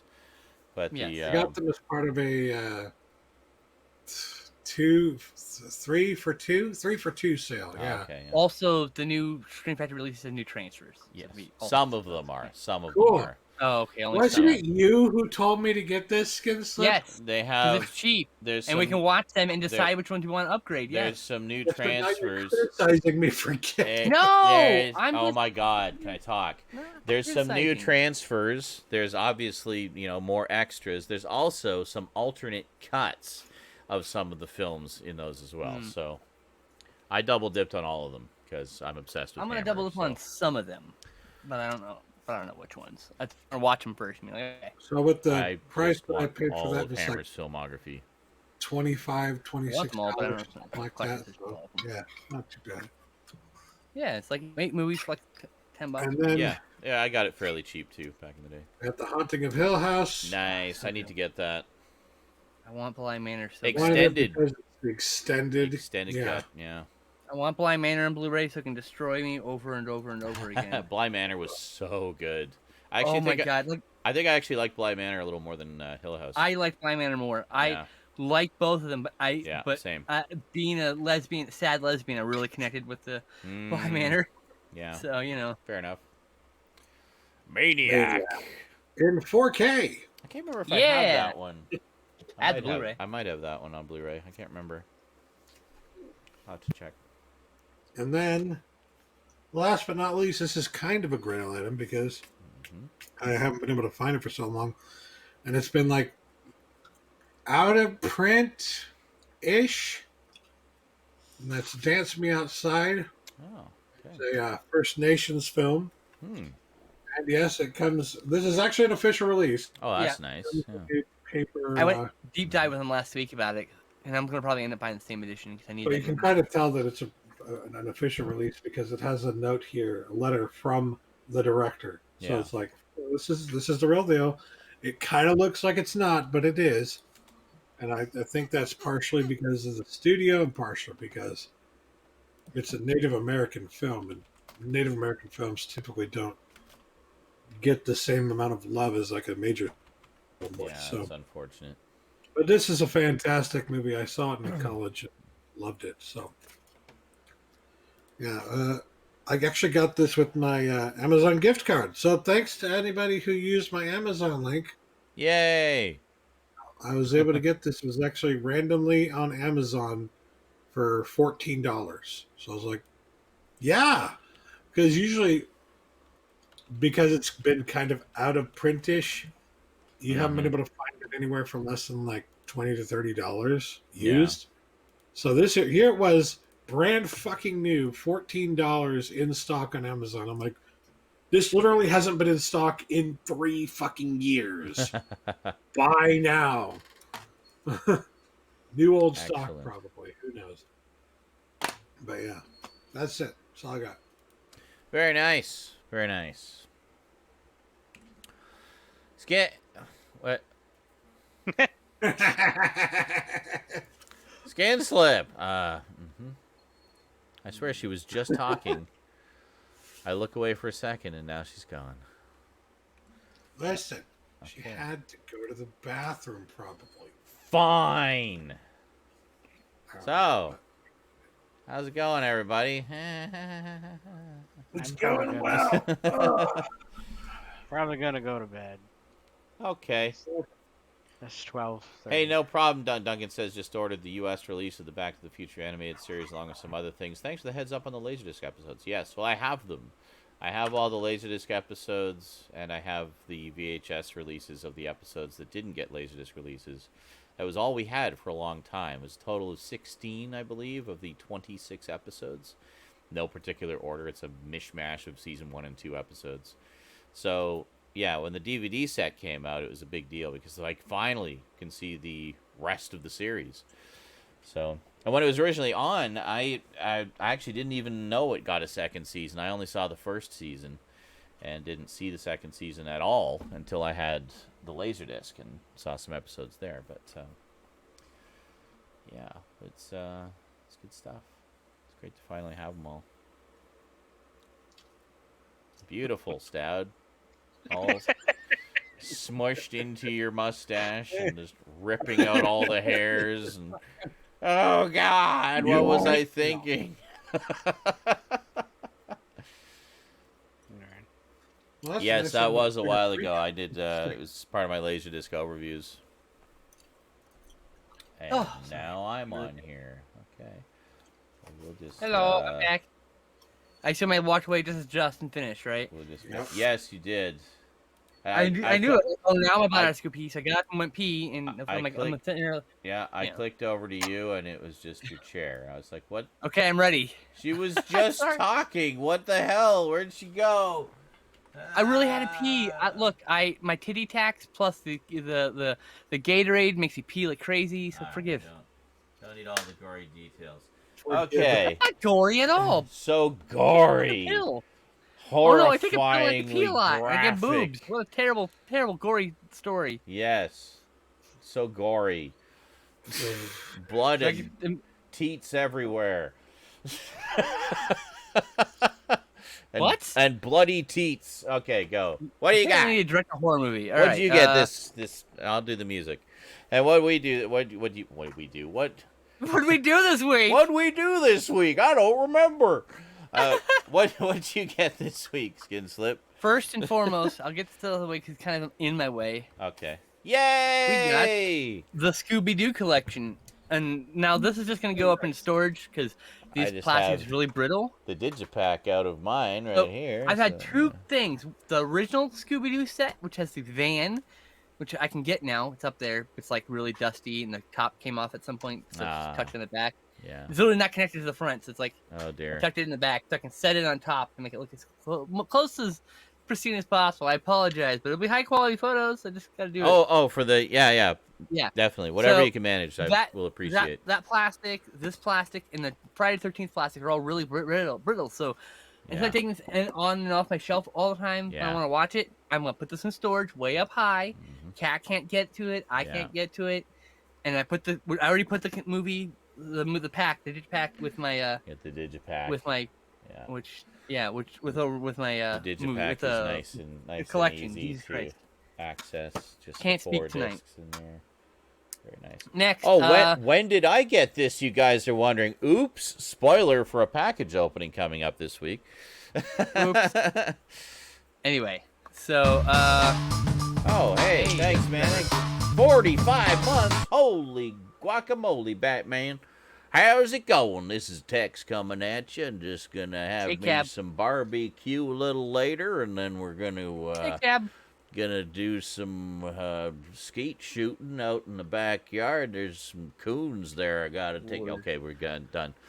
As in raccoons. Raccoons. Jesus Christ. What? Raccoons! All right, shut up. Anyway, rodents. Vermin. So what else you get? Racism. What? I'm sorry. So I ordered. There was a clearance sale up at Scream Factory, and they actually had titles for like $7. Nice. So a bunch of $7 titles, and then I accidentally bought 2 titles that weren't $7 that I already had. Oh. Because for some reason I didn't check. Oops. Oh, I don't have this double feature. I bought Bad Dreams and Visiting Hours double feature, which I already have. Motherfucker. I was gonna say send it to me, but I also already have that one. Yeah. Send it to Stout. So yeah, I got that, and then I got also duplicated. I got Black Christmas. Now duplicated because Stoudman shot me a message over. First, he sent me a message over and I said, "Oh, I want Black Christmas and 2 other titles." And then later, I got paid for some content I made. And I want to order from that sale too, and bought Black Christmas again. So I have I bought Justin a copy of Black Christmas, basically. Blast Christmas. So wait a minute. So there's 2 Black Christmases. You have one now, and Stout has one that he bought for you, and then but he's just gonna keep it now. Okay, there you go. Yeah. That makes sense. Because I don't think he said he had it. I think he said he didn't have it. I know. Do you have it, Sean? Black Christmas. I just said I don't have it. No, I do not. I do not. Okay, well there you go. So I need more of the worst case scenario that would Christmas horror movies. I need Silent Night, Deadly Night 1. I have 2. I just need 2. Yeah. I don't need 1. I have 2. I don't have 1. 2 is 1. I don't need 1 again. I want 1. I need It's like, why would I want to watch Evil Dead 1 when Evil Dead 2 is the recap of 1 because plus Evil 2? Dead 1 is different. It's like a whole other thing. I rarely watch Evil Dead 1. The recap is like such a just. It's different. different and small, and there's so much that's not there. You know. Next, anyway. so I got Contamination Point 7, which I flipped the cover over to Crawlers, aka Troll 3. I have that on DVD. I believe in a 4-pack. Not directed. This is didn't John Carl Buechler do the art special effects for this? I could have swore he did. I don't know. I'll have to watch it. I've seen the first 2 Trolls. I don't know. It's Troll 3. It's not really Troll. I know. None of them are technically related. This is about killer plants. So I don't. Yeah. I know. It sounds a little related to the second one. A little. Next, I got The Vampire. This is by the way, Crawlers was $6. The Vampire was $6. That's one I need to get. The Vampire. Love that cover. It's now going out of print soon. I know. I am aware. I am aware. Then I got Screaming Skull. I need that one too. Then I got What's the Matter with Helen. I now have 2 copies. I have this one, and I have Who Slew Auntie Roo, and the other one is the Kino Lober. 3 different companies released this, by the way. Yeah. The other one I still get, which is the I can't remember. It's in my cart on Amazon. Because I literally is it Let's Scare Jessica to Death? No, that's a different movie that I would love to get. Yes, I've heard that's really good, actually. It's supposed to be really, really good. It's Whatever Happened to Alice. Oh, okay, yeah. What's the Matter with Helen? By the way, they're all spin-offs of What's the Matter with Helen, and what's it called? What's that famous one? What's that famous one that was like? Whoever slew that famous one. No, it has a title like that, but it's like. Who's Afraid of Virginia Woolf? Yeah, not that one. Yeah, no. There's another one. It's like an old biddy. It's a series of film called Old Biddy Horror, which is old lady horror. You know, killer old lady. I think I've listed off all the ones I know. There's one. Actually, there's one that would definitely fit into that category. It was Mountaintop Motel Massacre. That would, but that's not what I'm talking about. No. But no, there is another one. It's a fucking Oscar-winning film. Similar to that kind of title. I can't remember what it's called. I think it's Oscar-nominated film. Yeah. Or made by an Oscar-nominator. What happened to Baby Jane? Yes. Is that What happened to Baby Jane? That's okay. the one. Thanks, Worm Disease. And then they go through a bunch of these are all like low-budget cash-ins on the concept. Okay, Jail, the movies would not be included because that's not what the set is. It is the complete series of the first show and nothing else. It is exactly what it says it is. It's not meant to be a definitive compendium of all things Scooby-Doo. I mean, such a thing would be ridiculous. I got something Sean would recognize, but I have a flip cover because this is how I know the movie is. I didn't realize it's the same film. Hey! I just Google searched this. Thinking, it is. Oh, I wonder if I bet that's a ripoff. Nope. It's the same movie. So it's guess the same film. It is the borderline incomprehensible American version under that title. Which is on here. Which I get to rewatch again finally. It has both of them. It's a fever dream. But now you can see the actual original uncut proper version, Legend of the Seven Golden Vampires. It's great. You're gonna love it. It's so much fun. Shaw Brothers co-production, and the other one I want to get that they did co-produce was Shatter. That's on my list. Yeah, also. the only 2 collaborations they did with Hammer. And last, and certainly not least, and it's definitely the finest thing I bought. I spent too much money on this, but technically I sold content to get it, so there you go. I didn't spend any of my actual money. Massacre at Central High. Ooh. I cannot flip the slipcover over. There are titties on the back, but not here. Okay. I had to double check the back. Oh, I like that. That looks nice. But yeah, I'm like, there are literal boobs on the back of the slipcover. Okay. Literal boobs. Yeah. Oh, there's boobs on the inside too. Okay. Everything. So if you like boobs, get that, folks.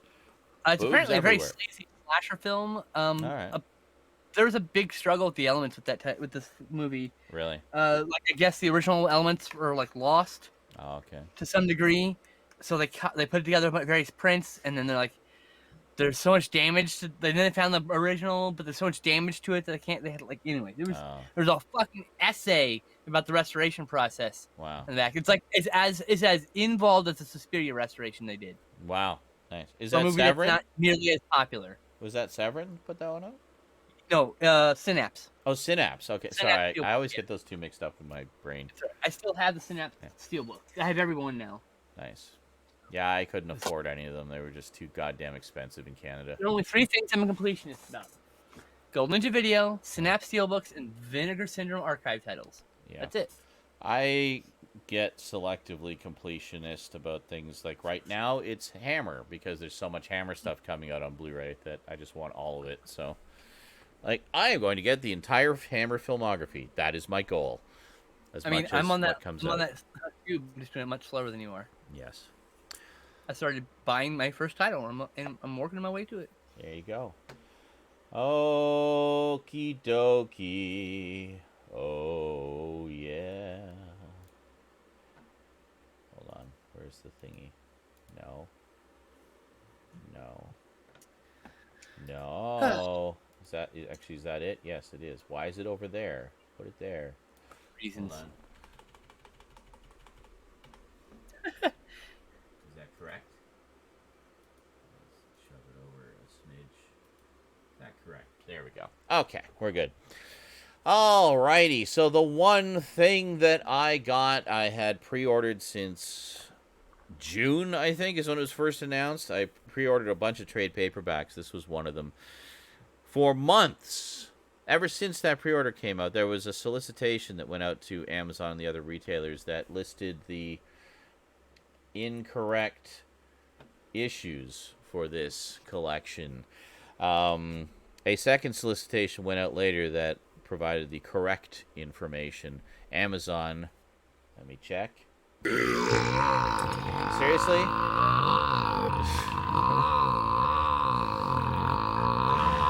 Let the trolling commence.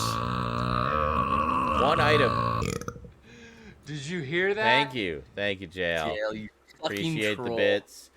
Yeah, I have literally one item that I just want to say some things about. And okay, anyway. Yeah, Amazon's information is still wrong. I reported the incorrect information. They just ignored me because fuck me, apparently. So what it is Swamp Thing, The Bronze Age, Volume 3.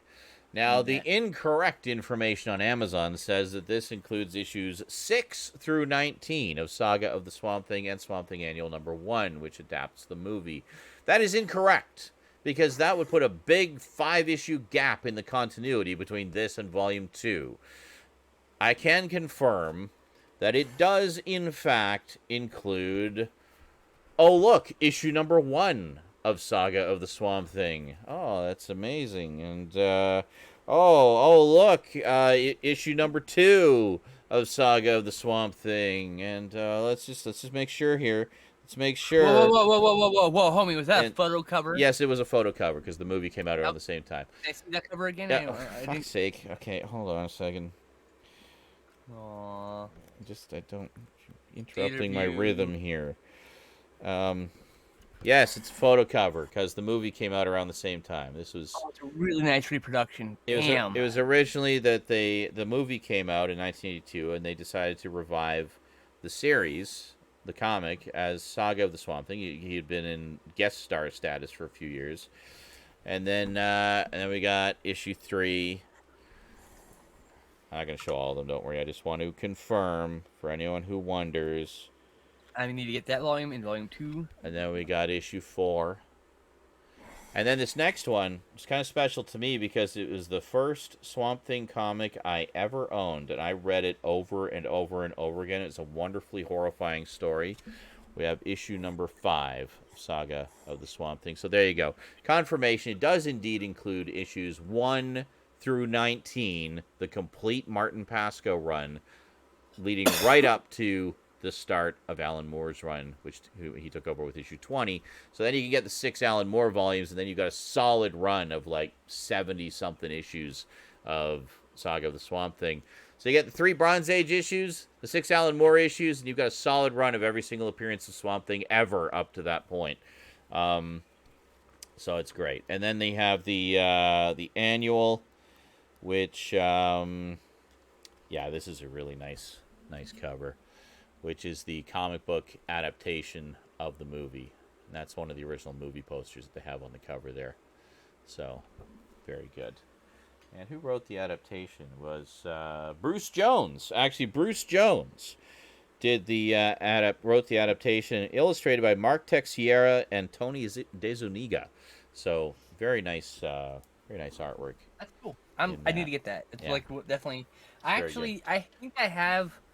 God, I think I have one of the issues in the teens somewhere of that series. I think I have 1 or 2 issues.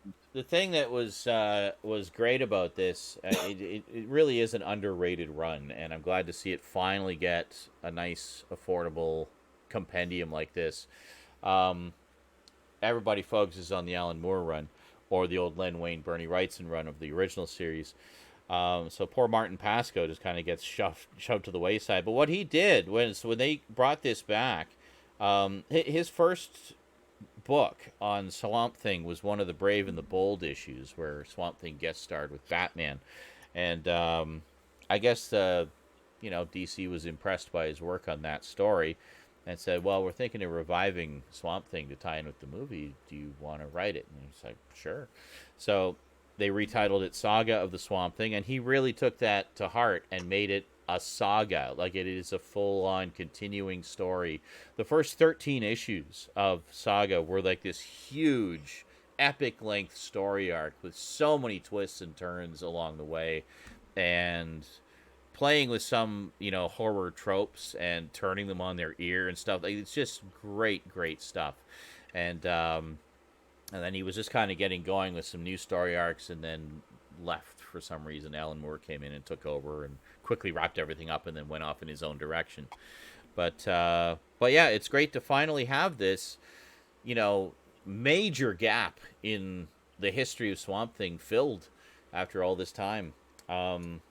So yeah, I'm really looking forward to diving into this and reading those great stories again, because I haven't read them in it's the same with the Batman. Like, we're finally almost to the point where they can connect the 2 chunks of trade paperbacks I had together.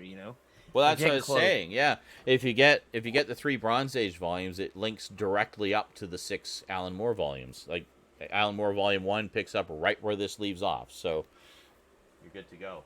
And it even has annual number 2. So this is the first time annual number 1's been available, the adaptation of the movie. Other than the Omnibus. I think it was in the Omnibus a few years back, but well, yeah, of course. But who wants the fucking Omnibus?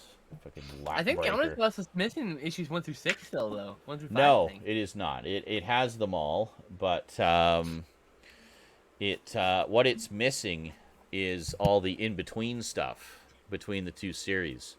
So, like, it doesn't have the Brave and the Bold volumes. It doesn't have the Challengers of the Unknown series, and all the other sort of guest appearances. So the trade paperbacks are actually the only way to get the solid run of literally everything from the Bronze Age. And it's great. Been loving it. I loved reading Volume 2. That a lot of that stuff had never been compiled before, like, ever. So it was great. We did movies last week, right? So we just have to do...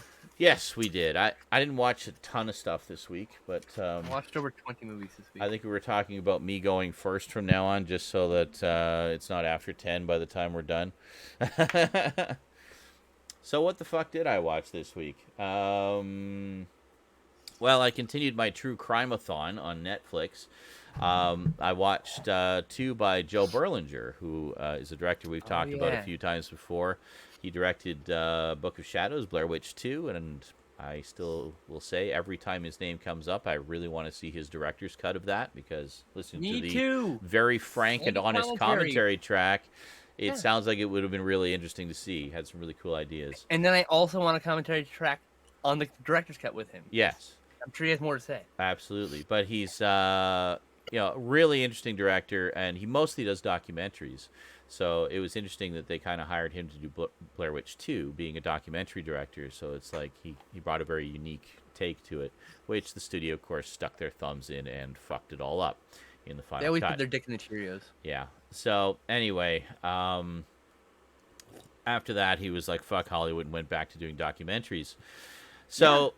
Great documentaries. Yeah, he does a lot of true crime documentaries and stuff like that. And so I watched one of his more recent ones, which was the Ted Bundy tapes, conversations with a serial killer or whatever it was. So it was all about notorious serial killer Ted Bundy. It was 4 episodes, about an hour 10 minutes each. A lot of which was compiled from actual recorded interviews with him, and interviews with a lot of other people who were investigating the crimes and whatnot. A lot of actual footage of him in court and defending himself and all that.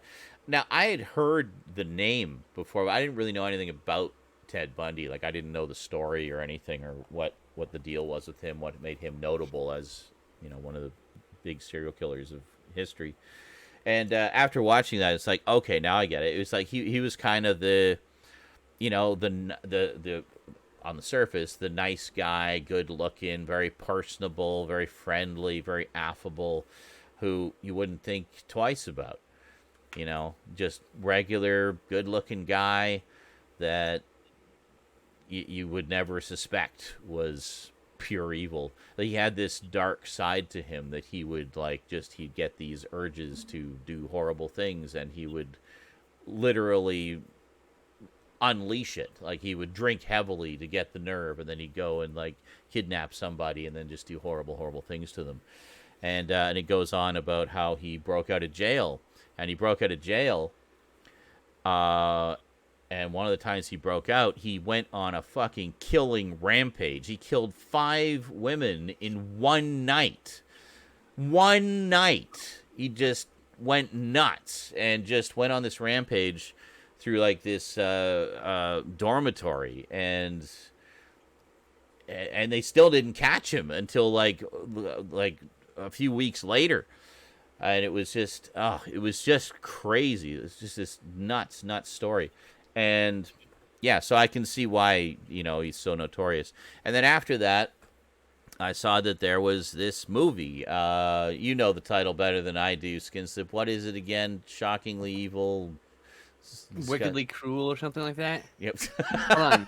We were talking about it last time. Yeah. Me and Sal haven't watched them yet, so. Shockingly vile, disgustingly evil, and extremely wicked, shockingly evil, and vile. That's what it is. Yes. Extremely wicked, shockingly evil, and vile. Oh my God. Jesus Christ. I need to get through this by 10. Oh my God, Dale. Let him get through his thing. Please. Thank you. Thank you for the money. But we're getting tight to the wire here. I gotta take that one off the soundboard, seriously. I'm so sick of that. Yeah, I agree. We need to rotate. I'm also sick of it. Yeah. All right. I did not expect it to get as much play as it has. Anyway, what the fuck was I even talking about now? Train of thought derailed. So anyway, okay, the movie version, where Zac Efron plays Ted Bundy, and honestly, he was so good. Now I was coming into this right after watching the Ted Bundy tapes, where I got to see the footage of the real guy, and watching this movie, I honestly forgot it was Zac Efron, and I was just seeing Ted Bundy after a while. He is that good. He's scarily good in this. If you've seen anything to do with Ted Bundy and what he's actually like, his mannerisms, his facial expressions, everything, Zac Efron just fucking nails it. It is so scary how good he is in that role. But yeah, it was really good. It focused. It was an interesting movie because it didn't. Those types of movies tend to focus on the crime part of it a lot, sort of the horrifying aspect of the crime. This one actually focused more on him defending himself. It was almost like a courtroom drama, and there was more about him, sort of how he was denying it and wouldn't admit to it and stuff like that, and how the investigation was showing otherwise, that he was, but it didn't really go too much into the crimes aspect of it. It went more into, almost from his perspective, and being in jail and everything, and him escaping several times, and stuff like that. So it touches on it a little bit. And when it does finally get to the point where he's, starting to admit that I did do some of the things, there's some genuinely chilling moments, like when he talks to his girlfriend and she's asking him like, what did you do? Like, what did you do with, she found like pictures of one of the crime scenes. Like, I was shown this. It's like, did you do this? Like, what did you do to her? And like, what did you do with her head? Because it was someone that he beheaded. And I won't say what he writes, but he just breathes on the glass as they're talking and then just writes a single word. I'm not writing the words, so you can't tell what the fingers are, but writes a single word there. And just that moment was so subtle, yet so chilling. And that's the tone that Joe Berlinger chose to go with this film, was rather than sort of focus on that, it's like just key little moments that have tremendous weight to them, and it focuses more on the human side, the human impact of it, and in particular with his girlfriend, who was just in disbelief and just could not believe that he had done all of these things, and how it impacted her and how it impacted their life and stuff, because she was just another innocent caught up in all of it. And when the truth came out, I mean, she was like, holy shit, like, would he have done something like that to me at some point? Like, what made me different, So if you got bored, yeah, probably. Yeah. He's a psychopath. He was a sociopath. Yeah, and there's moments that in there that suggest that he was thinking along those lines, that maybe, and yeah, so it's a very emotionally, disturbing movie in a lot of ways, but I think, pretty accurate to what it was probably like, for both sides of it. But yeah, so it was a really fascinating, dark as hell journey going through all that Ted Bundy stuff. So then after that, I was like, okay, I think I've had my fill of true crime for now. That was a pretty heavy one to go out on. You did a double header right there. It's pretty rough. Well, the thing is, he eventually did admit to some of the crimes. So they know for a fact he was responsible for at least 30 deaths of young women, but they're pretty sure there were more, like as many as 100. Like there's always uncounted numbers. In serial killer I know. Numbers, he admitted to the 30 that they had concrete evidence about. But who could remember doing something like that? I know. 100 times, anything 100 times. Mm-hmm. You can't remember everything. Masturbate 100 times, and you guarantee you won't remember what you jerked off to each time. You'll forget. I mean, true. that's just an example. Yeah. No, not to demean anyone. Though. Just that's true though. It's impossible. Yeah. So yeah. But it was it's terrifying like that. So who knows? But it was terrifying. I mean, the ones that they knew about were horrifying. Like just the the things he did to these poor women. I've done a lot of reading about that guy. He's pretty popular. So. Well, that's the thing. He's like one of the more well-known ones because it's just so notorious. Like most serial killers, they'll kill 3 or 4 people and then they'll get caught, but not like 30 plus over like a decade and a half. Like it's just part of that was because of the cops weren't protecting marginalized sex workers and stuff like that. Yeah, that was part of it. There easy was prey. Yeah. Well, and also just young women walking home alone at night. Like he would just drive. Well, he would drive around while drinking heavily to unleash the beast, as it were, and would just pick up anybody that he happened across. The other thing that makes it much harder for serial killers to exist today in general is cell phones and constant surveillance. Yeah. There are ring door cameras. There's cameras in any company. Everywhere surveilled practically. It's so hard to get away because you'll drive away and like, oh, look, there he was 3 blocks away. Yeah. Oh, that's plenty of time to get from hit, and then you're fucked. That's it. Is a lot of data available. Yeah. Yep. Everything so is it's like Big Brother society. Yeah. Well, there's drawbacks and bonuses to it. So and forensics too. Forensics is a big thing. DNA. DNA is a huge one. We're catching.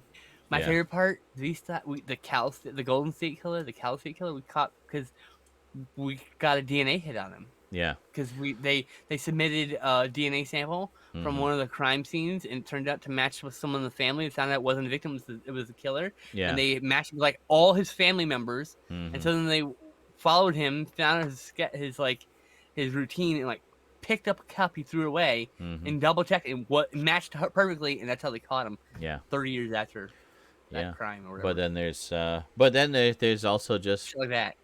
Sometimes they get away with it because of incompetence on the part of the investigation, and incorrect profiling. Like there was the one about the Ripper, the Yorkshire Ripper, where they had plenty of evidence, but they the long and the short of it is they had incorrectly profiled him, so they were literally looking for somebody that didn't exist. So he kept getting away with it again and again and again. They eventually catch him, obviously, but it was just so fucked how that investigation was fucked. Like so many lives lost because the police were dead set on finding this killer of prostitutes, and that wasn't his MO at all. He didn't care if they were prostitutes or not. He just wanted to kill women, period. Any women. Didn't matter. Anyone who could get his hands on. Exactly. He wanted a victim, that's all. He wanted a victim. Well, specifically females. He wanted to kill women. He was like he had a type. Yeah, he had a type, but it wasn't like... It wasn't like... Sometimes it's like it's like a revenge against their mother. Like their mother was like a prostitute. So they go kill prostitutes, as an example. Like yeah. Like that kind of thing can happen. But like... But that's not what it was in this case. Just, it was like, I want a it was because the police were so dead set on this being a modern day Jack the Ripper. Oh, he's killing prostitutes, but most of the women he killed weren't prostitutes. There were some, just because they were convenient, but it wasn't that he was targeting prostitutes specifically. Anyway, that's a really good one. That's an interesting one. You guys will enjoy that, I'm sure. But and be frustrated by the incompetence of the police. But we have a bunch of them to watch. We watched one this week. That's a good one. Nightcrawler. Nightcrawler was good. I know we both watched that one. Or not Nightcrawler. Night Stalker. Night Stalker. Yeah. Yeah. Nightcrawler is a good movie too, though. I need to.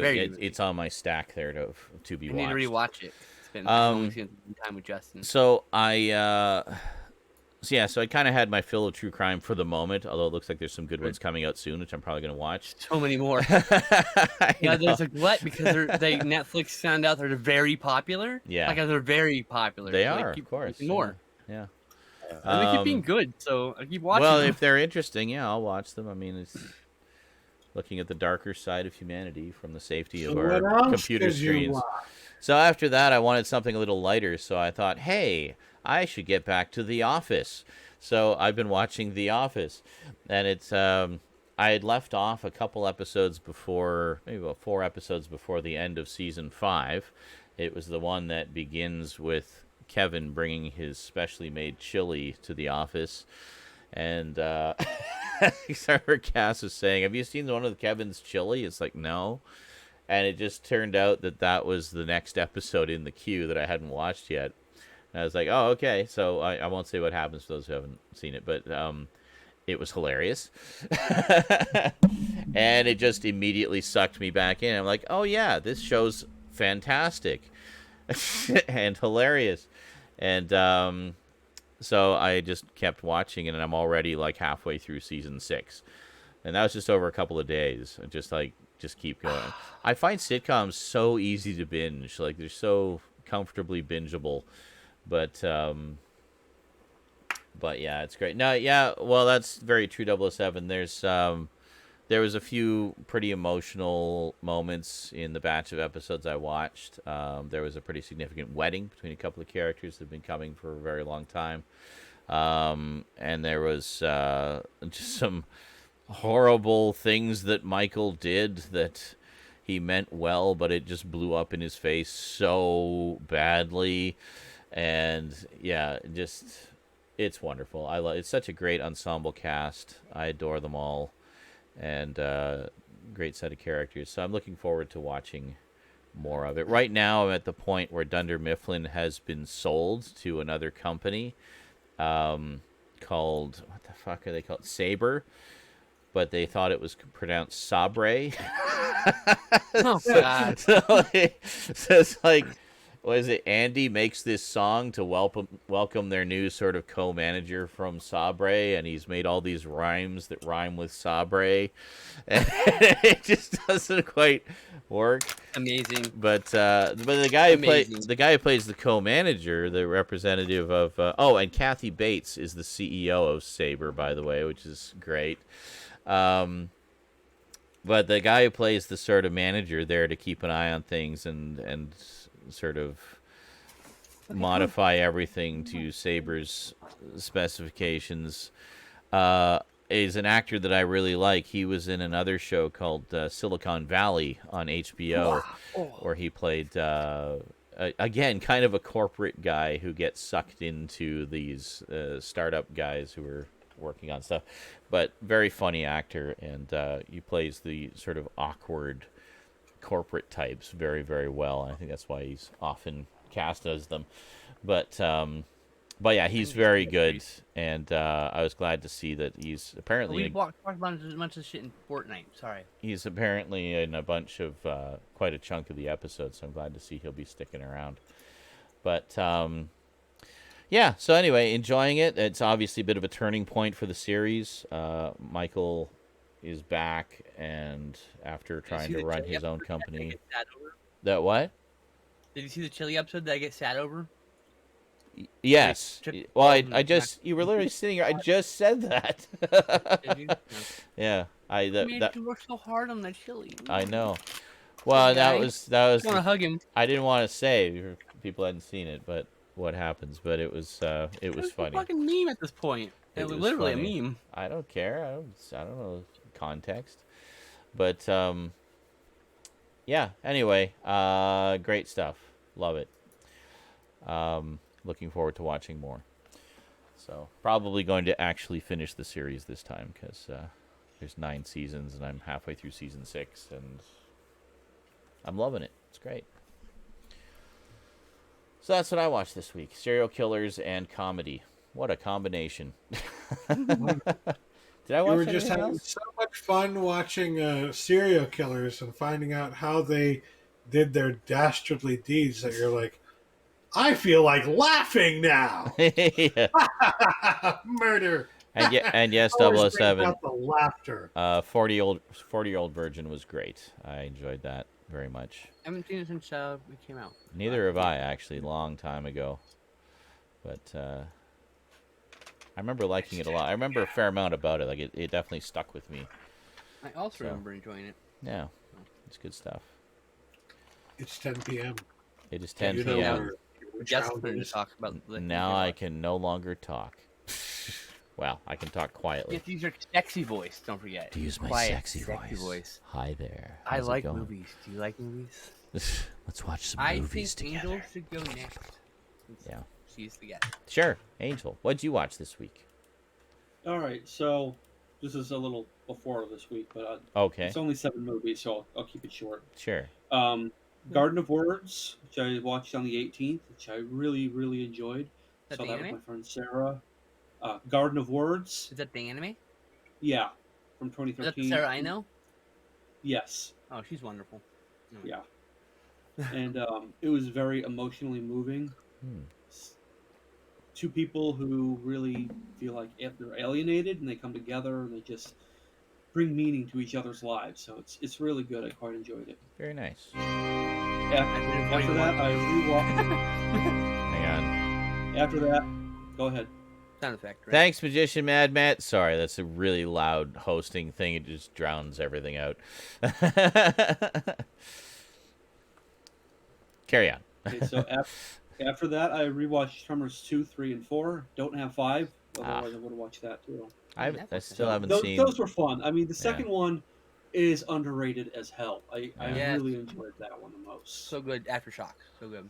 Yeah. I have not seen any of the sequels. I've only ever seen the first one. I think number 2 is the best sequel. Yes. Even though I like number 3 a lot.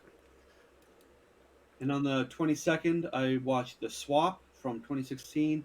That was on Disney Plus, and basically about a couple of kids who do kind of like a soul swap. They're in each other's bodies, and they have to work out each other's problems in order to get back to their own bodies. So Interesting. it was fun. It was interesting. It's a cute little coming of age movie. If you're into that, I do recommend it. It's a lot of fun. And then on the 23rd, I rewatched Kazam, the Shaquille O'Neal Genie movie. So yeah, that's awesome. I saw that in the theater, and I was like, you know what? I haven't seen this in so damn long. It's time to rewatch it. So I still need to watch it. Yeah, I thought it was really good. Yeah, the last night I was in the mood for something comedy, but a little more down to earth. So I watched this movie called The Other Me, also on Disney Plus from 2000. And I was like, have I seen this? And I wasn't sure. It got to this one point where his clone screamed, and then he screamed. And I'm like, okay, yeah, I've seen this. So that was fun. It was definitely enjoyable. Just great movie. I want to see that one. It's on my list. Been there for a while. Very cool. That's it. Oh, sorry, that was everything? Okay. I wasn't keeping count. Short, but, yeah. I was listening, but I just expected. I thought you were just waiting for me to stop talking, and then there was a long pause. I was like, oh wait. I think that's it. Skinslip and Stoudman. Talk movies at us. Sunday, I woke up and watched with Angie and Chloe Godzilla and Mothra: The Battle for Earth, also known as Godzilla vs. Mothra 1992. Very nice. I just prefer the VHS cover title because it's been the one I've always known. And then in the afternoon I watched the Super Ninja from Disc 2 of the Ninja Vortex from Golden Ninja Video. Nice. With the commentary, which was excellent, by the way. I had to say, as far as Godfrey Ho cinema goes, it's now, I guess it's technically Joseph Fly. No, that's a Thomas Tang film.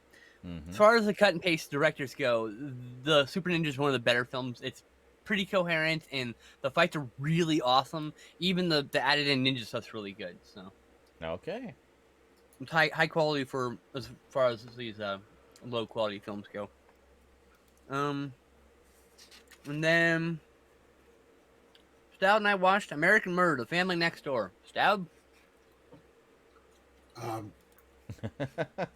I decided we should watch this because I knew about the story of it. Yeah. From watching other documentary things on YouTube and from watching, they're from YouTube, honestly, a bunch of just original content about it on YouTube. Mm-hmm. And so, but she wasn't aware.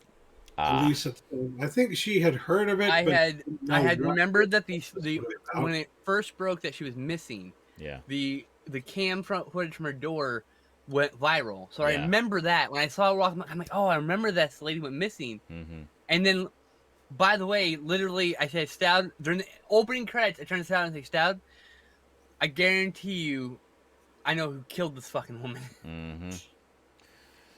And I was right.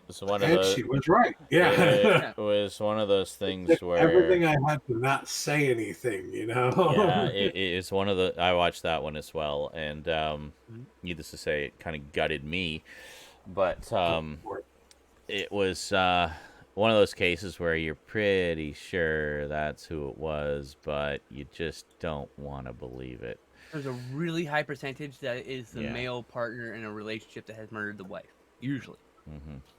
The reason for that is because usually what happens is the women aren't generally serial killers for this reason also, is because they don't generally do the killing. They usually get someone else to do the killing. Yeah. On average. Yeah. Like not that, always that way. Like that bank heist one, the Evil Genius one. Oh, I love that one. That's a fucking twisted doc. Oh, dude. I know. That's crazy. It goes so deep. Yeah, where she basically got at the bottom that you find another layer and holy shit, what? Oh, I know. It just keeps going and going. It's crazy. Mm-hmm. But yeah, that one really gutted me, but I was at least happy to see that the guilty party got his just desserts in the end. It's actually funny. Not funny. It's actually, I guess, sad. I remember the resolution. Mm-hmm. I did not connect the two cases. I remember the resolution went viral. Yeah. Oh, I'm sure. And so I didn't connect the two because my brain just didn't connect the two. So it was a big mystery at the time as to where the hell did they go? They just disappeared. What I noticed watching it this time, I've been going through this stuff this time, and watching the documentary footage, is that this guy was definitely, the family video footage, not the stuff afterward, but when he's with his family, he is definitely completely disconnected. Yeah. He is doing a really, really good job of he almost smiles at one point. Putting on a face of pretending to be part of society, of normal society. And you could tell, I feel like he wants desperately to be a part of normal society. Yeah. But there's just a disconnect. There's a complete fucking disconnect. Yeah, between there was definitely something amiss. He's just constantly like smiling even through things he shouldn't be smiling through, and well, and not much emotion, emotion, raw emotion, not fully responding to things that people are saying to him while they're filming and stuff, and just kind of barely. It's like he's not all there, Yeah. And you might just think nothing of it. It's like, it's whatever. He's just, kind of in his own headspace in that moment. We've all been there. But no, it's like even there's something to be seen there. And, yeah, that was... The thing I found out really interesting about that one, though, was how it was constructed as a documentary, was how they used the, security camera footage, police body cam footage, police interview footage. Almost like a found footage film. It was very much like a found footage film, but it was all real, which just made it more disturbing. But I thought it was really interesting, like on a technical level, how they pieced it all together from all of these disparate sources and told the story just through the events as they happened. It was really, really very well done. And, of course, it's like a catch-22 when I stumble across these stories. It's like, oh, no, something horrible happened to this woman and their children.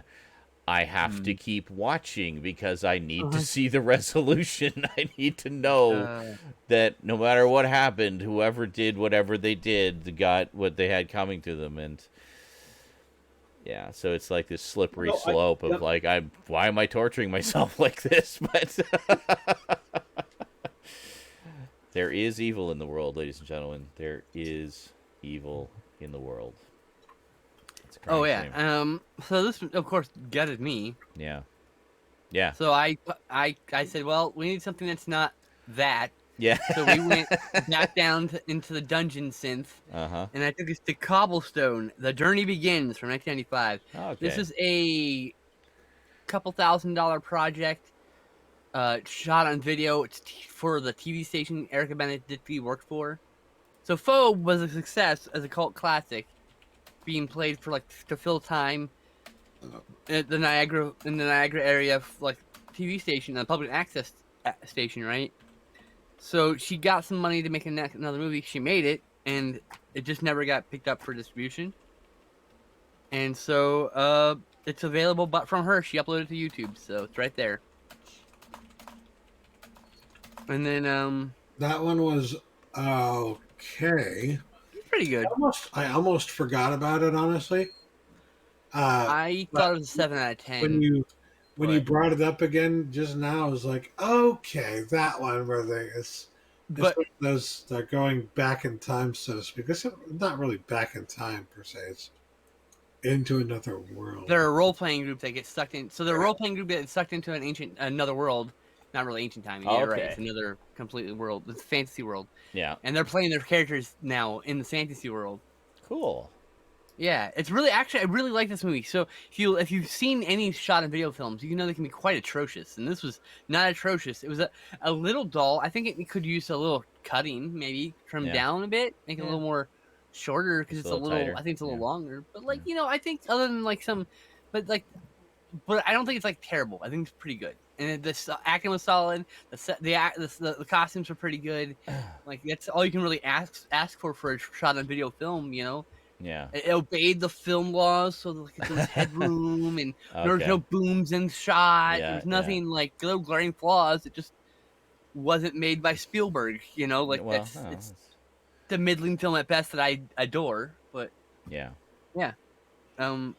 Next, we watched Stoud's choice, Apocalypto, because he just likes watching traumatizing movies. Okay. Lately. commented that while we were watching. Sometimes it's just the mood you're in, you know. It's like, I want something that's going to destroy me emotionally and mentally. Well, I didn't know this was going to destroy me emotionally and mentally. Yeah. I've never seen the movie. I didn't know much about it. Okay. It's a grueling experience. I wouldn't say it destroys you mentally. Really? I haven't watched it yet. Be expected to know that a movie called Apocalypto is going to be pretty apocalyptic.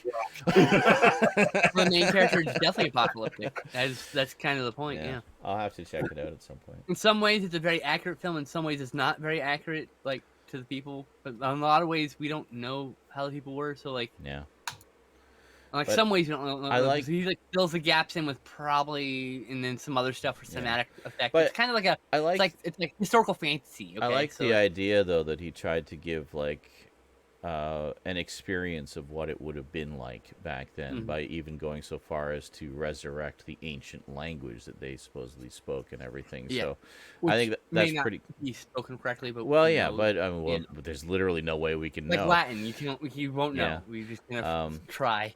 I was just going to throw in as an aside there. I guess you haven't shown Stoud the gamers the Darkness Rising yet. Not going there. No, we're still in the 80s and 90s. Okay.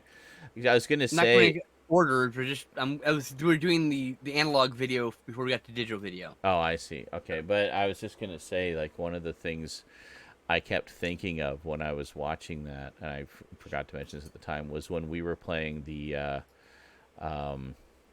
your role-playing game, the what the fuck Wild West one? Which one was it? It was the was it Wild West? Was it? No, it was fantasy. The Wild Wild West. What the fuck was it? Which was it?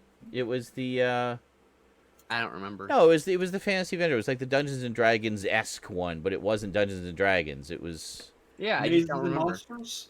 Which one? Mazes and Monsters? No. It was.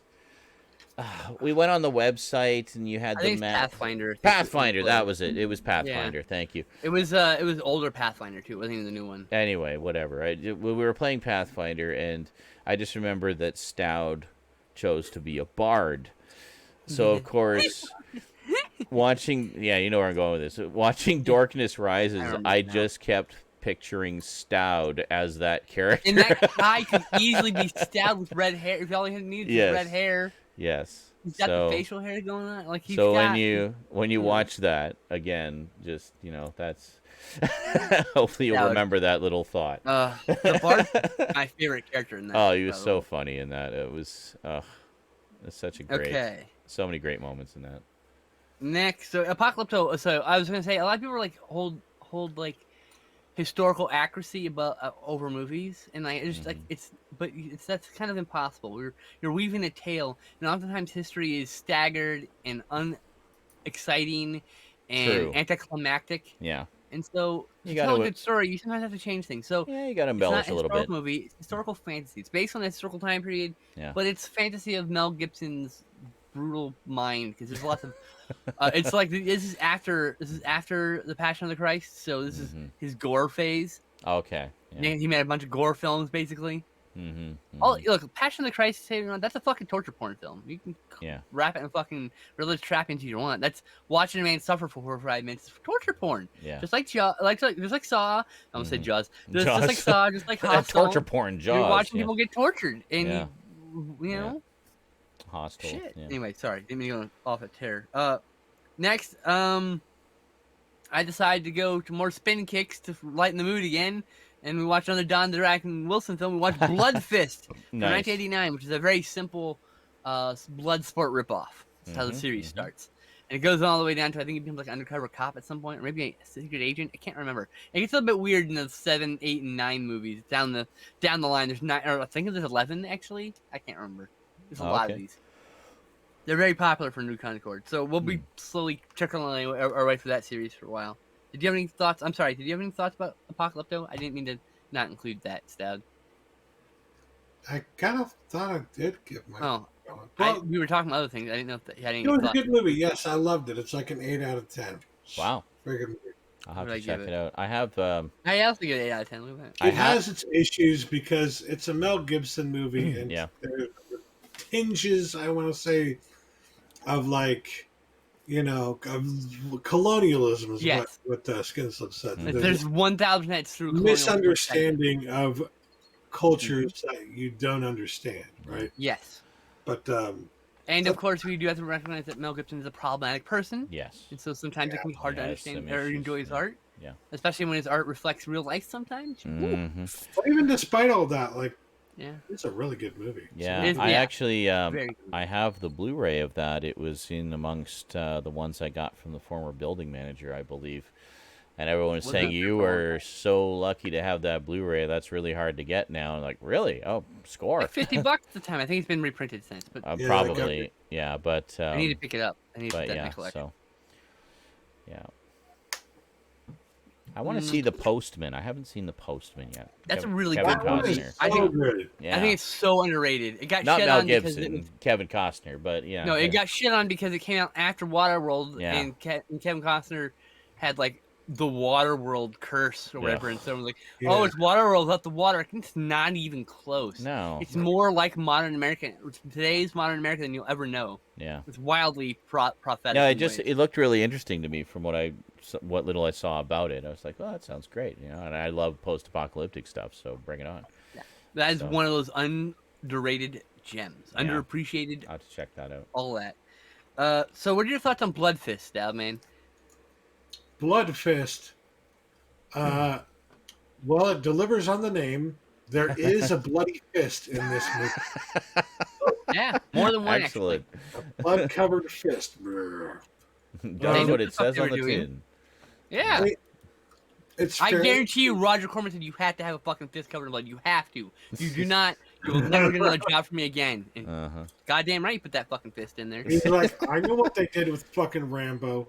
They bullshit. There was no first blood in the fucking. No, there was a movie about Rambo. This is a movie called Blood Fist. It should have a bloody fist. Anyway, it's a fairly cheesy movie. It felt like all standard action cheese from the 80s and 90s, even.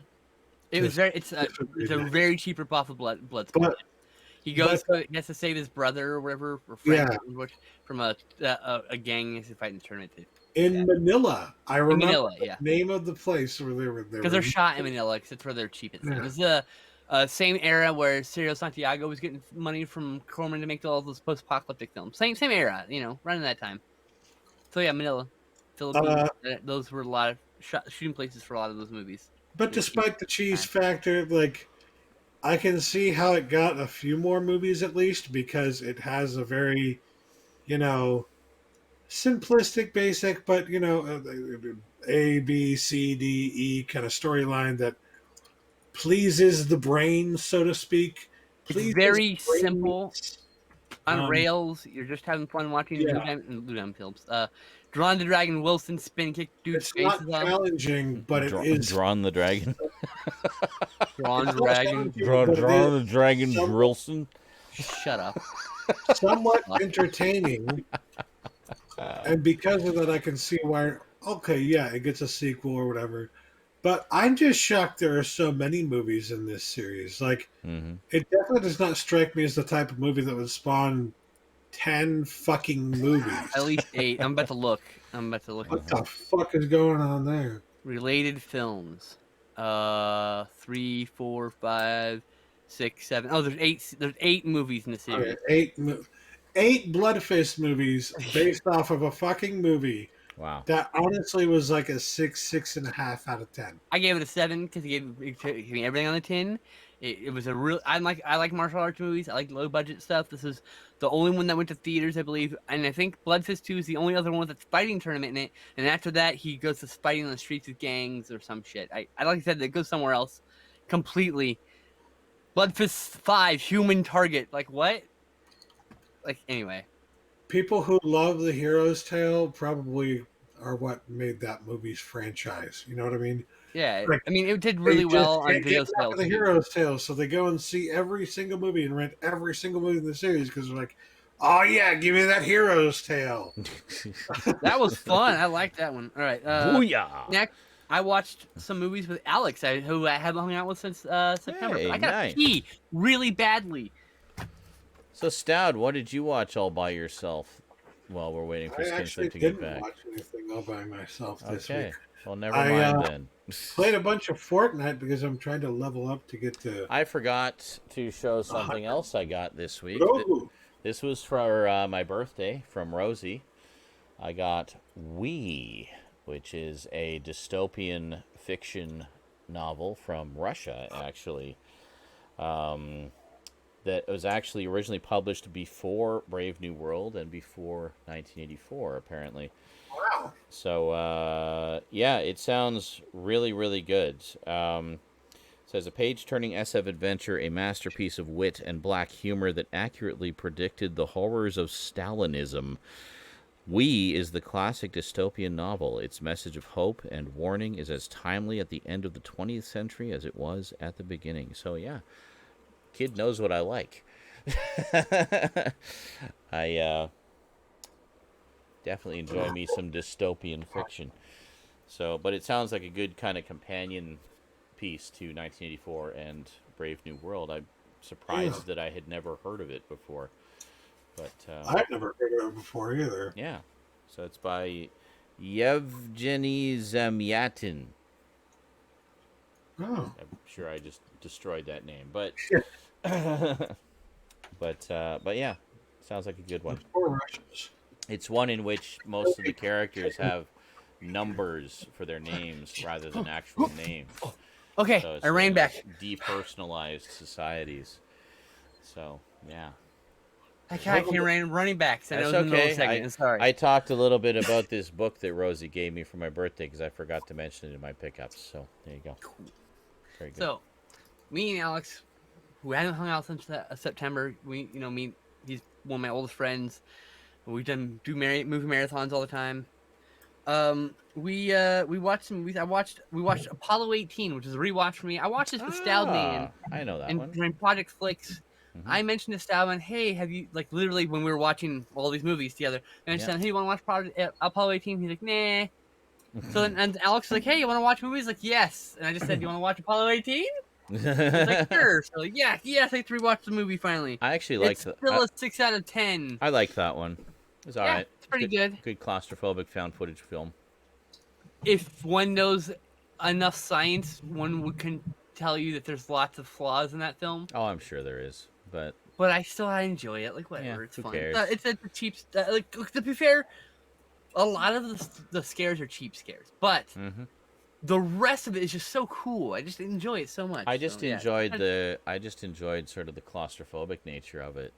Like, I was thinking, how the hell are they going to do like a found footage film that's basically mostly takes place inside a lunar lander? Like, there's not a lot of space to move around in there, but they fucking did it. But they did it, and I got to applaud that. Like, just as pretty successful, honestly. As a concept film, I thought it actually worked pretty well. You know. Yes. But I liked it. Can I interject for just a second? Oh, didn't you just watch this one recently too? Didn't you? Which one? I stepped away for a second. Apollo 18? Yeah, I did. Yeah, actually. I thought so. Yeah. But you wanted to interject? It wasn't everything I would have liked it to be, but it was definitely interesting and captivating. I'll say that. Do you have Prime, Angel? Yes. Check out. I just added Apocalypto to my watch list. So. But check out Project Avalanche, also on Prime. It would make a really good double bill with Apollo 18. Oh, okay. Right. Cool. So, was there something else you wanted to say, Angel? Yeah. Hold on just a second. Okay. You showed your other pickup, and that reminded me that I've got 3 more, so I might as well just. Okay. Really quickly. Oh yeah. Oh, cool nice. Set. Yeah. These were all gifts from my mom for Christmas. So. Oh yeah, those I got are this one. Great sets. That's great sets. I have both those. I think I have the previous releases of those. Yeah. Yeah. 100 greatest cult classics. Probably mostly in my drive-in set. Drive-in set and something else, but yeah, I had the other one, but not the drive-in set yet. Yeah. And after watching your video, Sean, I had her buy this for me. Yeah, nice. Oh, I love that. The way they did those sets are way cooler. That's the Shadow Box sets. Yeah, those are beautiful. Yeah. Yeah. For This those pretty much, if for whatever reason I lose any of my streaming services, my year's taken care of with these Yeah, sets. pretty much. Yeah. I watched the first 4 or 5 discs out of that set, and there's definitely some hidden gems in there and some gloriously awful cheese. So enjoy. Some of them are just so ridiculous you can't take your eyes off of them. But yeah, I like that set a lot. Me and Alex didn't watch this Korean big budget blockbuster space film called Space Sweepers. Okay. Which is so fucking good. It feels there's like don't bother putting on an English dub because there's like maybe 30% of the movie will be in English. It's still like there's German and Chinese and a bunch of other and French all subtitled, and there's like the multinational like space station, so everyone's just talking all these languages. Oh, okay, so they're all talking. And they don't translate everything because at the very beginning, the universal translator's broken. Oh, that's convenient. But there's a robot here. Her name is Bub. Okay. She has a masculine voice, and she's treated masculinely by everyone in the crew for the most part, but they get this little girl they pick up, and they're sitting down together and they're playing, and she goes, the robot goes, "No, us girls have to stick together." And I was like, is she a trans robot? A trans robot, yeah, there you go. And because and yes, the answer is yes. And this movie, wow, I fell in love with this movie. That character is so fucking cool. Nice. She is this robot. She like hangs out on the outside of the ship, but she's got a fucking sweater on and shit, like different sweaters in every scene. This guy has a really strong Guardians of the Galaxy vibe to it. Oh, cool. But this is a really good sci-fi movie. And it's called Space Sweepers? Yes, it's Netflix exclusive. Oh. This is very good. Oh, highest sweet. Recommendations. I could watch this tonight, maybe. Highest recommendations. I mean, like, Sweepers. I'm gonna look it up. I will probably find the very first Blu-ray on the world that's available and buy this movie because it's an instant favorite. 10 out of 10. Like, it's not actually a 10 out of 10 movie, but you have to understand. There it is. I adored this movie. It's probably a solid 8 or 9 out of 10 though. It's really fucking good. Okay, added to my watch Stoudman, list. you should watch this too. You'll love this too. Added to my watch list. I will watch tonight with English subtitles. And then me and Alex finished off the night by watching Scorpion King 5: The Book of Souls from 2018. It's honestly, it starts out ripping off Conan pretty hard. Like, oh boy, the main character, who's still the same character from all these movies, even though this movie is completely non-canonical because it just fucking throws away all the previous canon, right? So he's a blacksmith.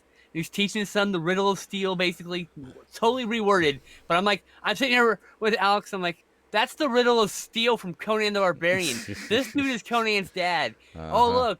Then slavers come and kill everyone in the village except for, Conan's dad is also Conan in this movie. He's both characters. Oh, look. Now he's a slave. He becomes muscle-bound and very strong. But then it deviates after that. But I'm just like, oh my god, wow, what the fuck is happening? More blatant ripoff. 15 minutes of plagiarism from fucking Conan the Barbarian. Like, what the fuck? But it's actually a pretty enjoyable film. All right. I wouldn't say it's good. I'd give it a 4 out of 10. That's my fair evaluation. I would have to say Book of Souls is my favorite of all the sequels. The rest are complete garbage in my opinion. I have 2 and 3 on DVD somewhere also. But I'll watch them all eventually. I did check since we mentioned it earlier. The 5-movie Blu-ray set is available now. It's been out for a while apparently. So okay.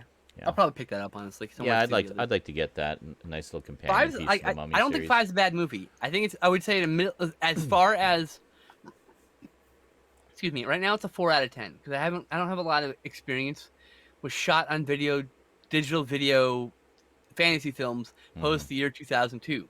Oh, okay. Which is that the second era, okay? Because there's a gap. There's a couple year gap where nothing happens between 95 and 2002, 2003. Yeah, like in terms of shot on video stuff. Yeah, and then so now I'm gonna be dragging Stoud through some of the stuff too, but starting to go through some of that stuff. So I'm assuming after I've seen some really truly terrible movies, I'll probably reevaluate this one. the score of it and say this is actually a 5 out of 10 when Yeah. considering the rest of the genre. But now, of course, there's so much more because high definition video equipment is so widely available and cheap. And there's been a glut since since Lord of the Rings films. That's the thing. There has been a constant wave since then. There's some kind of charm with the like 80s and 90s, well, even 70s, like low budget Conan wannabe sword and sorcery stuff. I love them all. Yeah, so do I. I just wish I had more of them. I'd love to see more of them. I've seen the vast majority of them. I need to see That Deathstalker 3 and 4 and Barbarian Queen 2. Deathstalker 3 and 4 are fucking hard to get right now. I'm really hoping we get some kind of release of them. But Quest for the Mighty Sword, and the other thing, of course, is all the like post Road Warrior apocalyptic films. I got a ton of those. That's one of my favorite genres. Yeah, I need more of those. I really like those. Desert Wastelands and Leather Baby. Let's give it. Exactly. Yeah, that's the apocalypse I want. Those two things should never go together, but here we are. Somehow entire it works. Fucking world with just leather. Sort of in the same genre, Solomon Kane. I fucking love that movie. Oh, me and Stout watched that a few years ago. I have that. I still need to watch it. It's sitting on my. Oh, Sean, you're gonna adore that one. I have basically a Robert E. Howard shelf, which has all my Conan books, comics, and movies and related stuff. So the Conan cartoons are there, Solomon Kane's there, Cull the Conqueror's there, everything's there. Actually. So yeah. So I keep forgetting that they're there because, of course, they're in my bedroom where my Conan stuff is. I should find a shelf out here for them. At least take Solomon Kane and put it near you out here so you can watch it. I'll put it in my watch really pile. Good. Yeah, I got the Del Rey book of all the Solomon Kane stories, the original stories. I need to get that volume still. I need to get the one last. I need to get that one and Bran McMorn's the other one. I need Bran McMorn. I need Sword Woman. I think I've got everything else significant. I've got all the Conan ones, of course. I got Cull, and I got Solomon Kane. Shit. I have all the Conan volumes, so there's that at least.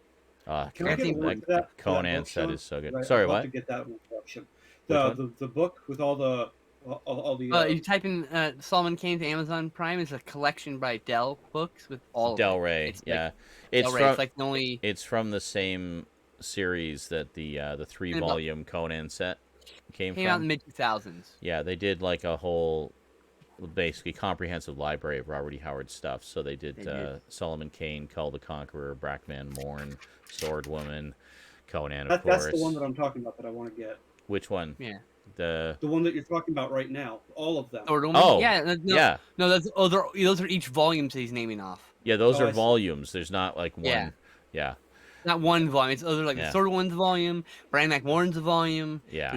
There's Weird Tales is a volume. He has a whole collection of weird otherworldly tales and stuff. Yeah, there's there's one of his horror stories and stuff like that. Yeah. He wrote a bunch of stuff for Weird Tales, which is a popular pulp fiction publication in the 30s and 40s, and a lot of it was kind of bucked the trend of what those pulp magazines were, because Weird Tales, the editors of that actually would seek out sort of up-and-coming fantasy, sci-fi, and horror authors to write stories for the magazine. So H.P. Lovecraft got some of his early works published there, and Robert E. Howard and Robert Silverberg, I think, was another one. A lot of, like, you'd recognize a lot of big names from genre fiction got their start in Weird Tales. What? Why? What? I'm making something for your next birthday already. Okay. Because it's gonna take a lot of time. Yes. When you have the time, not now. Uh-huh. Are you able to send me all the photos you have of me? Oh, God. Besides the one from the disc. I'll have to find them all. Just put it all in a folder on Sure. USB and then give it to me. Or I'll put it on Google Drive or something. Oh, she's gonna give you something that makes you ball, you know it. All right. Oh, you're gonna become a Said she's gonna start working on it now, 2 days after my birthday, for my next birthday. Wow. Yeah. Okay. Anyway, I have more movie stuff. What was I talking about? Yeah, I know. We'll get to that in a second. But it's the Del Rey. It's basically the Del Rey did like a definitive library of all of Robert E. Howard's stuff, including all the published stuff and a lot of unpublished stuff, and that's what those volumes are. and it's very, very good. If you go to my page where on YouTube where I did a review, it's actually the thumbnail is the 3 books. If you go to that, then I'm pretty sure I have Amazon links on there. Let me just I'll see if I can find it here. Conan. Oh, now of course, all 8 billion episodes of Conan Exiles are coming up. Hold on a second. Might take a moment. Oh man, that's great. Something we have to get back to. All right, carry on with your movies. I'll post the link in the chat. On Twitch. Next, there. with my friend Megan, I rewatched Double Trouble, which is a Barbarian Brothers film, where one's a good cop and one's a bad cop, and they have to team up, and they hate each other, and they're twins. It's great. It's really funny. This guy gets hit in the nuts with a big fucking pipe, and a fucking satellite dish gets dropped on a car. Like, there's all sorts of crazy, wacky shit you've never seen in another movie. And then also the Barbarian Brothers rap and credits. Like, they're doing everything. That's a 10 out of 10, but it's not probably for you. It's probably a 6 out of 10 if you watch this, unless you're a huge fan like I am. Next, Golden Ninja video disc. I watched Kickboxer King from 1991, which is it's an okay kickboxer film. Starts out with this, like, it's got a bookend sequence of a fight. He loses the beginning, then the whole movie happens, which is like the other movie, plus some additional scenes, and then the end happens, and he wins his fight. Yay!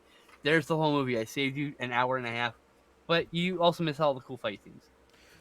Next, so, apparently, I did not put Amazon links in the description of that video. Oops. No. Next, I have Return of Sister Street Fighter which was 1975, which is the 4th film. Mm-hmm. Maybe. Yes, the 4th film. Yes, there's 5 films. It's the 4th film. 4th film in the series. It was okay. So the first 3 films in the series had this like thing where every villain is like this unique character, and they have their own name and their own fighting style, and the movie freezes to tell you all this shit. Mm-hmm. Right? Okay. And this 4th one kind of didn't do any of that. It was just kind of like a regular ass fight movie, but like not well shot. But it did have Mitchie Love, who previously was in what was that? One of the Power Rangers shows. She was a Heart Queen, I think it was. Whatever Power Super Sentai show that was. Not Power Rangers, Super Sentai. Anyway, Mitchie Love is in this. She's cool. I gave that a 6 out of 10. It wasn't bad. Next, I watched The Deadly Spawn with my friend Chloe, which is a movie that's kind of like, I don't know, critters and alien mixed. This weird alien crashes on our planet and then starts eating people and it gets really big, and that's the whole fucking movie. But it's like really gory and it's really fun. I gave this a 9 out of 10. This is a really fun movie. I can't wait for this to get a remaster because the previous Blu-ray was blurry, not great, not well made, not well transferred, I should say. And so, I skipped the Blu-ray, and I never got the DVD, and I'm just waiting for the new Blu-ray whenever the fuck they decide to make that. Next, by the way, we started the last disc of the Ninja Vortex. We're on Pink Force Commando from 1982. If you have seen Fantasy Mission Force, the Jackie Chan film, this film is a female companion film by the same director, where it's about a bunch of people together. Instead of being a Seven Samurai riff like the first one, there's a Dirty Dozen riff with a bunch of women in prison ladies escaping women in prison and like fighting bad guys and shit. I don't know. It's a wild, wacky movie. It went into the weird punk canon almost immediately because like there's like fucking a Mongol lady, a drunk samurai lady. Like, what the fuck's going on here? It's just every character trope you can come up. There's a character that represents that trope. Yeah. Then there is a companion film to this called Seven Black Heroines, aka Golden Queens Commando. Both of these movies are 6 out of 10 because they're just incomprehensible action sequences and wacky zanery and silliness. And then last night, I watched this amazing film by Norman J. Warren called Prey from 1977.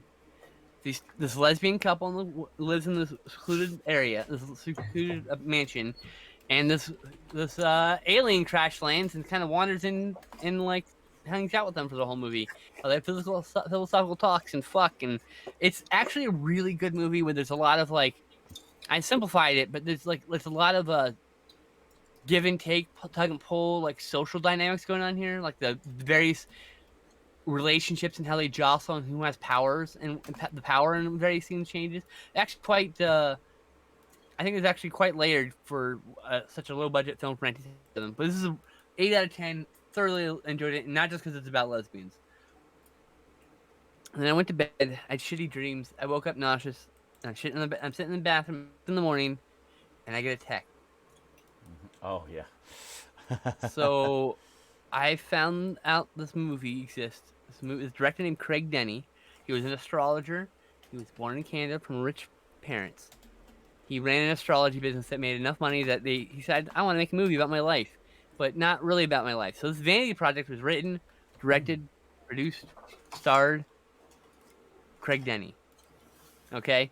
So he literally does this film about a guy, an astrologer, who goes on like a world travelogue adventure, kind of like find himself type thing, and like, and at the same time, it's kind of meta because the travelogue's actually the making of the film at the same time. Amazon links for you, Angel. Thank you. And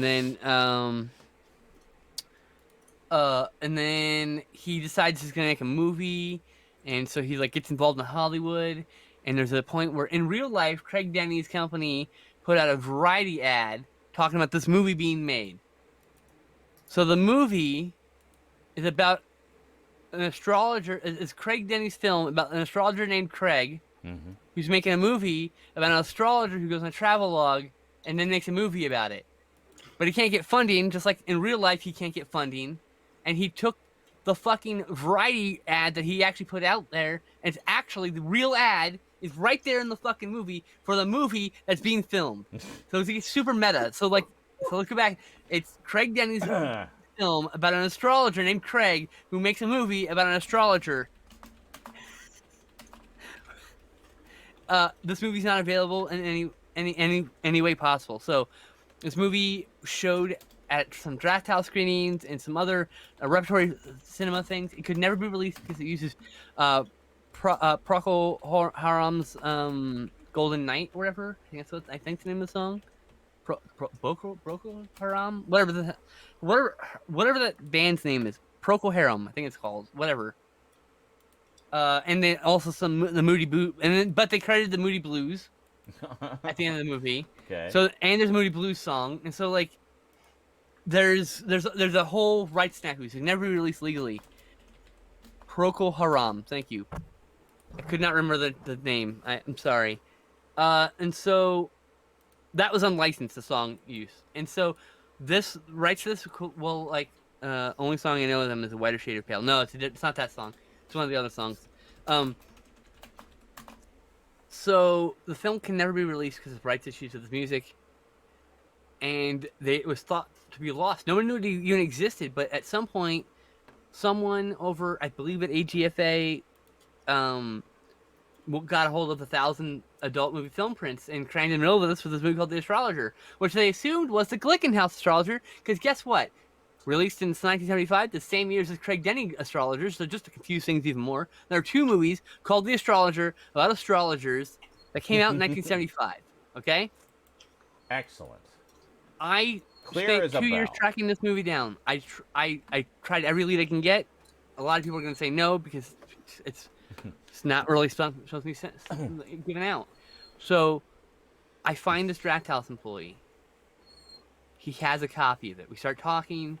I make him an obscene offer that I'm going to have to spend. I'm going to have to max out a credit card to even pay for, because I want the fucking movie. Because I really wanted to see this movie for years now. And he was going to send me like encrypted like fucking theatrical execution files or some shit. I don't know what's going on with that. Whatever. The point was I was going to pay a lot of money for this thing that I was then going to be paying years off on credit debt. But I gave him, because he ghosted me after we kind of negotiated for a few weeks, and then just stopped talking. I'm like, okay, well, whatever. And this morning, 6 a.m., taking a shit, I get a message. Hey, you're looking for this, right? Yeah, which one is that one? Oh, it's the one. It just got released on the internet on some private trackers. I was like, oh. So I downloaded the Craig Denny Astrologer. And, after I was done in the bathroom, I literally went to my computer, downloaded it, and sat and watched it at 7 in the morning, bleary-eyed, and I want to show this to every person. I need everyone to see this madness with me. This is beautiful in the NAR cinema. I can't even... I'm literally done. I cannot believe this day happened. Like, I did not think I would ever get to see this movie. You have to understand, it was never going to be released ever. It's never going to be released. Probably. Unless someone spent a lot of money on it. So, I guess 10 out of 10. It's certainly not worth it. Masterpiece of the Nanarson.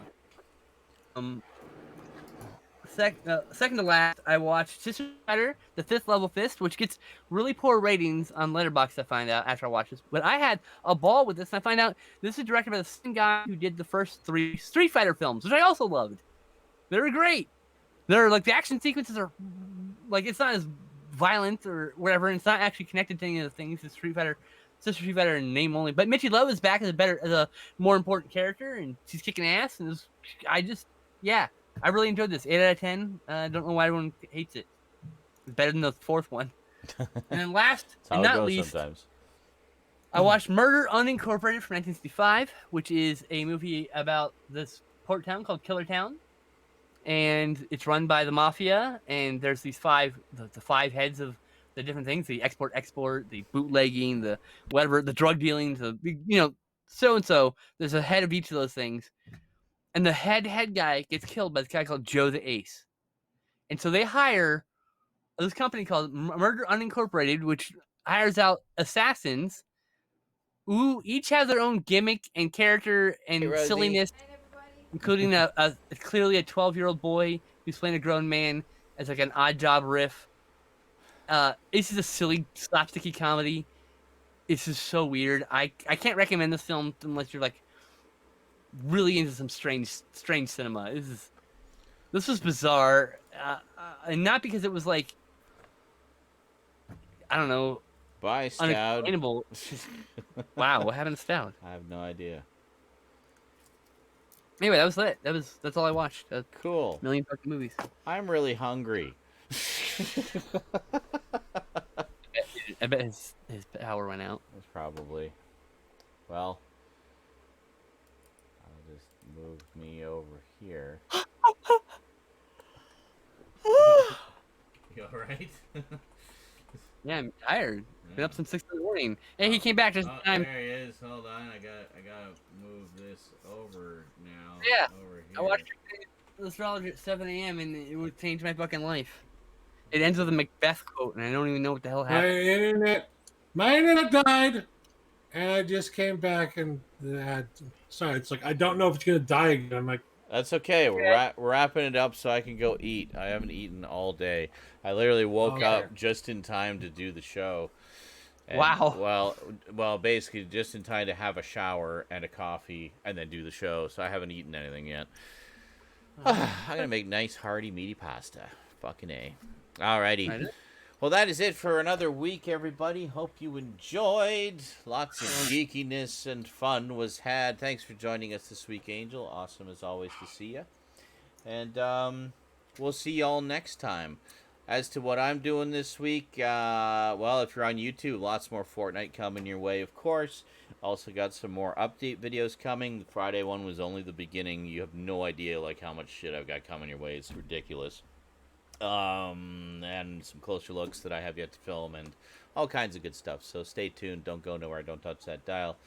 Streaming pretty much all week on Twitch, making said videos. So be sure to stop by for that. And we'll have a good time. All right.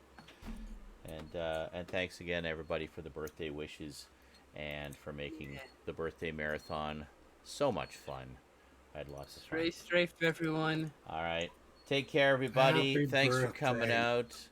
And have yourselves a wonderful week. Until next time, thanks for watching. And sayonara.